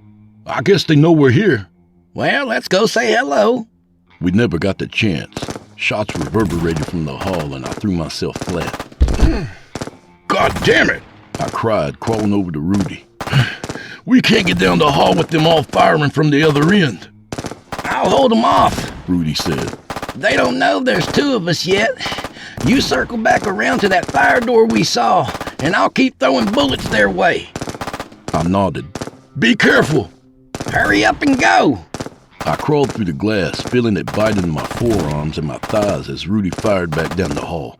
I stopped at the corner, looked around, then circled it with my rifle at the ready. I made it about 10 paces before the fire door flew open and 2 men ran out, both armed. Old instincts kicked in and I fired 2 shots before they even looked in my direction. Blood exploded from one of the men's necks as he spun around and landed on the concrete. Screams came from the truck at the sound of the gunfire. The second man fired his pistol before he'd even aimed it. The man knew he hadn't hit me and hesitated, maybe hoping to line up another shot. I didn't give him the opportunity. I fired 3 times and he joined his friend on the ground. I went to the fire door, but took a moment to make sure the men's bodies weren't moving, then entered the building. The hall was short and ran perpendicular to the main hall. I looked left and right and saw nothing but the rows of doors that led into rooms. "Rudy!" I called. "I'm here!" He quit firing. "You all right?" "Yeah, the other 2 are down!" "You hear that, Matty? Rudy yelled. All your hired goons are dead. Come on out and surrender and we'll talk." There were a few beats of silence that stretched on for far too long. I started down the hall toward Rudy, keeping an eye on each door as I passed them. Rudy met me halfway. "We're gonna have to check them all," he said, waving the pistol at the doors. I nodded. "Yeah, you take left, I'll take right." "Wait, what's that noise?" "I don't..." Screams coming from outside. And that wasn't all. The smell of gas.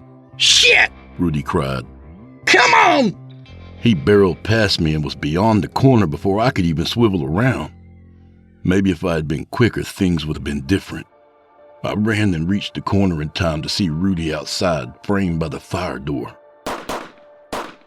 3 shots rang out. Blood mist hung in the air. And then Rudy was down. I didn't allow myself to panic. Just let instinct do its job. I posted myself at the door frame and leaned out.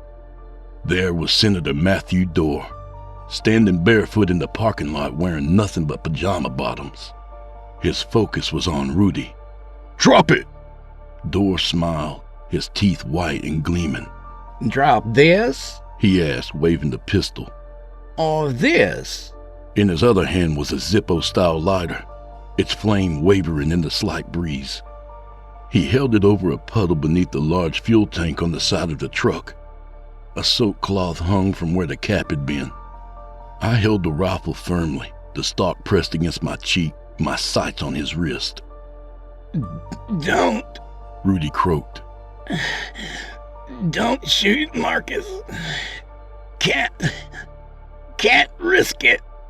"Yes, Marcus," Dorr sneered. "It's just too risky."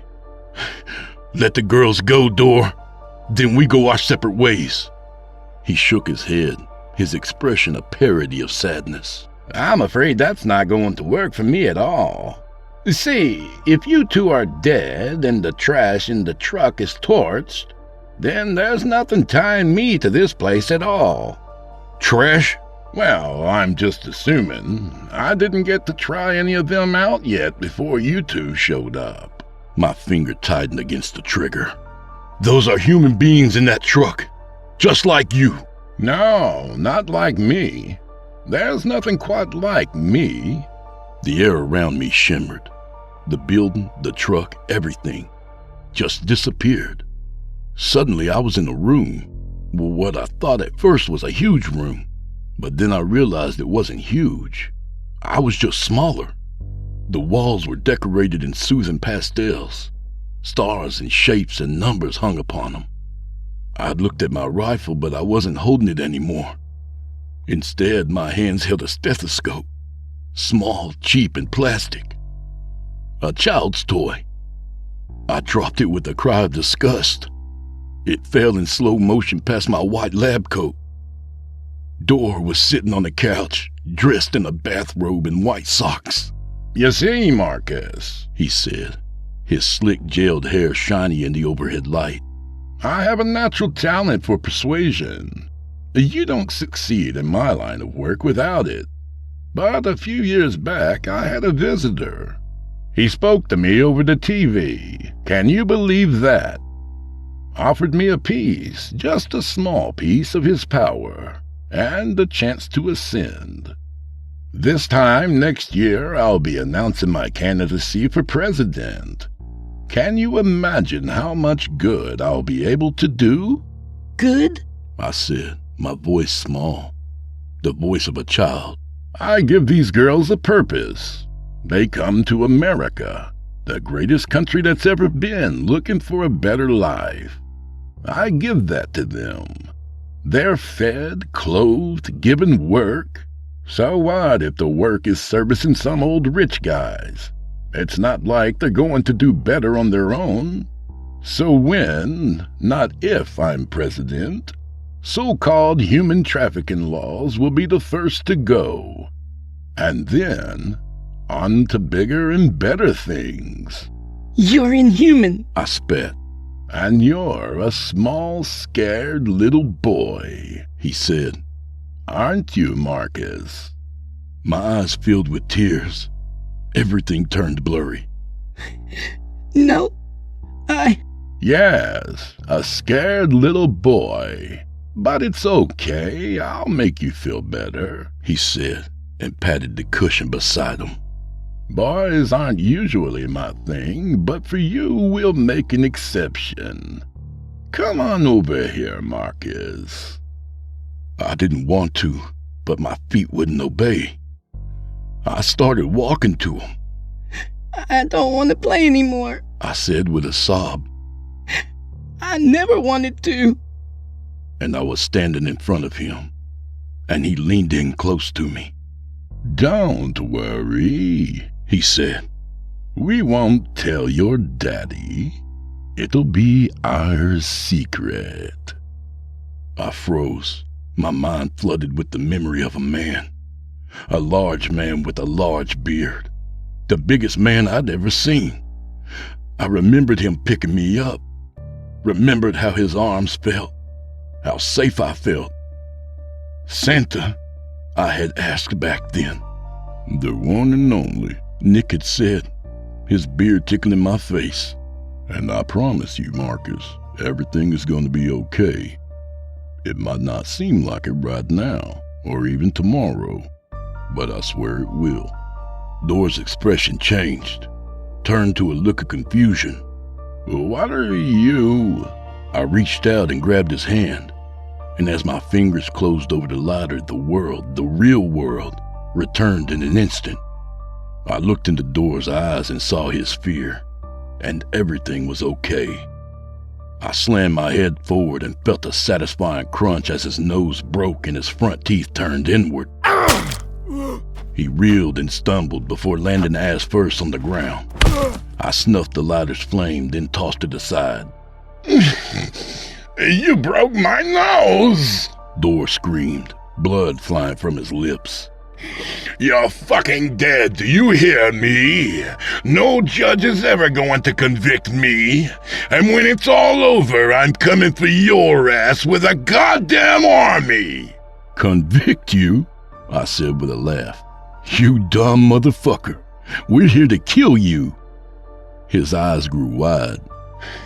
"You can't.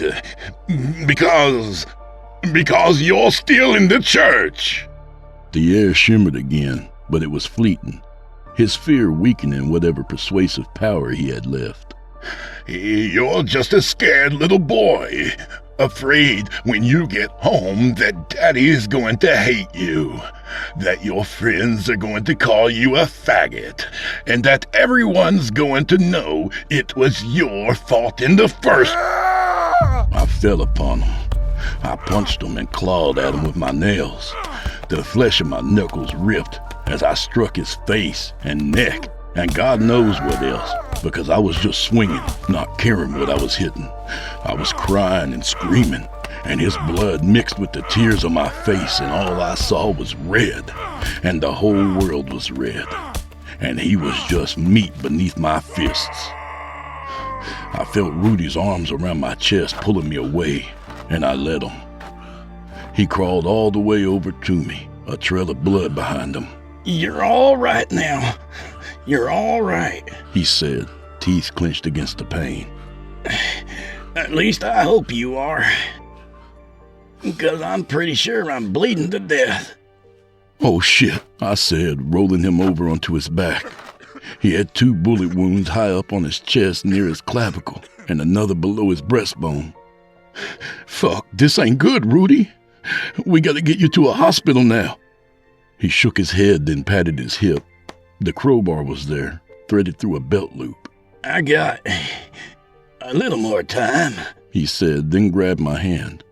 He pried open my fingers and sat a piece of coal on my palm. "Go finish it." "You're going to die, Rudy." "Just go on and do what I said." "Don't move," I said, and pulled the crowbar from the loop. I walked over to the door. Rudy was right. It wasn't over. Door was breathing, labored and bloody as it was.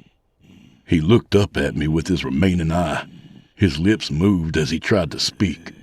I swung the crowbar down into the ruin of his face. Just once. He convulsed briefly, then laid blessedly still. I leaned over and gently placed the coal in the indentation the crowbar had made. I ran to the truck, pulled the latch, then pushed the door open. The girls were all there, huddled in the dark, safe and sound. I looked from face to face until I found her. "Maria!" She dislodged herself from the group and approached me. I pulled Frank's cell phone from my pocket, swiped the emergency call icon, then handed it to her. "Here, talk to the operator. Ask for an ambulance. Tell them people are hurt." What if the men come back? "They won't be coming back anywhere ever again." A man's voice came over the phone. 911, what's your emergency? "Maria, talk to them, please. My friend is hurt badly, and I have to go help him. And get everyone out of this truck. There's some gas on the ground, and it isn't safe." She nodded with tears in her eyes and lifted the phone to her mouth. When I reached Rudy, he was pale and mumbling. I pulled off my light jacket and my shirt, folded the shirt, then pressed it to his wounds. Thank God he was much smaller than me. I wrapped the jacket around him, tying the sleeves in a tight knot over the folded shirt. "Rudy, you hear me? You gotta stay with me." He said something too low to make out. "I can't understand you." "No," he said carefully. "Hospital. Take me home." "An ambulance is on the way. Just sit tight and..." "No," he said, his eyes blazing as he sat up. Then he wilted back to the ground just as quickly. "Take me home."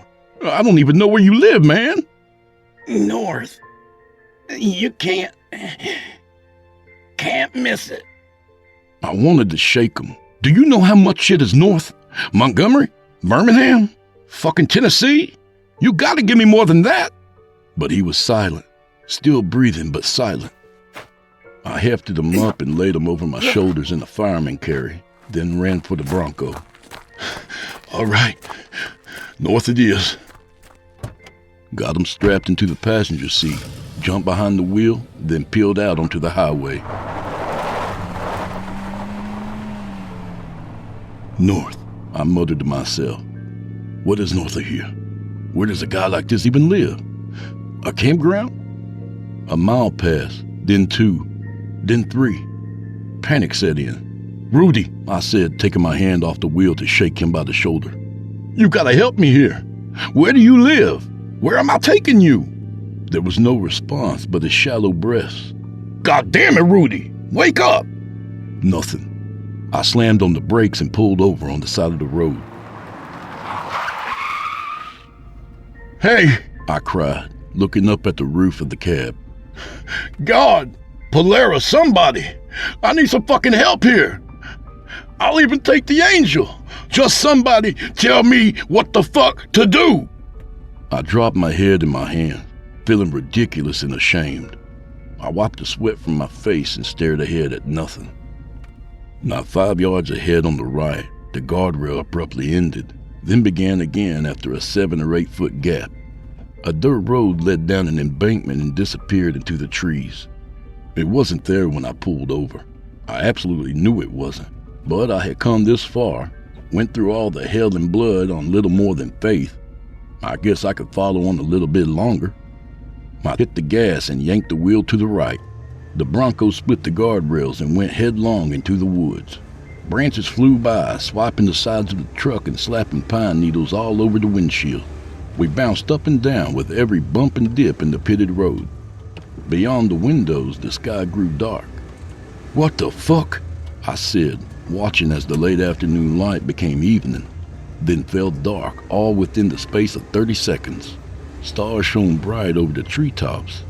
I flipped the headlights on just in time to avoid a massive stump in front of us, nearly flipping the Bronco as I swerved and hit the brakes. The road had ended in a clearing, and in the middle of it was the biggest stump I'd ever seen. The son of a bitch had to be 7 feet in diameter. I jumped out, already yelling. "Hey!" I cried as I made my way around the front of the Bronco. "I need help over here!" I threw the door open and unbuckled Rudy, then picked him up like he was a sleeping child. "Set me down on the stump." I didn't ask questions, just walked him over and laid him down gently. I looked at his pale face. "What now, Rudy? What do I do now?" "You've done enough," a voice said. I looked up, and there was a man. He was taller than me, his white hair tied back behind his head, his long beard braided and down over his broad chest. He wore robes of crimson, the edges trimmed in white, instantly recognizable, but also foreign, more like a monk's robes than a suit. "Nick?" I said, my breath puffing from my mouth. I hadn't even realized it until then how cold it was there. He nodded. "Hello, Marcus. Looks like you grew up a bit since the last time I saw you." He offered his hand, but I ignored it and wrapped my arms around him. "Well, all right then. I guess a hug will work too." I pulled away from him so I could look him in the eye. "Thank you," I said, with every bit of sincerity I could put into the syllables. "Thank you for saving me. Twice." "Twice?" "Yeah, long story. But without the memory of you in my head, I wouldn't be here." "Well, that may be, but you don't owe me nothing. You brought Rudy home. We're even." "Is he going to be okay?" Nick put his hand on Rudy's. "Yeah, he'll be all right now that he's here. It may take him a few days, hell, maybe even a week, but he'll wake up. He'll be just as loud and as crude as usual, but alive." "Thank God." "He didn't have nothing to do with this. This is your victory." "It doesn't feel like a victory. A lot of people died today." Nick's expression turned grim. "The people who needed killing got killed. Simple as that. They made their choices and you made yours. If they hadn't been put down, then those girls would have been lost, and they wouldn't have been the last. And if that ain't enough for you, you fucked old Scratch's plans up right and proper. Dora was nothing but a puppet, but that puppet was still going to be sitting his ass in the Oval Office in a couple of years. So yeah, it's a victory all right." He sighed. "You know, back in my day, there wasn't anything close to this. I once had to give a governor his coal for running down a kid while he was drunk, But that was the extent of me getting into politics. That's why I sent Rudy to get you. You sent him? Yep. Rudy has the gift, and he's a fine Santa. I'm damn proud of him.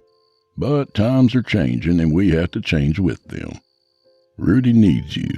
Your skill, your strength, your brains. Will you stay by his side? But before you say yes or no, remember, if you say yes, your life as you know it out there is over. It didn't take much thought. I understand, and I accept. You'll protect him when he needs it. Give him counsel even when he's being stubborn. Keep him level-headed in the face of whatever evil shows up. Yes, Nick smiled. I'm glad to hear it. And don't forget to take care of yourself while you're at it. It's a hard life, but enjoy what you can when you can. I best be going now. You're leaving? Yeah, I've got business to attend to. It's my busiest time of the year, you know. But if Rudy is Santa, what are you doing now? Nick looked up at the night sky. Maybe I'll show you one day. But for now, let's just say I was promoted and leave it at that. Roger that, I said and stuck out my hand. It was a pleasure to meet you, Nick.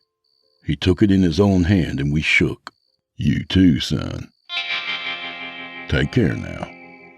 There was a flash of silver blue light, and just like that, he was gone. I guess it wouldn't surprise you, whoever you are out there listening to this story, that there was a small cabin nearby. That's where I spent the next 3 days waiting for Rudy to wake up. It was the morning of the third day, and I woke to the sound of the door opening. There was Rudy, standing in just his jeans, his new scars shiny on his pale skin. Well, well, well, is my bed comfy? I sat up and rubbed my eyes. Yeah, it is. I'm happy to see you too. I'd be a whole lot happier if you hadn't left me on the goddamn stump for... How long has it been? 3 days. For 3 days? I stood up and grabbed my shirt. I didn't know you could be moved. Thought it might fuck up the magic or something. The stump ain't magic, it's just a damn stump. An uncomfortable hard stump. My back's gonna ache for days. Look, man, I don't know the rules to all this shit, okay? You said to lay you there. Why are you listening to the ravings of a dying man? And he didn't say anything about bringing you inside, so I didn't. Next time you get shot 3 times and need me to drive your ass to your own personal North Pole pocket dimension, I'll remember to let you in at night, okay? He raised an eyebrow. Who is he? Nick. He said... Nick was here? Yeah, and... You saw him with your own eyes? Yes, that's what I'm trying to tell you. He asked me to stay with you, to help you with the mission, and I accepted. Rudy sat down on the floor and stared off into space. What is it? I thought you'd be happy I decided to stick around. I haven't seen Nick since the night he walked into the woods and disappeared. Oh, shit. I'm sorry. I had no idea. He waved it away. Not your fault. I've just missed him is all. I mean, I know he's fine, but still. He was my best friend. He still is, I said, sitting down across from him. When you were in trouble, he was here, you know. He came to make sure you were okay. Rudy nodded. He look okay? Like everything was fine with him? Yeah, man, he looked good. Shiny white hair, big braided beard. Braids, huh? Pansy. We laughed together. It felt good to laugh after the past few days. Rudy slapped his thighs. Well, I don't know about you, but I'm starving. What say we get something to eat? Sounds good to me. I've been eating canned soup and jerky for 3 days. I wasn't sure if I left this place I'd find my way back. He smiled. You're part of it now. You can always find your way back. Now, what are you in the mood for? I could go for some hash browns. You read my mind. Lead on, Blitzen. No, man. Just no. Donner? I sighed. Fine, but only on missions and when absolutely necessary. Donner means thunder. Does that help? Only slightly. Let's stop talking about it before I change my mind. And that's it. That's the end of the beginning, at least. I don't know what comes next, but whatever it is, we'll be ready. I've been teaching Rudy battle tactics, and now he's showing me some Santa magic. Nothing big yet, though. I can't look into people's hearts and tell if they're legitimately naughty or nice, but I can make my way out of the North Pole pocket dimension, and I can almost make exact change with the magic wallet. And I guess that's enough. For now. It was a typical day. Once the warm-up exercises of driving, flying, and a few light scraps with the police were complete, Roderick, better known as Thrash in his professional circles, was ready to begin his day in earnest. It would start with a little bit of armed robbery, followed by a car chase that would rival even the most extravagant of such found-in-action movies. After that, some lunch, followed by a contract killing, carried out in his signature style of overwhelming fire and general mayhem. Once his criminal impulses were sated, the real fun would begin. A newly acquired firebomb had recently come into his possession, which was said to coat all in its blast radius with a thick and viscous petrochemical before igniting the scene in a whirlwind of slow and fiery agony. Those days victims of his new toy, all of whom had been absolute strangers to Thrash, didn't die easily or quickly. Rather, they died slow, screaming in torment as the heat and flames lapped their bodies, cooking them inside out. Setting them alight along a public sidewalk as they idly went about their days, Thrash relished the chance to be a pox upon the people of this city whenever possible. Normally happy to carry out such with run-of-the-mill mass shootings, or with the unforgiving force of whatever car or truck or piece of construction equipment he had happened to steal the moment before, this new torturous device was a delight to his dark and debased instincts. He was not alone in enjoying such cruel delights either, as countless throngs of his thousands, if not tens of thousands of loyal followers, likewise cackled maniacally and rewarded Thrash generously, as these innocent strangers were put to the torch. After this, though, as with any workday, it was time to wind down, which for Thrash involved a more intimate approach to violence and brutality, with the abduction and slow torture of one last random denizen of the city. Drawing these end-of-the-day mutilations out as long as he could, his recent acquisitions of some medical equipment allowed him to implement IV drips, tourniquets, and adrenaline shots to keep his victims not only alive, but awake, as he sliced from them their eyelids, removed fingers, toes, and noses, and usually towards the end, removal and examination of organs. It was a dirty business, a bloody business, and a business which Thrash and his people found endlessly entertaining. As usual, casual banter and color commentary was provided by Thrash as he carried out his acts of merciless brutality, oftentimes enhancing the joy his people felt as they watched his demented artistry unfold live before their eyes. It was upon a final cut then, as his most recent victim expired, that Thrash decided perhaps his day's work was done. He addressed his people thusly. Okay, well, thanks everyone for joining me today. That was certainly a lot of fun. Special thanks to Ezekiel 2517, Marshall Smathers, Vinvu 55, Mary Cat, and Larry Kubiak for their generous donations. As always, if you enjoyed the stream, make sure to like, share, and subscribe. Leave a comment down below if you want to see me try out some other games or just have some new ideas for this one. As always, I'm Thrash, your resident game psycho. And don't forget, I'll be at the Atlanta VRCon tomorrow if you wanted to stop by and say hey. Otherwise, Merry Christmas, Happy Holidays, and I'll see you next time. And so, with the final click of a button on his handset, Thrash, Roderick, ended the stream, and exited the game. Pulling off his VR headset, he blinked a few times as his eyes and brain readjusted to the meat space reality he shared with his ever-growing list of subscribers. It had been a profitable afternoon, with donations and subscriptions to his channel totaling roughly $1,000. Not by any means a paltry sum, yet one which Roderick regarded as mediocre, as his own insatiable lust for growth never quite allowed him to feel content with the notable success he was already enjoying.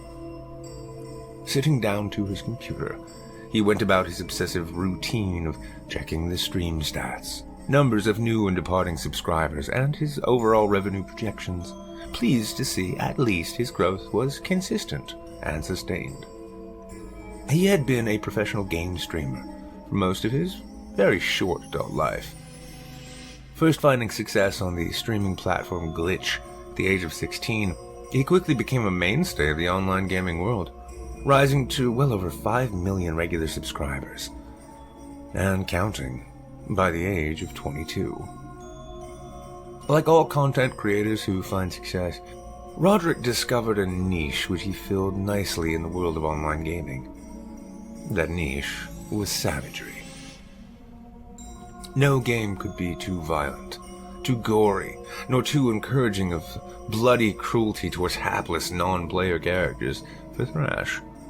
It was his bread and bloody butter. His affinity for the darker side of gaming even brought him before Congress once to testify against a proposed bill that would regulate the sorts of violent and adult content that game studios were increasingly making. This was, of course, thanks to his status as something of a notable celebrity in the world of gaming, and in his earnest defense of the viscera-strewn games he loved and made a living playing, his own notoriety grew from there. The debate was sparked initially by the release of Roderick's favorite game, Felonium 4. Generally regarded both lovingly by fans and scornfully by detractors as an open-world murder simulator, Roderick was himself instrumental in ensuring the platform Glitch reversed a decision to ban streams of the game, leveraging his multi-million subscriber count with a threat to sign with a different website. Once successful in this, the game studio, Pariah Games, showered him with every update, mod, and piece of downloadable content they had. When Felonium 5 was released for virtual reality, utilizing the latest in both haptic feedback technology and advanced artificial intelligence to drive the non-player characters along, Roderick, Thrash, was among the very first to indulge in it. His celebrity status being itself a marketing slam dunk, as the company was more than eager to provide him with an early release, discovering both studio and user-made mods in short time after the public release for such things as decapitations, disembowelment, abduction, and torture. The name of Thrash quickly became one that was inexorably synonymous with utter carnage. The holiday season was upon him, and as such, every game studio, console, or gaming PC company sought to ensure their products went right into the hands of Glitch's biggest streamers. As part of this, Roderick was booked to debut the newest interactive gaming technology, the Void Runner VR system by Xenosware. Boasting the most immersive gaming experience in history, Roderick was looking forward not so much to the event, where he would introduce the product on stage, but getting it home and really exploring what it had to offer. It was while looking over proposed specifications online that a message popped up in his feed. It was from Troy, also known as Bandersmash, a fellow friend and streamer. "You psyched for tomorrow?" the message asked. Roderick physically shrugged, as though the screen could transmit his wordless answer. "Yeah, should be fun," Roderick replied. He was, in point of fact, rather dreading the meet and greet portion where he'd be sat at a table, signing various objects and posing for selfies. He had always had a strange relationship with fame, one of equal parts entitlement and the kind of growing sense of elitism common among the young when thrust into the limelight so relatively quickly. I take it you'll be at the after party? Troy asked. You bet your ass I will. Gonna try and fuck serendipity, typed Roderick. Hot top titty streamer, nice. Troy responded with a series of suggestive emojis. From there, Roderick went about double-checking on his VIP pass confirmation, looked over his emails, and died a little inside whenever deigning to look at his ailing crypto portfolio. Cursing a bit, first the market and then himself, he cringed at the thought that he could have ever been so stupid as to think a currency brandished with a hedgehog as its mascot was a wise investment strategy. Still, though, a quick look at his bank balance and subscriber numbers brought him out of his momentary malaise and gave him just the exact sort of dopamine rush he had come to survive upon. Rising from his seat, after some hour or so of idle doom scrolling through his social media feeds, Roderick entered the kitchen. It was, as the rest of his condo, palatial in its size and luxurious in its facilities. Opening the massive stainless steel refrigerator, he pulled from within a bottle of Bro Fuel, a supposedly organic and supposedly healthy supposed energy drink, with whose company he had enjoyed a bountiful sponsorship. Though he enjoyed the flavor, he never really felt much in the way of an energy boost to speak of. Popping the top, he took a long pull from the can before shuffling into his living room and slumping lazily onto his broad leather sofa. Turning on his massive television with a tap of his phone, he scrolled about, looking for a video or movie to enjoy. He had neither cable nor satellite, as such were the province of boomers, and as such, beneath him entirely. He paused for a moment, considering an online series billed as a dark comedy poking fun at the superhero genre. The tagline for the series was, "No one moron should have all that power." This gave him a slight smirk, and thus hoping the first of what were then 5 chapters might prove entertaining, settled in for what turned out to be an audiobook presentation with a still image on screen. Finishing the drink, he laid back on his luxurious sofa as the dulcet tones of the video's narrator read the story aloud. Soon, he felt his eyes begin to droop, and as is often the case with audiobooks in the evening, he was soon put fast asleep. The following morning he rose, stiff from a night on the couch. After a shower and a shave, which despite being in his early 20s was still more ritual than necessary as he grew little to nothing in the way of a beard, he tucked into a breakfast bar and began preparing for the convention. He'd been debating which outfit he ought to wear, accounting the brand names and his relationships with them, versus his instinct to simply wear his own merchandise. In the end, deciding to keep things in-house, he donned the grossly overpriced combination sweatpants and hoodie, upon which the words "Thrash Trash" were brilliantly emblazoned, and summoned his rideshare. The UberX arrived in next to no time, and though part of him wished to take one of his many cars out and drive himself, he knew in all likelihood he'd be spending the evening drinking. Once more, this foresight was less a matter of genuine personal responsibility, and more one of what such could do to his image, especially given the average age of his fans being between 14 and 30. Roderick, if pressed, would generally mistake being self-absorbed with being self-aware, but as most of whom he would regard as his peers were much the same, the reality of such never truly sunk in. The ride was a pleasant one, making his way from his home in the suburbs of Atlanta into the heart of downtown with surprisingly little traffic.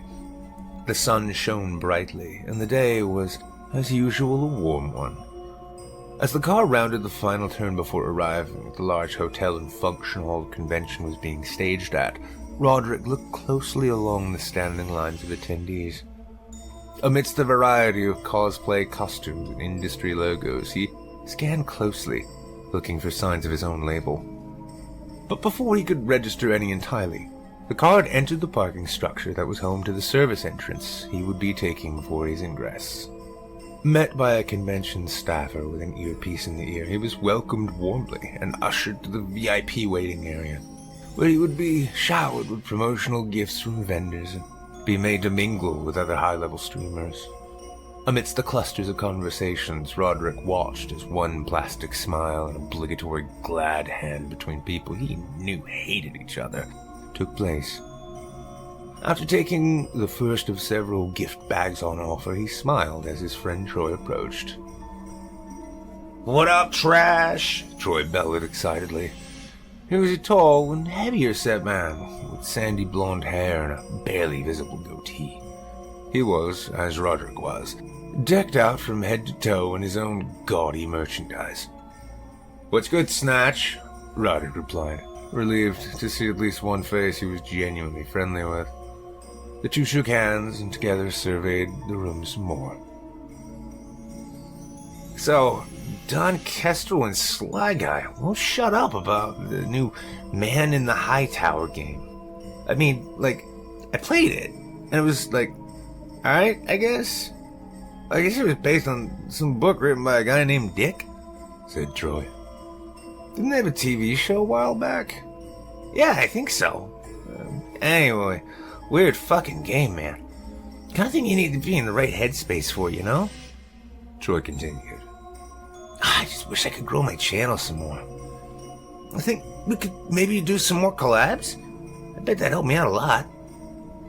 Roderick continued listening passively, affording a slight grunt of acknowledgement that Troy had said something while not really listening at all.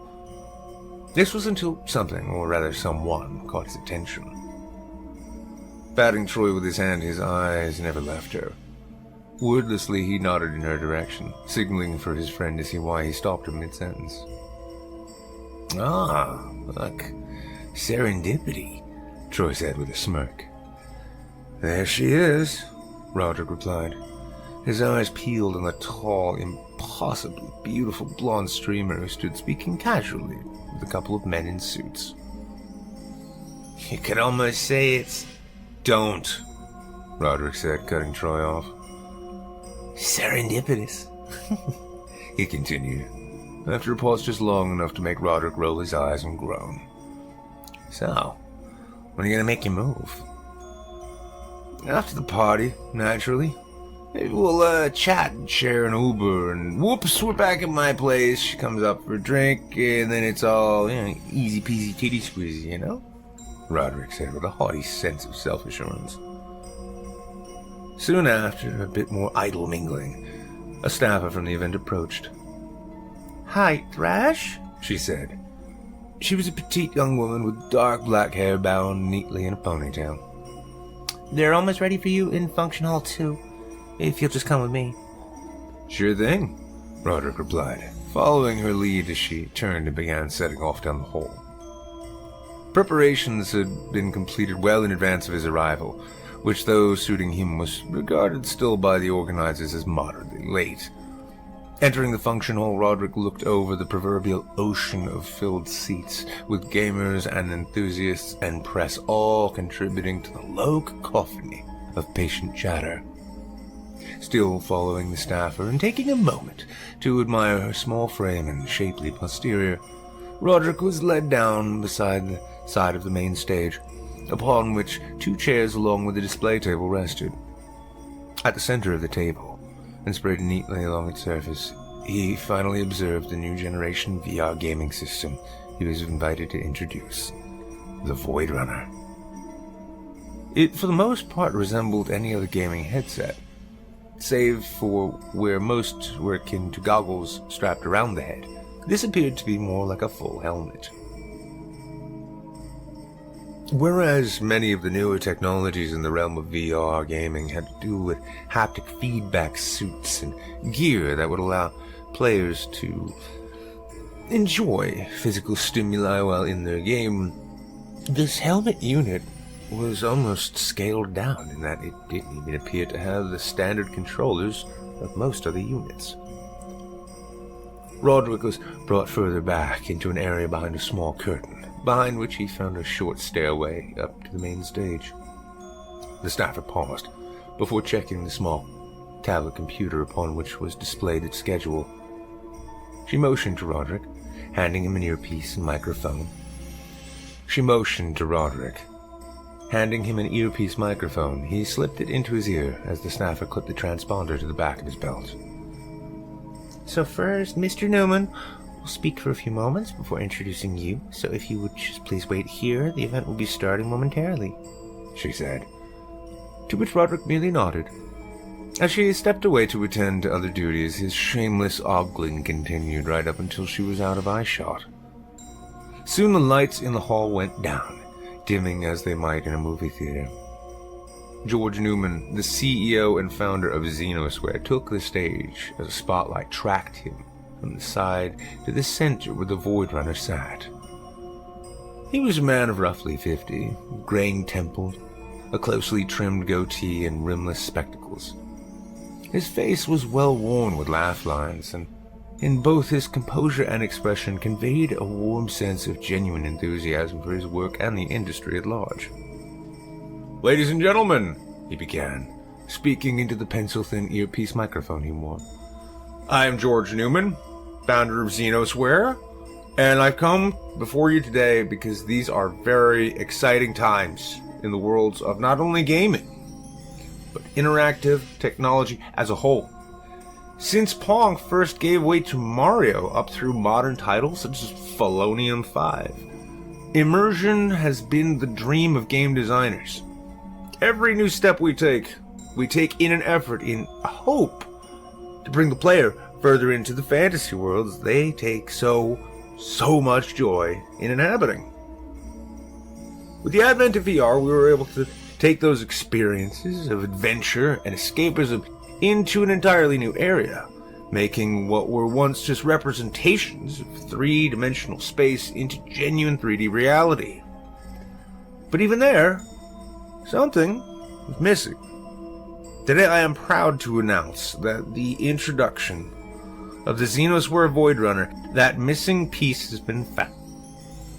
So, to give this new system a proper introduction, we've invited someone I'm sure you're all very familiar with. So please, give a warm welcome to Thrash, Newman said, turning and gesturing to Roderick, who quickly jotted up the stairs and into his own tracking spotlight. The light was blinding, making it impossible to see the crowds who cheered for him somewhere just behind the light. He lifted his hand and waved as he strolled over to Newman, who greeted him with a hearty handshake. After a moment, the applause died down, and Roderick looked to the small teleprompters which sat partially hidden just off stage in each direction. Hello, Atlanta, he said, his voice amplified throughout the room. The crowd cheered again. How's everyone doing?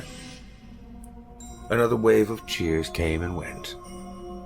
So I wanted to say it is an absolute privilege to have been invited here today by George, and I'm really excited to see what he's got for us.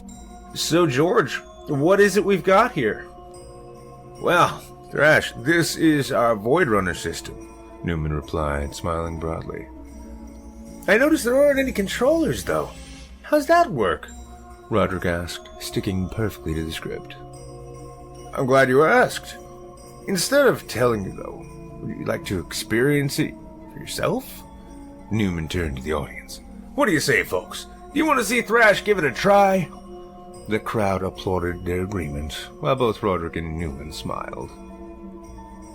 Well, I guess that's a yes, Roderick said, still perfectly on script.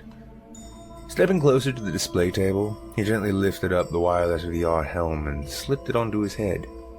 Newman first pulled up a folding chair, guiding Roderick into it before he then nodded to a technician off stage who quickly activated the device. Roderick was not sure what to expect, but what happened next proved to be one of the most unique sensations and experiences of his life. It began with a tingle along his scalp, followed almost immediately by a pleasant warm sensation which quickly spread throughout the whole of his body. He gasped slightly as the feeling washed over him. As it did, he saw as the darkness within the headset was soon replaced by not merely an image, but an impossibly real and entirely borderless environment. He was standing, or rather floating high in the clouds.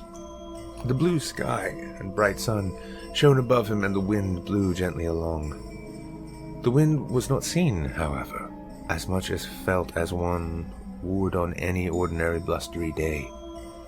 To call the experience immersive would have been an understatement, as to Roderick in that moment, every nerve, every fiber of his very being felt entirely as though his flight through the skies was real, even down to him no longer even feeling the seat beneath his bottom. "How does it feel, Thrash?" Newman's voice asked from all around him. "Feels... definitely the word, George. Just... wow. It's not just realistic, it's... real," Roderick replied, his lips and mouth feeling the words as they left, and his ears hearing them, as though they were truly spoken out into the open air, before and all around him. "Let's try something else, then. How about a nice drive through some beautiful mountains?" Newman said, gesturing again to the technician off stage. A moment later, Roderick felt his reality shift. No longer was he hovering weightlessly in the air, but was now seated in the driver's seat of a most incredible supercar. His hands gripped the wheel, and he could feel the fine leather upholstery which covered it. The scent and sight and sound of such luxury was accented by the fantastic speed with which Roderick drove along the winding and unfathomably beautiful mountain road that lay around him. To the audience watching, the experience was still far from hitting the mark, though impressive nonetheless. Upon a grand display screen which dominated the back wall of the stage behind Roderick and Newman, those in attendance were treated to a view of what Roderick saw and heard, but not what he felt, not what he smelled, nor the sensations of the powerful engine roaring, the cool breeze that wafted in through the open moon roof, the very experience of it. Seeing could be believing, but it was still but a shadow of what Roderick was experiencing. "Feel like a little combat, perhaps?" Newman said, once more gesturing to the tech. This time as the car and road and mountain all faded to silent black, with the sensation of nothingness itself tickling Roderick's brain, a new environment shifted into reality all about him. He was standing on a city street. He knew the street well, as he had traversed it countless times over countless hours of brutal gameplay. He was in the city of Felonium 5. Yet beyond being a merely familiar recreation of the video game world, this one was real and tangible. His footfalls upon the pavement, taken only in the game space of his mind and experience, and not obligating actual motion from his actual limbs, felt and sounded just as they would on any actual sidewalk one could traverse. The acrid city smells of exhaust fumes, garbage, and waste mixed with countless scents of cooking food wafting from restaurants nearby. The reality to it was almost overwhelming. Looking down, Roderick, Thrash, observed a pistol holstered on his belt. Looking about, he was almost uncertain if he ought to play his game his way, as the lucid vibrancy of the place felt so real that the same sense one would have in real life came into play. This was but for a moment, though, as the moment soon passed on the familiar face of a regular non-player character he would commonly find among his victims passed by. The face and body looked far more real than he was used to. Were it not for slight hints spanning the uncanny valley between authentic human and clear replica, as well as the character's language, Thrash may have easily mistaken him for a real person. "Hey!" he called out as the game character strolled by. Turning, the character looked at Thrash with almost unnervingly real eyes, and spoke. "Sliba handel, fabriga, fiddle buck, marpeton." They're speaking absolute nonsense, Thrash. Roderick was actually rather relieved to hear the character speaking in the standard fake language of the game. This put his mind at ease and afforded him just the reminder he was in a game that he needed to draw his game pistol from its in-game holster and shoot the blabbering game character right in the head.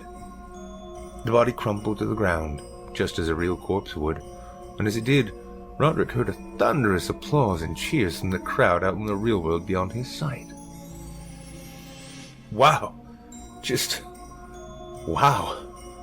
How do I... he began to ask, staying still somewhat on the prearranged script, but also in simple awe of the experience. How do you quit the game? Simple. Reach up to the right side of the headset with your right hand, Newman instructed. Roderick did as he was told, and found the sensation of doing so quite odd. Throughout his seated gameplay, he hadn't needed to move a muscle in the real world, with all the motion and action being processed internally within his mind. But with this action, a weightier sense of his arm could be felt, and though his game hand hovered in front of his face, his meat space hand felt the side of the headset and a small round button. "Just give that a push," Newman said. As he did, the system slowly faded to darkness, and as it did, Roderick felt a strange sensation of returning to his body, almost a bit like waking up. With his senses returned to his corporeal body, he lifted the headset off and handed it to Newman, his eyes wide in astounded excitement. "How was it, Thrash?" "That was absolutely incredible. It's not even playing a game, it's living it. How does it work?" Roderick asked. Though this still all played to the script, he was, in that moment, genuinely awestruck and dreadfully curious as to how that happened. "No, I'm glad you asked. When creating the Void Runner, we at Xenosware spent countless hours studying and adapting neural interface technology so as to create a genuine experience, rather than just a mere game. It works by communicating directly with and stimulating your brain in a way that allows a controlled and organized feed of tactile information, allowing it to feel as real as anything else. And the most exciting part with this is the applications for this technology beyond gaming. With this, police, firefighters, EMTs, doctors, even soldiers, even mechanics, whatever it might be, this technology can offer the user the ability to get real hands-on experience without any risk at all," Newman boasted. He hadn't missed a beat, and had clearly rehearsed his speech rather thoroughly. The presentation continued, with Newman going over the technical specifications and new advancements. Roderick managed to play his part and recite his lines, throwing in an odd joke here and there, but all the while remained utterly stunned with what he had just experienced. So great was his awe that he barely noticed as the presentation ended. A moment later, after this realization had set in, he was again being escorted by the same petite staffer back down the hallway to the VIP lounge. Unable to find Troy right away, he opted to hit the hotel bar for a cocktail, where he sat, staring into space in utter amazement. The more he thought upon it, the more it seemed to even surpass reality itself for how real it felt.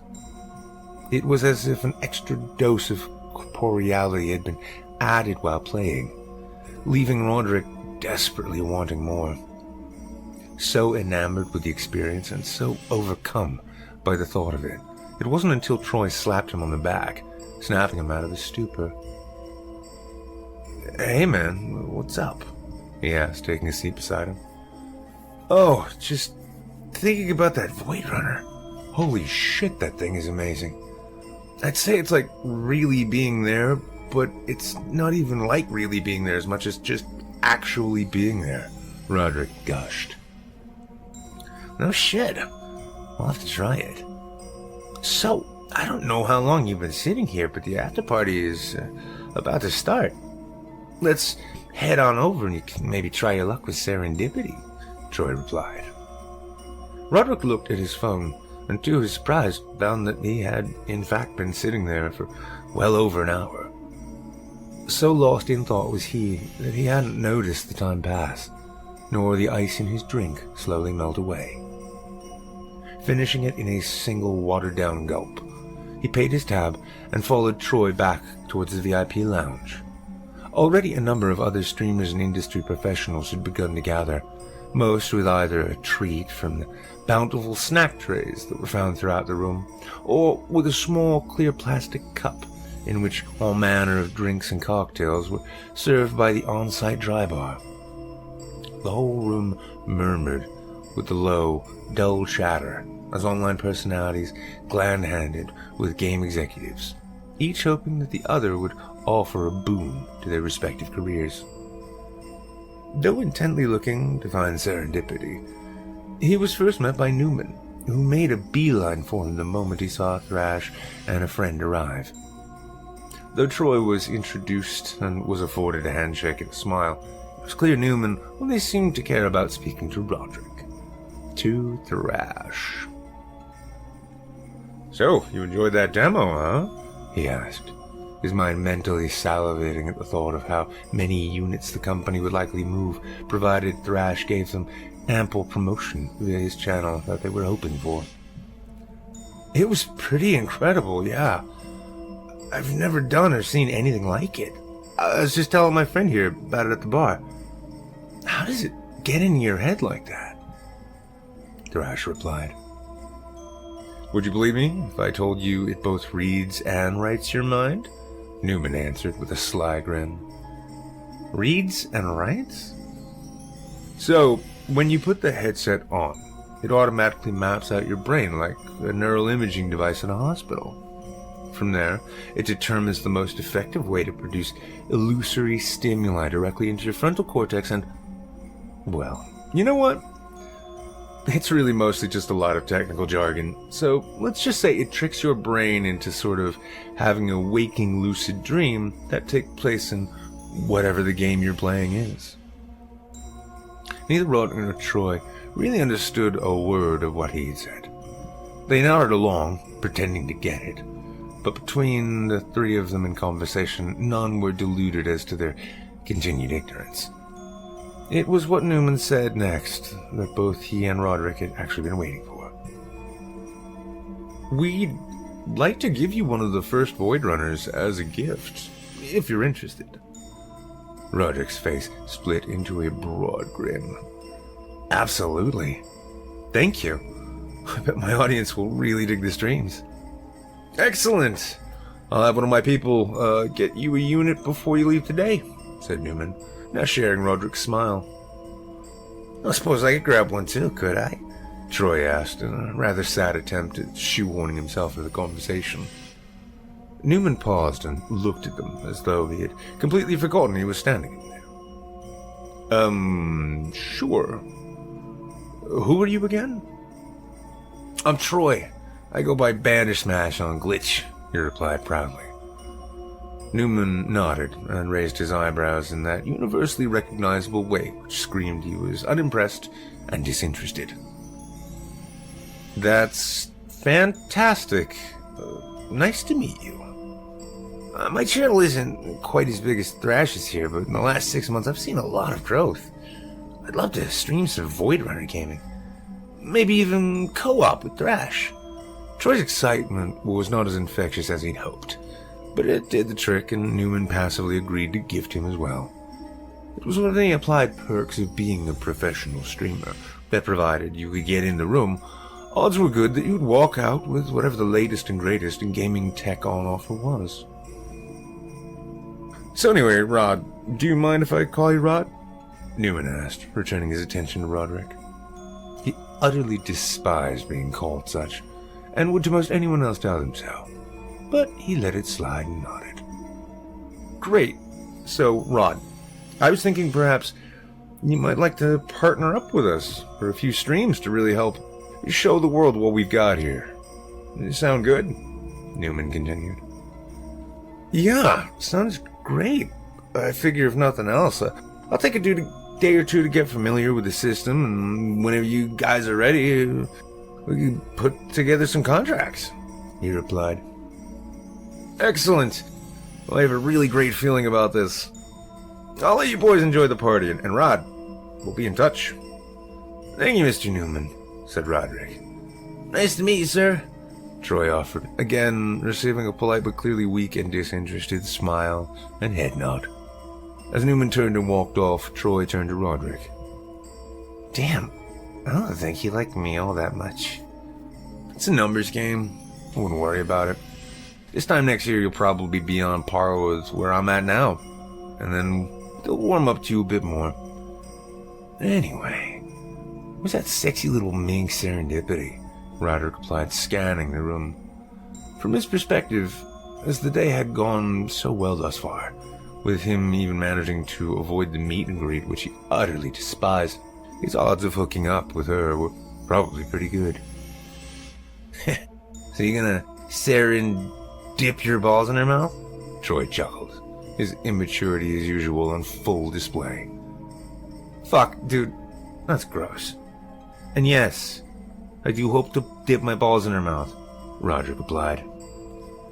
Well, there she is, bud, said Troy, gesturing across the room to where a gorgeous, statuesque knockout of a woman stood. She was tall, taller than Roderick, who at 5'6" wasn't any great feat. With her platinum blonde hair streaming down her back and shoulders, she had a look resembling Margot Robbie, or some other Hollywood dream girl, with bright blue eyes, ample breasts, and an impossibly slim waistline. Though not a game streamer typically, her fame was amplified 100-fold once she'd launched in every fan's account. Though he'd likely not say as much, Roderick was a regular patron and consumer of the lewd and provocative images and videos behind the paywall, and even regarded it as a better expense than even paying his mortgage. Strolling to the bar first, Roderick ordered 2 gin and tonics, knowing from having followed her long enough that such was Serendipity's go-to drink. Troy agreed to hang back, watching from afar. Once the libations were acquired, he zeroed in on his online dream girl and approached. Handing her the cocktail, she was surprised and slightly confused as Roderick inserted himself into what had been an ongoing conversation with her manager. Serendipity? It's so nice to finally have a chance to meet you. I'm Roderick, but I go by Thrash on Glitch. I assume you've heard of me? She looked at him with an expression that betrayed 2 things. Firstly, she already knew without a doubt what this short gamer was hoping for. It was something of a professional hazard for her. And on a rather regular basis, she would lament how seemingly every lame approach sounded just the same.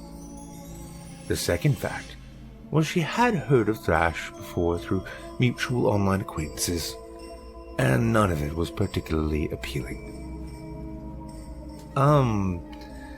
Yeah, hi, nice to meet you, I guess?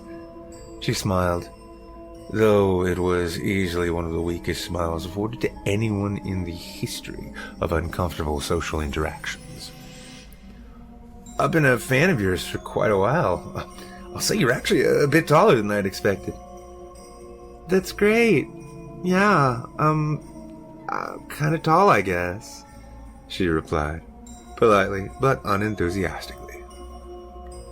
Been enjoying the convention? Yeah, it's been great. Her eyes began scanning the room as though desperately looking for some form of escape from the inevitable. I got to introduce that new VR set. Taking one home tonight. Pretty excited. I was curious, though. Here it comes, she thought. What are you, what are you up to afterwards? I was thinking maybe... I'm probably just gonna go to bed. Yeah, I've got, a really big day tomorrow, she said, cutting him off and speaking in uptalk, with her voice rising at the end in the hopes of sounding more sincere. Really, it's a bummer. I was going to see if... Well... Roderick leaned in close and whispered to her something that doesn't bear actual repeating. Her reaction, however, said enough, as her veneer of congeniality fell away, replaced by a look of utter disgust and contempt. To those nearby, if her angry eyes and flaring nostrils didn't say enough, the throwing of her gin and tonic, which she hadn't sipped at all, directly into the face of the short creep in front of her, said it all. Sparing him one final scornful glare, she turned on her heel and angrily strode away. Troy tried his best to contain his laughter, but approaching Roderick found it all but impossible. "That didn't go well," he said, suppressing a chuckle as he handed a few bar napkins to his friend. Roderick wiped the booze away from his face and sneered upon noticing it had soaked his hoodie. "No, fucking didn't. What'd you say to her?" "Doesn't matter. I think I'm done for today. Fuck this noise. I'm heading home," Roderick said, a mix of anger and embarrassment swirling about in his mind. "You sure you don't want to stay and maybe get shit-faced with that Korean Cosmocraft team? They're funny dudes," Troy suggested, shrugging. Roderick, again, was only halfway listening to his friend, as per usual. But in this mix of rejection and anger, he simply stormed off without saying a word. After cleaning himself off in the bathroom, Roderick decided it was time for an Irish goodbye, leaving without telling anyone short of the Xenosphere representative who sought him out to give him his Void Runner. At least, he reasoned, the day was not a total loss.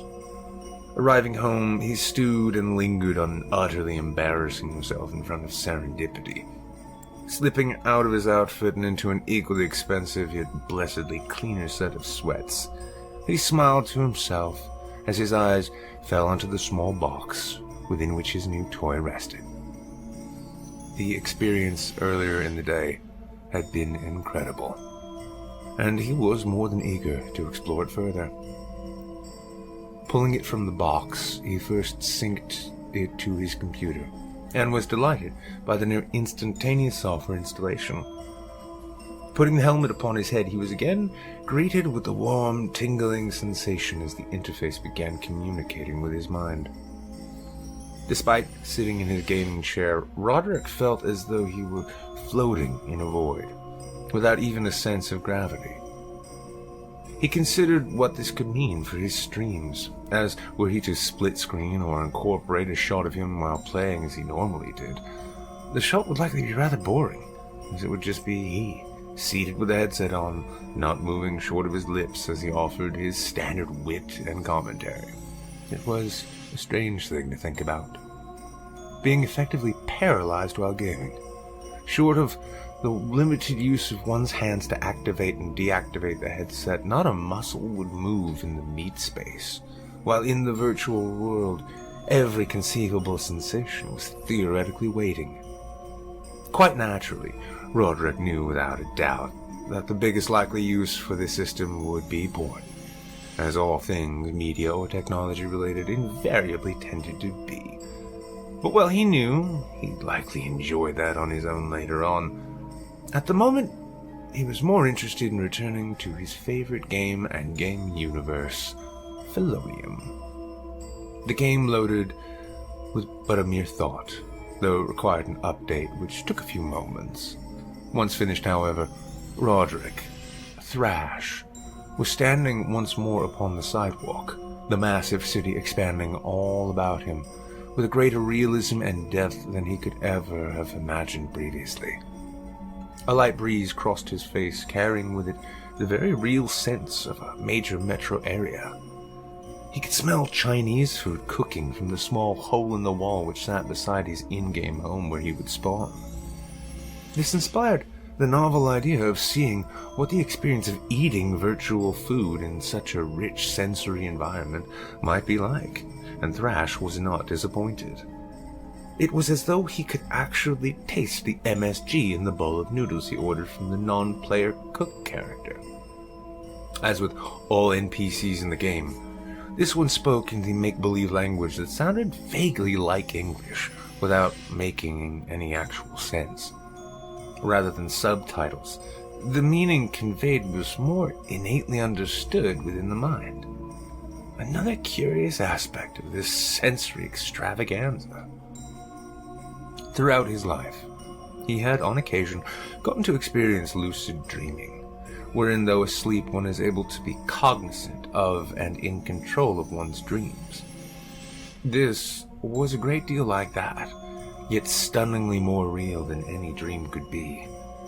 Strolling down the sidewalk, he nearly forgot he was in a game at all, until the sound of gunfire erupted down the street. NPC bank robbers were in a shootout with NPC cops, and the claps and snaps of the gunfire were almost loud enough to make Thrash's ears ring. Remembering then his own favorite in-game pastimes, he reached down to find a pistol holstered on his hip, and drawing the weapon, he took aim and fired at both the police and the robbers, killing them off in short order. The blood which spattered along the make-believe pavement was a rich crimson.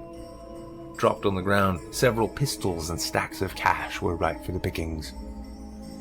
Once he'd taken his newly acquired loot, he reached instinctively over his shoulder, drawing from this air an assault rifle. The weight and tactile feel of the weapon, which had materialized out of nowhere, was so entirely real and convincing, at least as far as Thrash could tell, having never actually held such a rifle in real life. Taking aim at random pedestrians, he fired, over and over again, the realistic-looking background characters all shouting and screaming in their made-up language before falling to the ground dead. The recoil Thrash felt against his shoulder, and concussive blast from the rounds as they were fired was, as realistic as it was, exactly how he had always imagined it would be. Round after round he sent down the sidewalks, taking down one NPC after another. His in-game wanted levels skyrocketed as he looked upward into the corner of his vision, seeing the standard in-game heads-up display phase into view upon his desire to see it. Following a bloody gun battle with the police, during which Thrash lobbed grenades and Molotov cocktails, exploding the approaching police cars and torching those officers whom he had not blown up into mists of blood and viscera. A rocket launcher was next, blowing up the oncoming SWAT team bus before it even had a chance to turn the corner onto the street which had become his bloodied playground.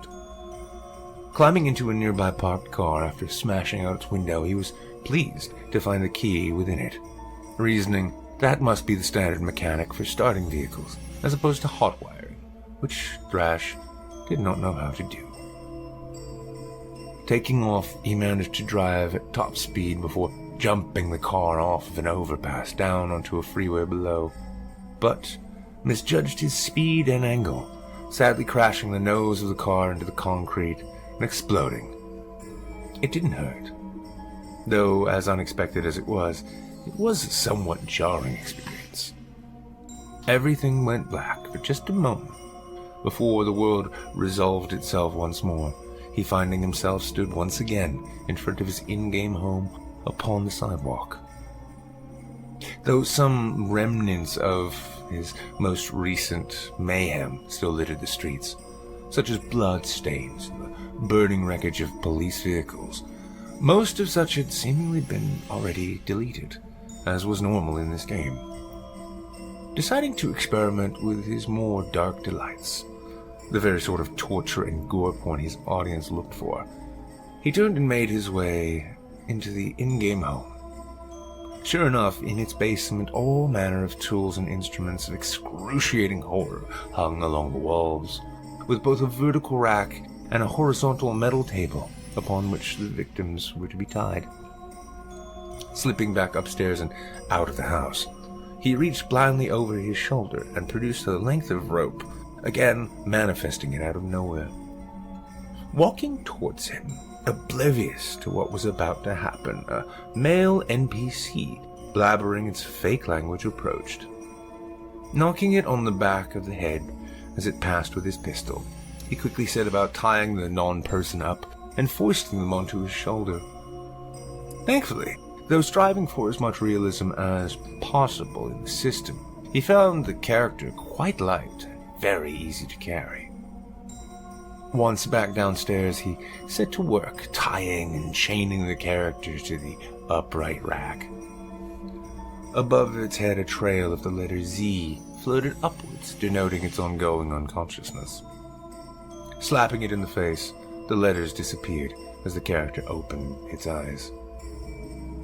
Thrash hadn't yet studied the NPCs up close too thoroughly and was actually somewhat relieved to notice that though realistic looking to a certain extent, the uncanny valley actually worked in his favor, as enacting such sadism as he was planning to upon a true dead ringer of an actual human being might be a bridge too far, even for him. The NPC struggled and called out, all rather procedurally, sticking to a defined pattern as was normal in the game.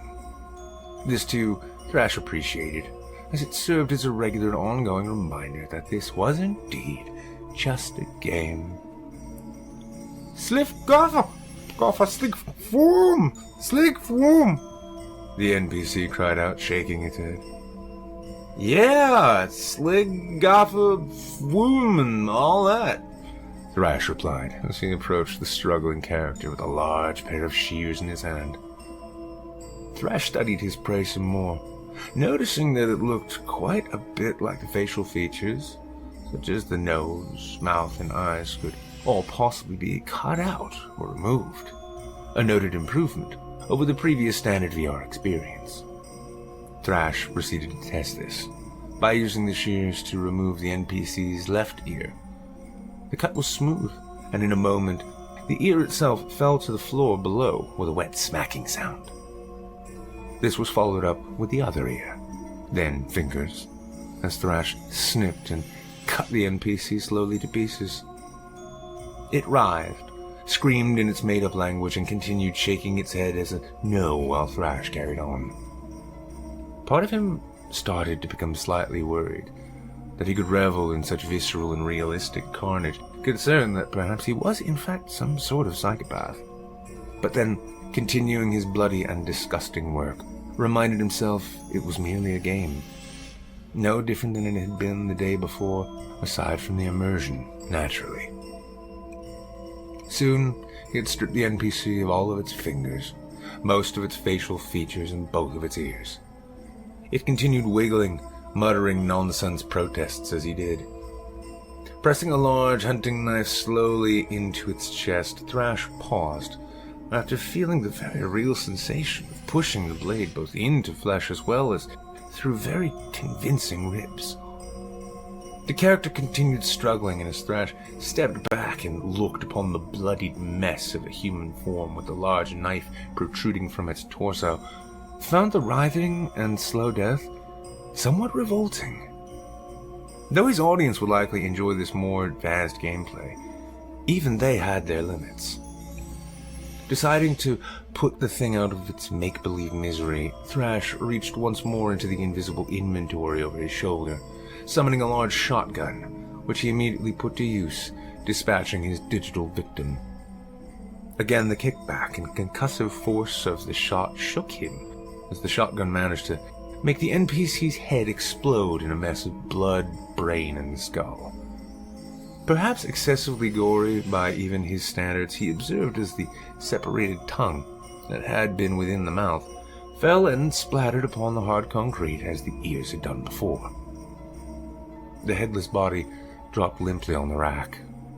Thrash was both disappointed and relieved that no animations had been added for the corpse to begin shaking, as he had seen in a fair number of online snuff films, as though while such would add even more realism to the already very real feeling experience, such would probably prove a bit gross even for he.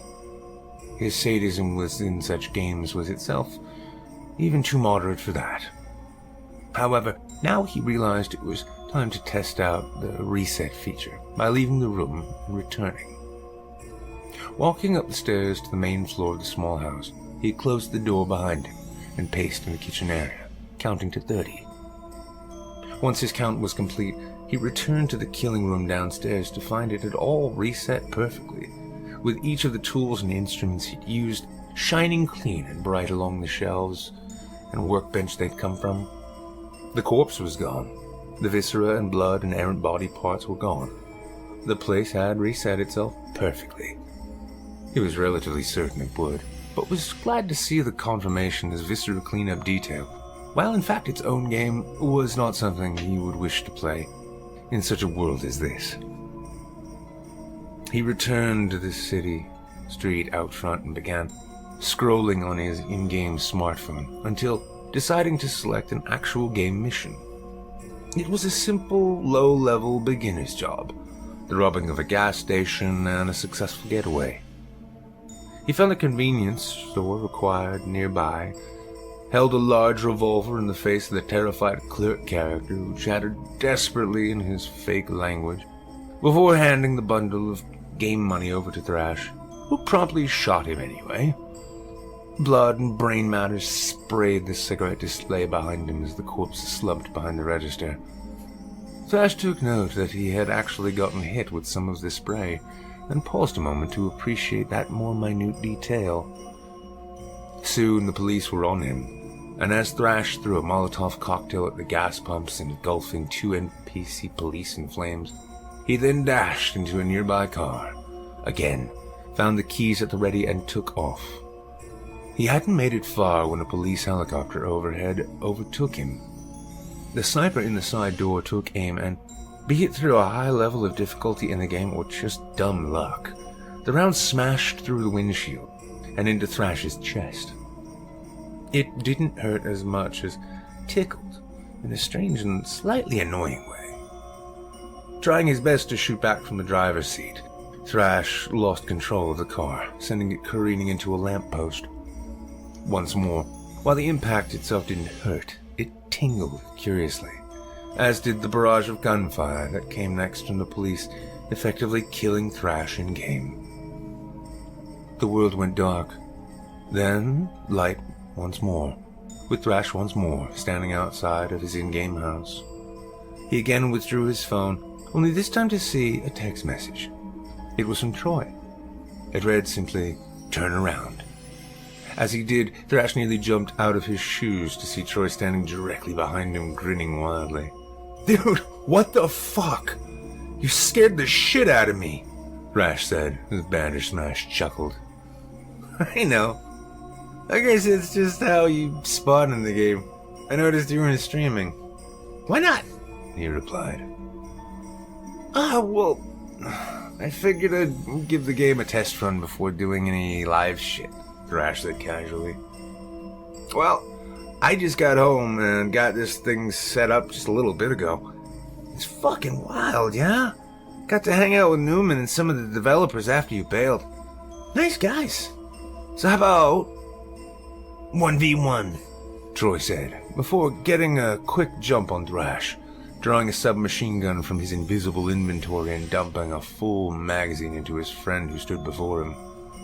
Since Thrash's health and armor had restored during his respawn, the mag dump didn't kill him outright, though he noticed, curiously, that the sensation of being shot like that was notably different than it had been against the NPCs. The shots almost hurt. Thrash tried to wave his hands and shout at Troy to stop, but between the joy in his face and the noise of the weapon, he failed to communicate this correctly, leaving him with no other option but to return fire. A blast from a heavy machine gun pockmarked Troy's chest and torso with bloody gunshots, though Troy merely laughed with each hit as his health bar dropped lower. He couldn't put his finger on it, but somehow this was strange. Something was different now. The previously ticklish sensations of taking damage seemed to be growing more intense, at least for him. Troy clearly was immune to the growing discomfort and slight pangs of genuine pain that came as he shot his friend and carried on. Thrash couldn't explain it, but a foreboding feeling overtook him. "Check this out," Troy said, as he closed the short distance that had grown between the two during their exchanges of gunfire. He held a large knife in his hands and grinned wildly as he plunged the blade into Thrash's stomach. The pain was excruciating. He had never been stabbed in life, but was very certain that this is what it felt like. His eyes went wide, and looking to Troy, who still grinned maniacally, attempted to speak. Sklidu, Kasatrak, Flidopo, Flidopo? Despite his intense desire to tell him to stop, his words simply would not come out correctly. He spoke now as the non-player characters, despite his meaning and intent being solidly in the front of his mind.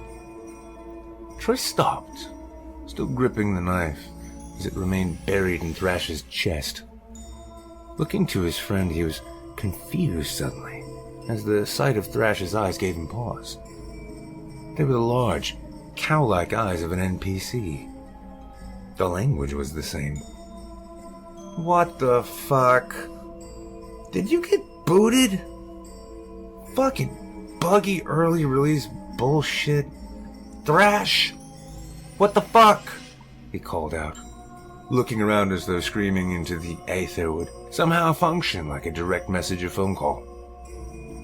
Thrash struggled some more, his vision swimming as the blood poured from the wound as Troy removed the knife. Troy was clearly utterly baffled as to what was going on, and as Thrash fell to his knees clutching at his wound, he tried desperately to tell Troy something was very, very wrong. But he couldn't. All that came out of his mouth when he attempted to speak were the nonsensical randomness spoken by the digital denizens of the Felonium 5 city. Clacko! Sophie Strong! Clacko! Clacko! Boov! It was of no use. He tried desperately to grip at the headset button in his real life, the motor control when in-game being limited to just that, but all he seemed to do was touch and grab the side of his in-game head. It wasn't working. He couldn't get out. Troy stood in his place, still bewildered. He pulled the in-game smartphone from his pocket, attempted to send a call to Thrash.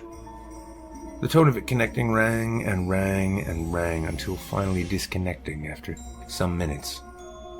He looked down at the NPC bleeding out on the ground.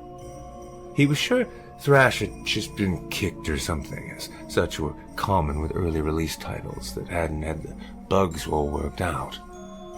Looking, though, at the in-game visage, the NPC version of his friend, he suddenly had a grand idea.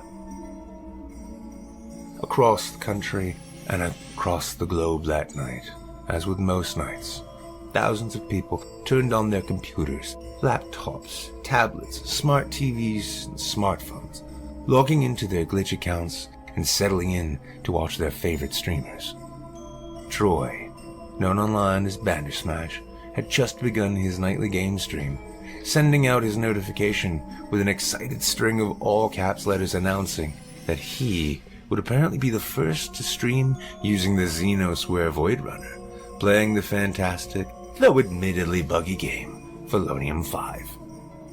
In addition to this, though, he also promised one hell of a surprise. What's up, Smashers? It's your boy Bandersmash. I just got home a little bit ago from AVR, and you'll never guess what I got. That's right, the Void Runner. Let me tell you, this thing is awesome, Troy said, introducing his stream. The audience watched along, seeing the game world from Troy's perspective, and at the moment, he was standing in what looked like a basement, his eyes perusing the variety of tools, medical and gardening equipment, and other assorted sharp and pointy things upon a workbench. Troy continued. It takes the virtual out of virtual reality because, oh boy, this gameplay is scary good. And now, I don't know if this is a thing when a player who leaves the game or gets kicked just turns into one, or if the guy's a pariah, put him in here, but check this out. Turning, he and the audience were able to then see his surprise. There, strapped upon the large vertical rack with its hands and feet shackled, a digital game character, one who looked remarkably like Glitch Star Thrash, was chained up and bleeding from the abdomen. Having fallen somewhere in the uncanny valley, Troy and his viewers were astounded as they studied the detail to the character. It looks just like him, right? He said. We were playing together earlier and I think he got booted. I tried setting him a DM, but for all I know, he just got drunk and fell asleep or something. Anyway, in honor of me beating Thrash to the punch to be the first to stream this, let's give this little doppelganger here the sort of welcome he's famous for. Troy turned back to the workbench, taking up a power drill. Roderick, Thrash, tried to scream, but all that came out was the inane babble of his new form. Troy, unimaginative as he was, took the quick route by drilling into the NPC's head. As the grinding and the searing pain he felt washed over him, Roderick was relieved when it all went black at last.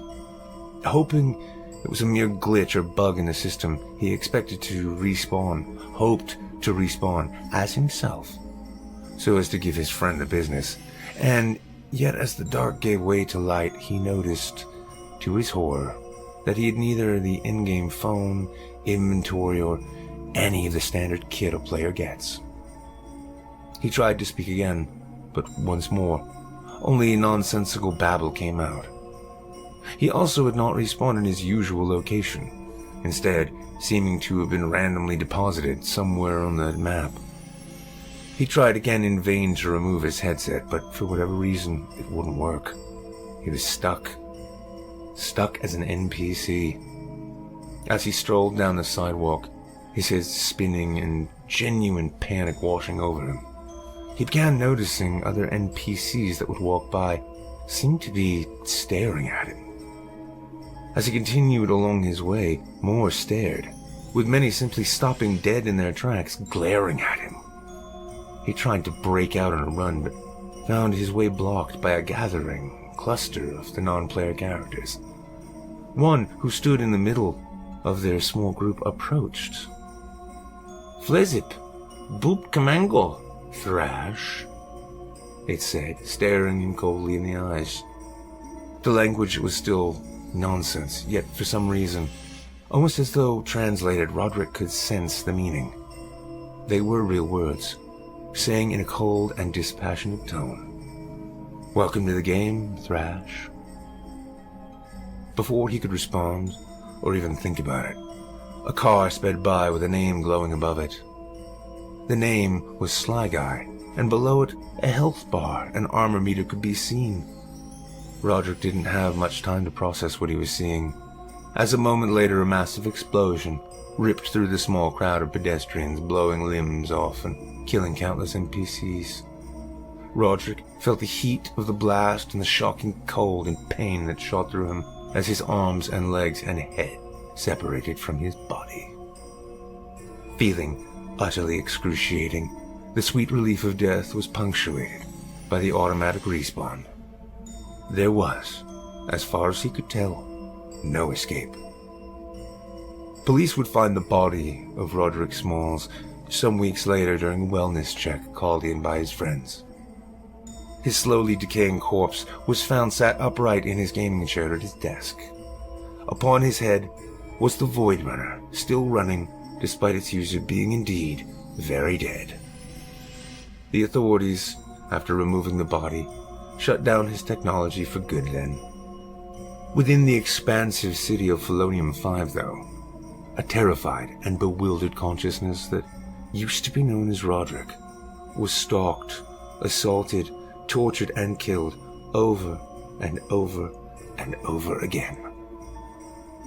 At one point, he noticed it was not always players who would set him aflame, abduct him for dissection, or torture, or shoot, or blow him up, but often violence came about by the countless numbers of other non-player characters, all of whom seemed to constantly glare at him, if they were not outright attacking him.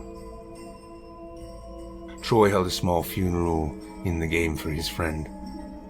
His loss made him sad, and as such, he'd often seek out the Thrash NPC, who was perpetually incapable of speaking with him. On some days he'd simply sit and talk with the soulless avatar of his old friend. On others, he would sometimes engage in a gunfight with him, one-sided as they always were, partly hoping in some strange way that maybe someday his friend might fire back. But that day would never come. And Roderick, Thrash, so long as the game existed, would never and could never truly die. To finally play a game on God mode. The absolute worst of all cheats.